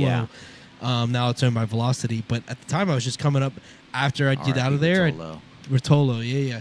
I was a manager there, so I was there every single morning, and I'd get as soon as it was time to like peace out, make sure the manager was good to go to the next one.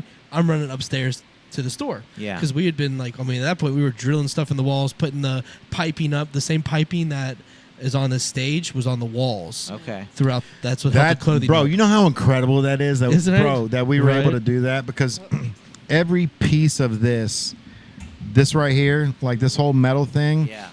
I went to Home Depot and I was like, I want to build out this entire thing on the wall that's double tiered, that has a 12-inch like pull out, that has the shirts facing me, not going along the wall. I want to be able to see the shirts. So we did 6 on the top, 6 on the bottom. So that was 12 front-facing shirts on this entire like metal piping that I built. And it was one of those things, like I said, you can go to Home Depot and you can buy a 12-inch pipe and it's going to cost you like $8 each. Yeah. Or you can buy a 5-foot pipe and cut it down and then have them thread it, right, which costs money. Or it doesn't cost money, but you actually have to get to Home Depot when they're slow and then they have time to do it. Yeah. And the guy didn't want to do it. He's like, look, man, like we're not allowed to take a 5-foot, 6-foot thing, break it down into 5 pieces. And I was like, what if I tip you? He's like, we can't accept tips. So I took a $20 bill and I dropped it on the ground. And I was like, oh shit, bro, there's a $20 bill right there. And he picked it up and cut everything for me and spliced it all up. So it ended up saving me like probably about 75% on everything that we did here.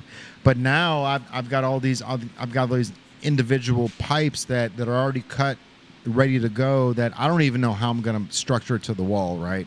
So we finally get it over there, got it mounted, end up pulling it down, and now I've got all these metal pipes, and these things are like, these are real pipes. This isn't fake shit from like store supply warehouse. This is shit that you run like, fucking electricity through.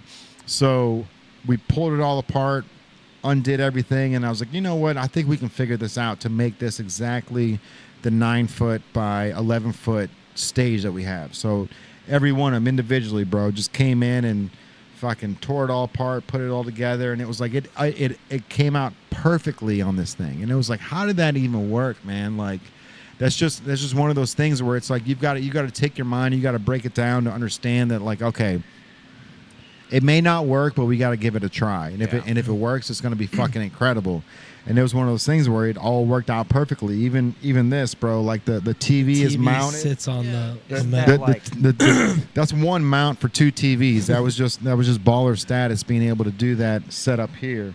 We got each, like this here, that over there. It's got one little thing It's all set sticking up. out. That's like a culmination of what all this is, though, too, though, if you really think about it, right? Like, I don't know what this is, but I think it'll work out, right? Like, that's all this is, right? Like, everything, even leading up to this point. That's what, like, I feel like that's what every small business owner kind of feels like as they're throwing themselves into that, right? So, The small business owner, and that's the big thing, man.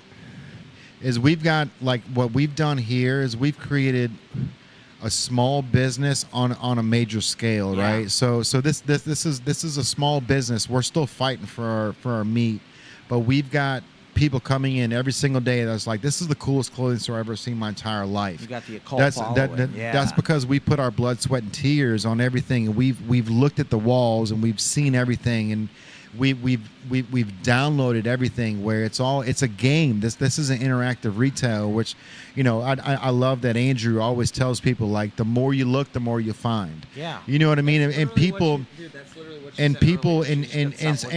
and some people it goes in one ear out the other, but other people, they go, okay.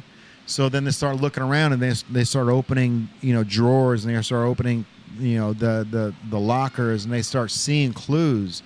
And they realize there's more to the store, which is incredible to think, man, because it's like, you know, Justice would pay hundreds of thousands of dollars to know that we know, because of the fact that we put all this writing on the wall, and kids that are 12 and under, like, they walk in and they read the writing. They don't read the clothes. It's such a different aspect when it comes to adults to That's children. because the formula is not in an Excel spreadsheet. That's literally what it is. The 100%, bro. formula is not in an Excel spreadsheet. It was built on the minds of formula people is that in want to here. see it. Yeah, literally. The formula is your idea that you have, and I think that people really, especially me as an artist, I oil paint, I do a lot of shit, right? But I think that I value just the thoughts of the artist more than anything else. The fact that, like, to me, it's admirable that someone will want to do whatever they want to do and not give a fuck about what everyone else wants, right? Like, yeah, the Excel spreadsheet says this. Who gives a fuck? I'm going to do what I want to do, right? And people are still going to like that because people like me, the person, not the brand, right? That's literally what that is, dude. People fuck with you. People fuck with the personality. They fuck with the missing ear and the eye patch. Like, it's fucking sick. Like, people love that shit, right? Like, They do, man. They really do. And that's one of those things where it's like, you know, you've got, you know, you do people can, come up and, like, get pictures and stuff with you and everything too and shit like Yeah, that? yeah, That was yeah, so for weird for me sure. when I started my business. Yeah, dude. But like, but I've never heard like I'm sure that if people are trying to talk about who I am, it's like, oh, the guy with the iPad. Yeah, like, yeah. The pirate. But I've never heard that unless it's a 6-year-old kid. Well, they like you as the individual is what I mean, right? Yeah, like, for not sure. necessarily like the actual I mean, qualities. but- bro, I completely get it. Like, when a 6-year-old, like, I had it last week. A kid was walking through the store and he was downloading everything, and then he walked up to the counter and saw me and saw the eye patch. He screamed and ran to his Really? mom, and he goes, "Mom, a pirate!" Oh my and God. ran back to his mom, and his mom was like, "Oh my God, I'm so sorry." And I'm like, "Look, dude, like It happens. I right? love it. I Yeah. like for the fact that, like, I understand that kids, they relate the eye patch to the pirate. Yeah, Like, yeah. there's no other thing. You know what I mean? So like who am I to tell a kid, oh, I'm a clothing, you know, Yeah, that's yeah, not, exactly. Yeah, you of know. So course, like yeah. I used to carry around, like, I've said this on the podcast a million times, but I made this pirate map, like map quest, like a pirate ship, like a treasure map. Yeah, yeah. And I ripped it up into 9 pieces. So each time I would give a kid a piece of the map, it would have either mountains or it'd have like something on it, but very hidden. And I put it like a 30% opacity, Yeah. so you could barely read it on the thing. But if they found that code, they can go on the website, type that code in, and we'll send you some free stickers. And that was one of those things where, like, when I'm at the grocery store, like, kids come up and like, "Oh, Mom, it's a pirate," and the mom right away is like, "Fucking stop!" And I it's feel like that, though, 'cause and it's like like you know, like, let that kid be a kid. Yeah. You know what I mean? And it's like I totally understand being a parent. You like, you know, you don't want to be like, you know, But at the my same my time, kid though, point at somebody yeah. who has one arm.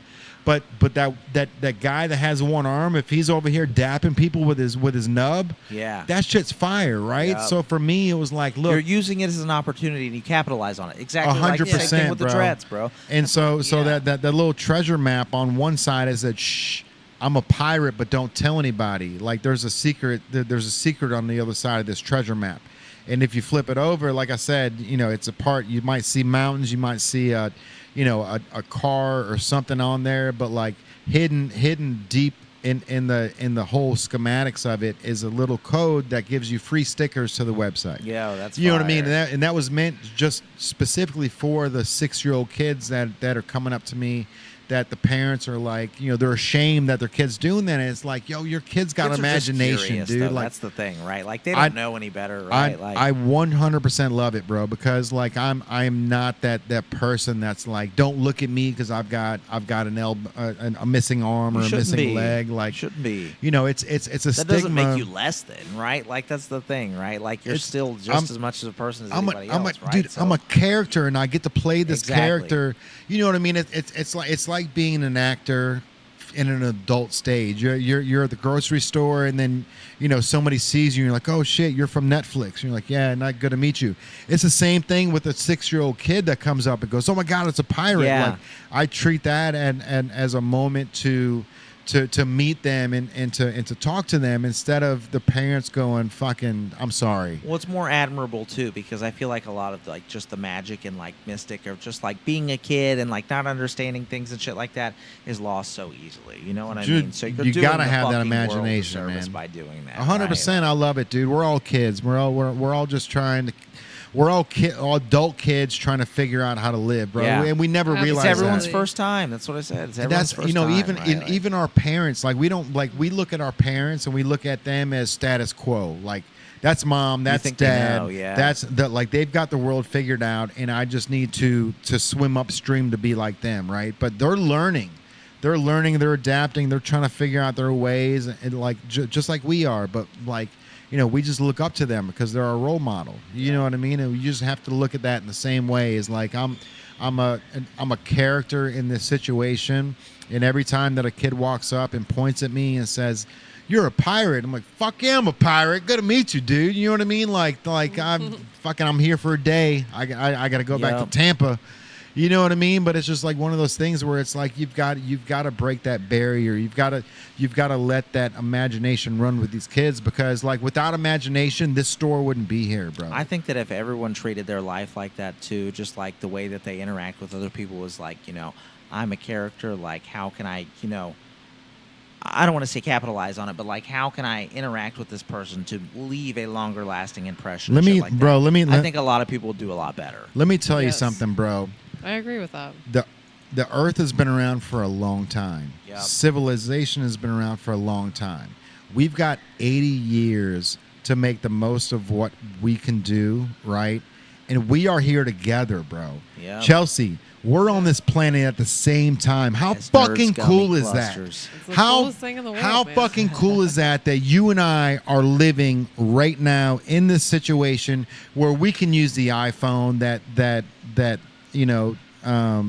Apple made for us in the same 80-year realm. Like if we were born 80 years before this, we would all be in some other realm. But the fact that we're here together right now, Not homeless, smoking mids. millionaires, it doesn't matter who you are. You should shake the hand of the person that you meet, hug the person that you meet, because at the end of the day, this is such a short stint in the long term of things. Enjoy And it we all, should be dude. happy The good, the bad. that you're in this in this temporary thing, bro. You know what I mean? Because like we still haven't figured out the day-to-day of what a human being is, but we do know that we're here for a short time. So let's be here. Let's have fun. Let's enjoy each other's company. Let's be here for each other. Let's beat the doors down for each other, because strength's in numbers, man. You know what I mean? And like, Strength's Strength is in numbers. numbers. It yeah. is. Rising boats. dude, We you're- the people. You're cooking right now, We the and in people. this real time, bro. Just locked in an artist for Beyond the Stage Live, bro. Just now. Who just is it? go. Can you name drop no, yet? No. No name drops No, yet. Nothing like that. Stay But tuned. was it for the But- birthday? The birthday Nope. bash? nope. This After is that. this is for after that. This is the one I was really hoping to get. Did you get Kanye? A Still waiting to hear back? tear up.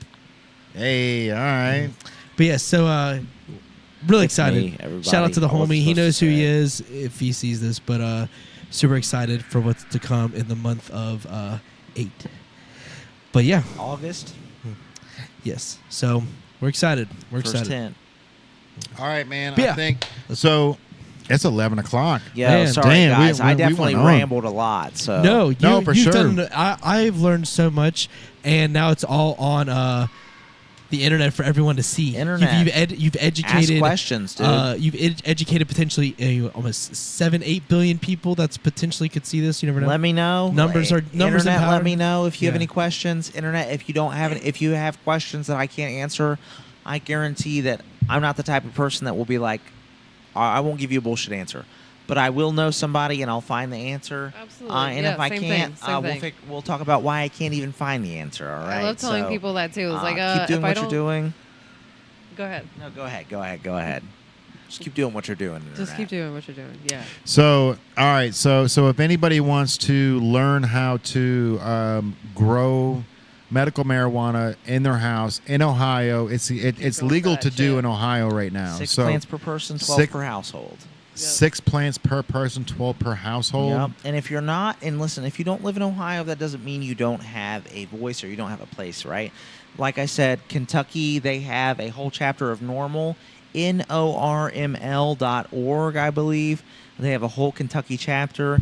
You can be a pioneer in spearheading the movement here. Use your voice, dude. Everybody Let's has a do it. voice. Use your fucking voice. Absolutely. All right, Chelsea. So when it comes to Curaleaf, so you're a brand ambassador. So if somebody wants to try to get a hold of Curaleaf, or if they're trying to figure out how to cure an ailment, whether you're 20 years old, 30 years old, or 60 years old, and you've never, you don't want to smoke, you don't want the nicotine in your lungs, or you just don't want that in your body. Like what would you say to my mom who has arthritis and needs some sort of relief, and you're able to help through your brand Curaleaf? So first of all, it depends if she's a medical patient. If she's not a medical patient, obviously I'll first off start her off with going to Dr. James Weeks. 100% One Heart Medical. Yeah, absolutely. So if he could hook her up with not only just a medical marijuana card, but again, like I said, I advocate for him highly because he will do a thorough consultation with her as a patient and be able to help her route in her first purchase, and be able to talk her through the process of going into a dispensary, making her first purchase, as far as like the day system, the point system that they have set up in Ohio, and about the different types of products and the types of products that she might want to first start off with. Again, if she's ever tried marijuana or cannabis before, or if she's ever had smoked anything in her life before, if she wants to go that route, or if she wants to do other routes as far as edibles or so on and so forth. After that, once she gets her consultation with Dr. James Michael Weeks with One Heart Medical, shout out to him. Yeah. I would highly suggest for her to go into any dispensary within Ohio, or if she's in Kentucky and gets a Kentucky medical marijuana card, go to any dispensary. The closest, I would say, but besides Michigan, would probably be Illinois. Right. Is Ohio is that on the ballot at all to change, or is everything set in stone where you can't? Because right now, Ohio set it up where only Ohio residents can buy pot unless it's recreation. Once it goes recreational, I can go in and I can buy it there.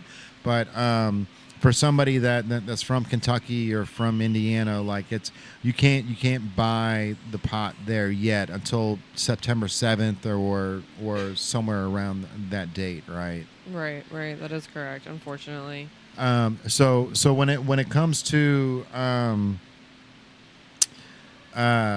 where was I trying to go with this? Like a scent in those dispensaries, they're all set up and ready to go, right? But they're just waiting on the okay from the state to be able to sell the product. Yeah, as far as I know, everybody's just kind of waiting on final inspections. So state's just kind of dragging their feet with that. As far as I know, nobody's had their final inspections yet. So.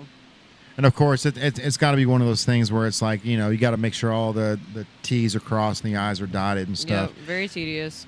Yeah, but one thing that I do want to say is, I was thinking about this after the podcast last week with Dr. Weeks.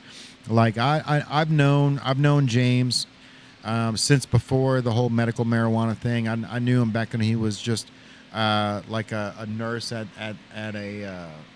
St. Elizabeth or wherever he was working. Mm-hmm. But this guy has always been so humble and so like the way he exudes is just love. Like he's never hostile. It's never like I it's nothing but love that comes out of James Weeks, right? So it's like I've never seen him angry. I've never seen him like agitated. Like he's always cool, calm, and collected. And he's like, that's the type of person that you want when you're in the situation where you've never bought pot before. You never had the medical marijuana card. You don't know what's next, and you don't know the next steps. But for somebody like him that's so knowledgeable, and the way that he gives you the info, it's not melodramatic, but it's such a calming feeling when he delivers it, that it's like, okay, like I trust him. You know what I mean? Like he's got this thing about him that's like no animosity, no hostility. Like this is just I'm an earth grown cannabis dealer, right? Like he's he's a really cool dude. He's as organic as it comes, right? And the fact very that personable too. him and his guy. wife, man, which is incredible. So it's like shout out to One Heart Medical for being a part of the catalyst and getting to the point where they've already submitted their stuff for the Kentucky medical license as well. So they're ahead of the game on that, which is incredible. But if it's, I don't know, man, in the next 5 years, it's going to be crazy to see where all this goes, because like we're such at an early stage of where you are and where you are, that like, in the next 5 years, like you could be flying around, not just dealing with, the Southern Ohio district, but, you're going to be like covering the Midwest, right? And like, for you, like, you might be traveling around trying to do, incubator systems in people's houses, right? Because it's like, to be able to grow 6 plants on my own out of my house would be incredible, because I need medical marijuana for my eyesight. I need it for the pressure, for the headaches, the whole nine. So like that's something where it's like it's embedded into the daily money, and at the end of the week, it's got it like that's part of the medical bill. Think about how much money you save too, right? Like that's what I'm saying. People don't understand, like 6 plants per person, 12 per household, and like it sounds like there's a limit on that, right? But you have to understand that like you can scale things up to the point where 6 plants per person, 12 plants per household.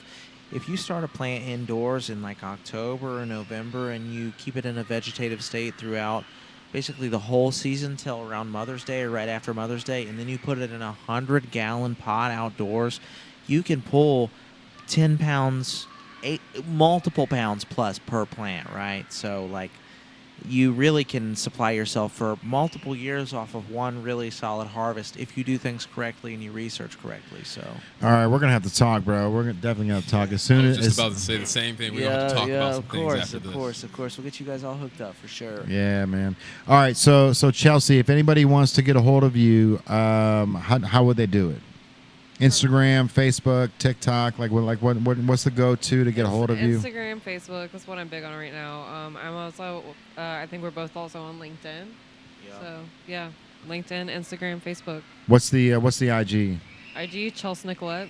Chelsea Nicolette. You want to spell that for everybody? CHELSNICOLETTE. There we go. So, all right, and Larry, bro. So, if anybody wants to get a hold of you on if you want to talk business, if you want to talk cannabis, you can reach out to Ohio Cannabis Consultation, OhioCannabisConsultation. That's me on Instagram. Facebook, I'm shadow banned, so you can reach out to me on my Instagram, and I can send you a Facebook link. I do clone giveaways, stuff like that all the time. In Ohio, you can't sell a clone, but you can gift it, right? So what you would do, you'll pay for my time. We'll talk. I'll get you guys hooked up on all the knowledge you need to know, and then I'll gift you the plant, right? That's incredible. Very easy way to make things happen around here. Also, if you just want to talk personally, I have an Instagram. It's Larry Dickens Rap. I'm not currently making rap music, but I got a couple albums out on iTunes you can check out. You're busy growing. Yeah, busy growing right growing. now. Working 7 days a week, man. In 5 years, I'll be able to take some time off. But right now, we're all working. I can tell. So Yeah, we're all busy in the cannabis industry. You got to strike while the iron's hot, man. all for of us, sure. dude. All of us busy. So, you know? so when it comes to doing like a house grow op, right? Yeah. Legally, what's the going rate to hire you to make that happen? I mean, realistically, it really kind of depends on what your expectations are, right? So I do virtual and I do in-person consults, right? So if you need an in-person consult, of course, it's going to depend on how far out you are from me, and then it's going to depend on what you need done, right?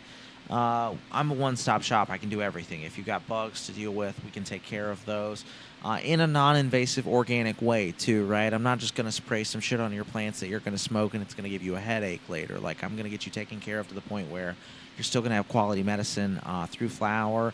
And I've always got alternative solutions for whatever you're dealing with. So feel more than free to reach out. I do organic and I do synthetic nutrients. Really have a style for any way anyone wants to grow. And it can be as easy as just buying a bag of pre-made soil and getting a plant in the ground for you. And we can go as hard as you want. We can do regenerative farming where we go and we collect the microorganisms from your backyard and we culture them. And then we use those to break down the nutrients that are already in your soil or bioavailable in the plants and wood and shit around you, right? I can do whatever you guys want to do. We've been doing this a long time. So don't be a stranger. Any of you guys, really, don't be a stranger. Reach out to me. We'll get you guys hooked out. We'll get you guys hooked up for sure. I always tell and people- mention that you heard me from the podcast too, because if you guys did hear me from the podcast, I'll hook you guys up with a special rate too. So Hey, let's go. Native discount. Okay. the native rate, baby. I always tell people, don't be shy. Come say hi. Exactly. Don't be shy. Hey. Come say hi. That's a good Yeah. T-shirt. And I have got, I think I showed you earlier the Ohio Cannabis Consult shirts. I've got those. I've got air fresheners. I've got the whole 9 yards. I don't advertise it much, but I do even have shirts in toddler sizes, right? Fire, bro. That's Any fire. publicity is good publicity, all right? So Yes. if you want your baby to walk around in an Ohio Cannabis Consult shirt, reach out to me. We'll get them swagged out, okay? Hey, let's go. That's so dope.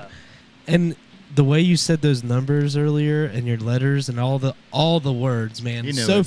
fluid, bro. I tried, dude. Those that rap game's coming in handy. Dude, so I'm a lyricist, right? I'm not like a big mumble rapper or anything. I did like I said, I did shows with like Montana. I've done shows with like people that like really rap. So Yeah, it definitely comes in handy. When I used to get in trouble, so I went to a public school. I got kicked out of public school and had to go to a private school. I'm a reformed troubled youth. I'm a really good guy now, I promise.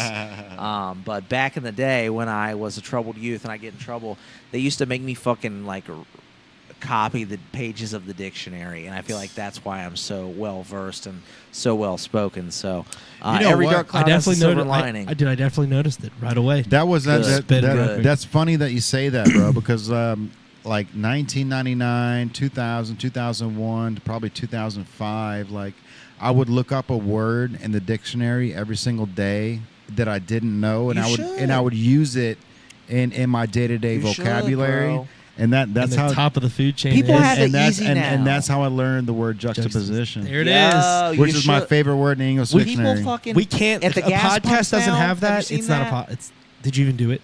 Right. Yeah. Have you Yeah. seen that Yeah. at the gas pumps now, where like it does like a word of the day and it gives you the definition and everything? No, I'm here People for got that. it fucking easy now, right? You just pull up to the speedway, you put your fucking shit in the nozzle, and you know a new word. Back in the day, we worked for that shit, right? I would Read the dictionary. I would people, hear a please. word that I didn't know, and I was like, I would look it up, and I was like, all right, I'm gonna use that today. You know what should. I mean? Like that was every day for like 5 years, bro. And it was such a small thing for me, but it ended up in. Do people talk like you? Do you feel like I always find myself using words, and then I feel like I hear people like using words that I only use like afterwards, right? Like that's a good sign. Like I feel like people that are well spoken, that just kind of happens, right? Oh, for sure. Yeah, I mean, Trendsetter, head of the pack, dude. I can totally relate. I've really I'll be completely frank. I've really rolled back my vocabulary usage as I've gotten older on purpose. Not that I don't use the words. Not everyone deserves it. No, it's that you communicate and then they they don't fully get what you're saying, and you may overtalk them without actually overtalking. They're just not and thinking then they that zone way. out. Yeah, like my sister was a big one that told me earlier. Like I used to be like the grammar Nazi, if you will. Like I would always like correct when I'm like, why did you why? And she's like, I have dyslexia. I struggle. Stop pointing it out. I'm like, oh, okay, because I went into it as English lit. Like my mentality was like, let's use words, like use words, not swords, if you will. And like, you're right. Yeah, like, which is smart, dude. That's how I looked at it when I was. I mean, now I'm 35. You know what you should have told her? What? You should have said, "Get better." No, you should have said. You should have said, "You'll see it when it's done." Oh. Like I said, bro, some people can't see the whole picture too, and it's not for everybody to see. It right? isn't. It isn't. Most of my times, especially with writing music and everything. Sorry, I know we're still talking. And we're probably almost done, but there's been a lot of times where I've done something and it's not been finished, right? And I've showed people this, and then I get some sort of constructive criticism, and they're like, I don't know if you should do this. I don't know if you should do this right.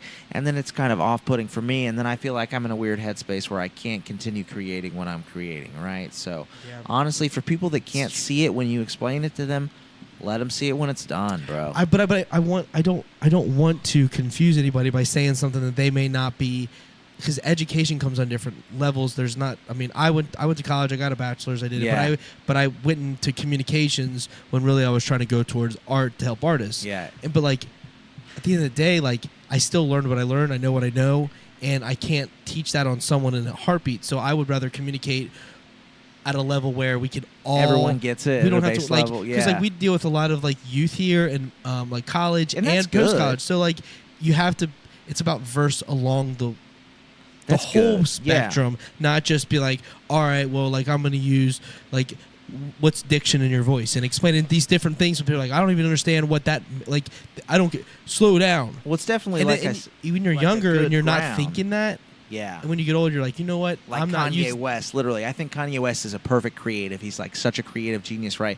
But he is not able to articulate the things that he says in a fashion where people understand, and it always makes him sound like a terrible person, right? So it's better to be able to. I get what you're saying. Right? It had to happen because I struggle with that. I mean, you're a scientist, my friend. So like, you're looking at it from your brain and how it's positioned, and it makes sense to you, and you're putting the pieces together as you're explaining it, and they're like, all right, well, which way do I start? Yeah. And you're already at the point where you're just like going down the line to like, all right, well, start.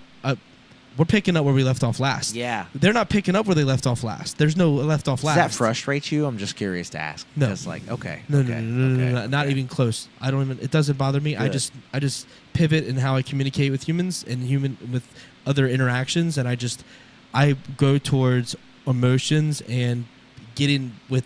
I like to understand people. They don't have to understand me. I like to understand them by just like reading the room and reading the soul. Like that's good. That's how I look at every situation. That's actually the best way to be. I wish I was more like that, right? Because sometimes I feel like it's hard for me to like explain my thoughts, and then I feel like I explain something and I'm not fully understood, and then I feel like people kind of don't understand the full idea of what I'm saying, and then it's kind of, like I said, open to criticism and stuff. So sometimes that's hard for me, but I wish I could be more like understanding of where people are coming from. And I am. I think I've gained, like I said, I've learned a whole lot in the past 6 months, but that is something that I'm continuously working on, is trying to understand where other people are coming from when they just where they're coming from whenever they give constructive thought. It's impact. It's empathy. But you have to have that, right? If you don't take any constructive thought from anybody else too, that's also a really bad path to go down. You know what I mean? So, and I think if you have the overall idea that you're going to try to bring value to somebody else's life outside of your own, and you're constantly in that mental frame, like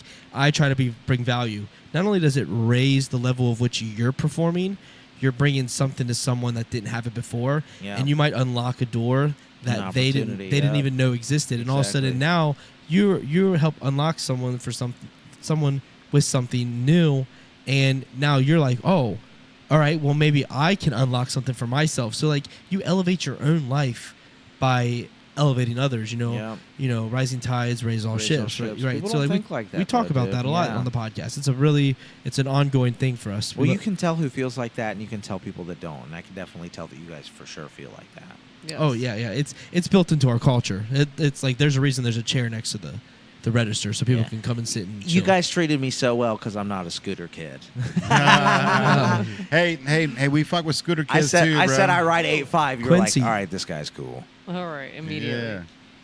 No. Quincy, actually, I think he was going to stop by the store today too. He's a scooter kid, bro. That's been Shouts out to repping Quincy. the brand since he was like 10. It's like eight years running now. You can get the native scooters. That's sick. It'd be fire, right? That will be so fire. Yeah, man. You know the skateboards we eyes got, like we'll make it happen. That's fire too. The skateboards are fire. All my friends that skate, which is basically all my following, come check out these boards, dude. They're sick, dude. Dude, there's only 50 of them. That's it. Once they're gone, they're gone. Once they're It's gone, like- they're gone. So 25 white, 10 gold, 10 silver, 5 holographic. Don't know which one you're gonna get. Like, you come in, you pick it up, open the box up, and you figure it out. Concave on them is nice. They're not like they're like serious boards. They're Dude, real boards they're for sure. they're great. Seven layer Canadian maple. Yeah. Like they're like it's legit. Like we made sure that the boards were good enough to skate on, but dope enough to hang on the wall as an art piece. Yeah. You know, and that's the goal for me, bro. Is to get to the point where like how do we get this? How do we get the stuff on StockX? Like how do we get to the point where our clothes are worth more than what we sold them for, right? And it's like that. The skateboards are a prime example. So it's like one of those things where it's an art piece. You know what I mean? Where like even our skaters that we rep and like give the stuff to. Yep. Those skaters like I don't even want to skate on this board. I'm like fucking skate on the board, bro. Dude. He's like I want to hang it on the wall. I'm like I'll give you another one to hang on the wall. Fucking skate on it. Yeah. Take exactly, some photos. Right. Get some footage. Let's go, right. bro. Yeah. Dude, I get that. I want one of these boards to look grimy and dirty. I haven't talked about it yet, but that's actually like everybody in the industry is doing events right now. That's like a big thing, right? My big thing that I'm gonna do probably before the end of the year or something like that. I mean, dude, what is more culture than a skate competition, right? Like There that's isn't. the thing. Like a bowl bash, anything. Like Yeah. I've been to Skatopia, I've been to all the indoor parks in Columbus. I wish Ollie's was still here. It'd be a perfect spot, Dude, right? that shit was insane. But Florence Park, all these parks, the park under the bridge, shit like that. You could put on an event for the city and it'd be all for the culture. You could get killer footage all day, and it's just free material too. Let's set it up, bro. Let's set it up. Let's run it, bro. Let's get Curaleaf involved. Let's Yeah, get you we should get involved. Let's Curaleaf get involved. Native. Let's do a whole event down there at the Newport DIY, bro. Yeah, the Newport DIY where I broke all my toes. Literally, you were just telling me about yeah, that. literally. If anyone wants to see the video of my toes, I'll send them to you. But they were all backwards and shit. But Oh, I've shit. skated for a long time. Newport DIY, sick spot, dude. Went back and skated it as soon as they fixed my toes. That's funny.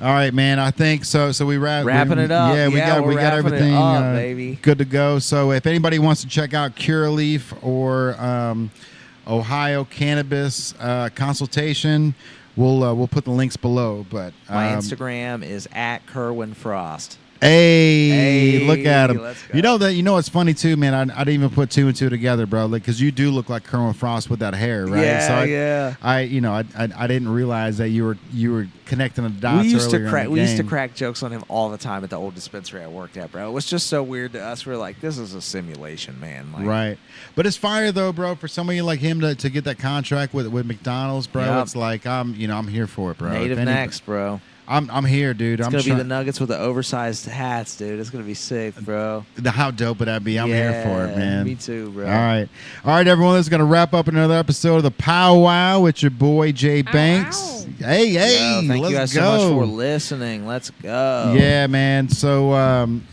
you got an event next month. Next month. Oh no, we got this one. We got Dan and the Downloads, and then my birthday show, and we have the birthday podcast next Tuesday. There we go. Yeah, so the Oh, yeah. 23rd, we're having a Happy bunch of birthday. artists. Thank you. I'll be 36 on July 20th. Well, happy So- birthday. Well, thank Everybody you. Tune We're in getting for close. that one. Yeah, it's gonna be a great time. We do it every year. This is the third volume of Summer Birthdays Bash. All my friends are playing. All my friends are dope. And Kevin McCoy will be there, so he's been on the podcast. It's just gonna be a great time. It's multi-genre, multi-floor, and we got pre-sale tickets. You want to come to pay at the door? It's totally cool. All ages. It's gonna be insane, bro. It's gonna be so much fun. Like every year's, you never know what to expect, and it's just a celebration for the birthdays. If it's if it even equals last year, it's going to be insane. Because like last year, there was so many people there, and there was so many different bands. There was hip hop. There was the fucking Killers. Like, you know what I mean? Like Killers were here last year. Pretty much, bro. Their style. Oh my Pretty God, much, like no literally, way. And like you guys like, have an astronaut this year. Like fuck, it's already better. Let's go, that bro. astronaut tonight, and then tonight is perfect. Shout out to James Hargis, bro. We got Yeah. we got to make Straight sure that we up. hook him up for that for sure. It's like you're not spiritual, and then someone comes and just drops off an astronaut, and then it's Right. Like, that God, bitch was heavy too. something- He it's had, like something's going I on. know. he had right? to bring in some buddies just to help carry that bitch in, bro. All right, man. So I appreciate everybody. See, too many drinks now. Quasar in the building. shout out Quasar. He was beyond the stage, very first art vendor. So, Yeah. shout out Quasar, man. Gonna get you back on. We can do a second one. I'm excited. Let's do it. Let's go. Let's All go. right, man. All right. So if you want to be a part of the PowWow, just comment below or contact one of us. Big shout out to River Green Cocktails for sponsoring the podcast. Shouts out River Green. Yes, sir. How would you guys think of them? What'd you think of the River Green cocktail? Oh, this they're is good. River Green? Yeah, the little That's what it gimlets. is, yeah. Yo. Gimlet's good. This name Gimlet is literally. This describes how I was feeling about 45 minutes into the podcast. Yeah. Right? Straight Gimlet, bro. If It's- you're not drinking this, you got a smooth brain. Right. It's easy, bro. It's easy to get down, and before you know it, you're like, holy shit, all right, I'm in the zone. Two Let's go. Gimlets in, slurring your words. Yeah, you Let's were right, do it. bro. I was like, oops. That's all he needs, too. And it's like one with a blunt. Let's go. Yeah. I'm here for it. All right, All right. man. I appreciate everybody for tuning in. The whole crew's here, hanging out, bro. the whole Tyrell, crew's Terrell, Sean. Appreciate you guys, hey, man. Sean. Shout out to Sean, bro. Yes, sir. Yeah. All right, we'll see you next week in another episode of the PowWow with your boy Jay Banks, AI, Tyrell, Terrell, Sean, Chelsea, and Larry. We're Larry. out of here. We out. Later. Going to smoke Later. weed. We'll see you tomorrow. Going to All right. smoke weed. 420 fun. Hey. We out. Later. Yeah.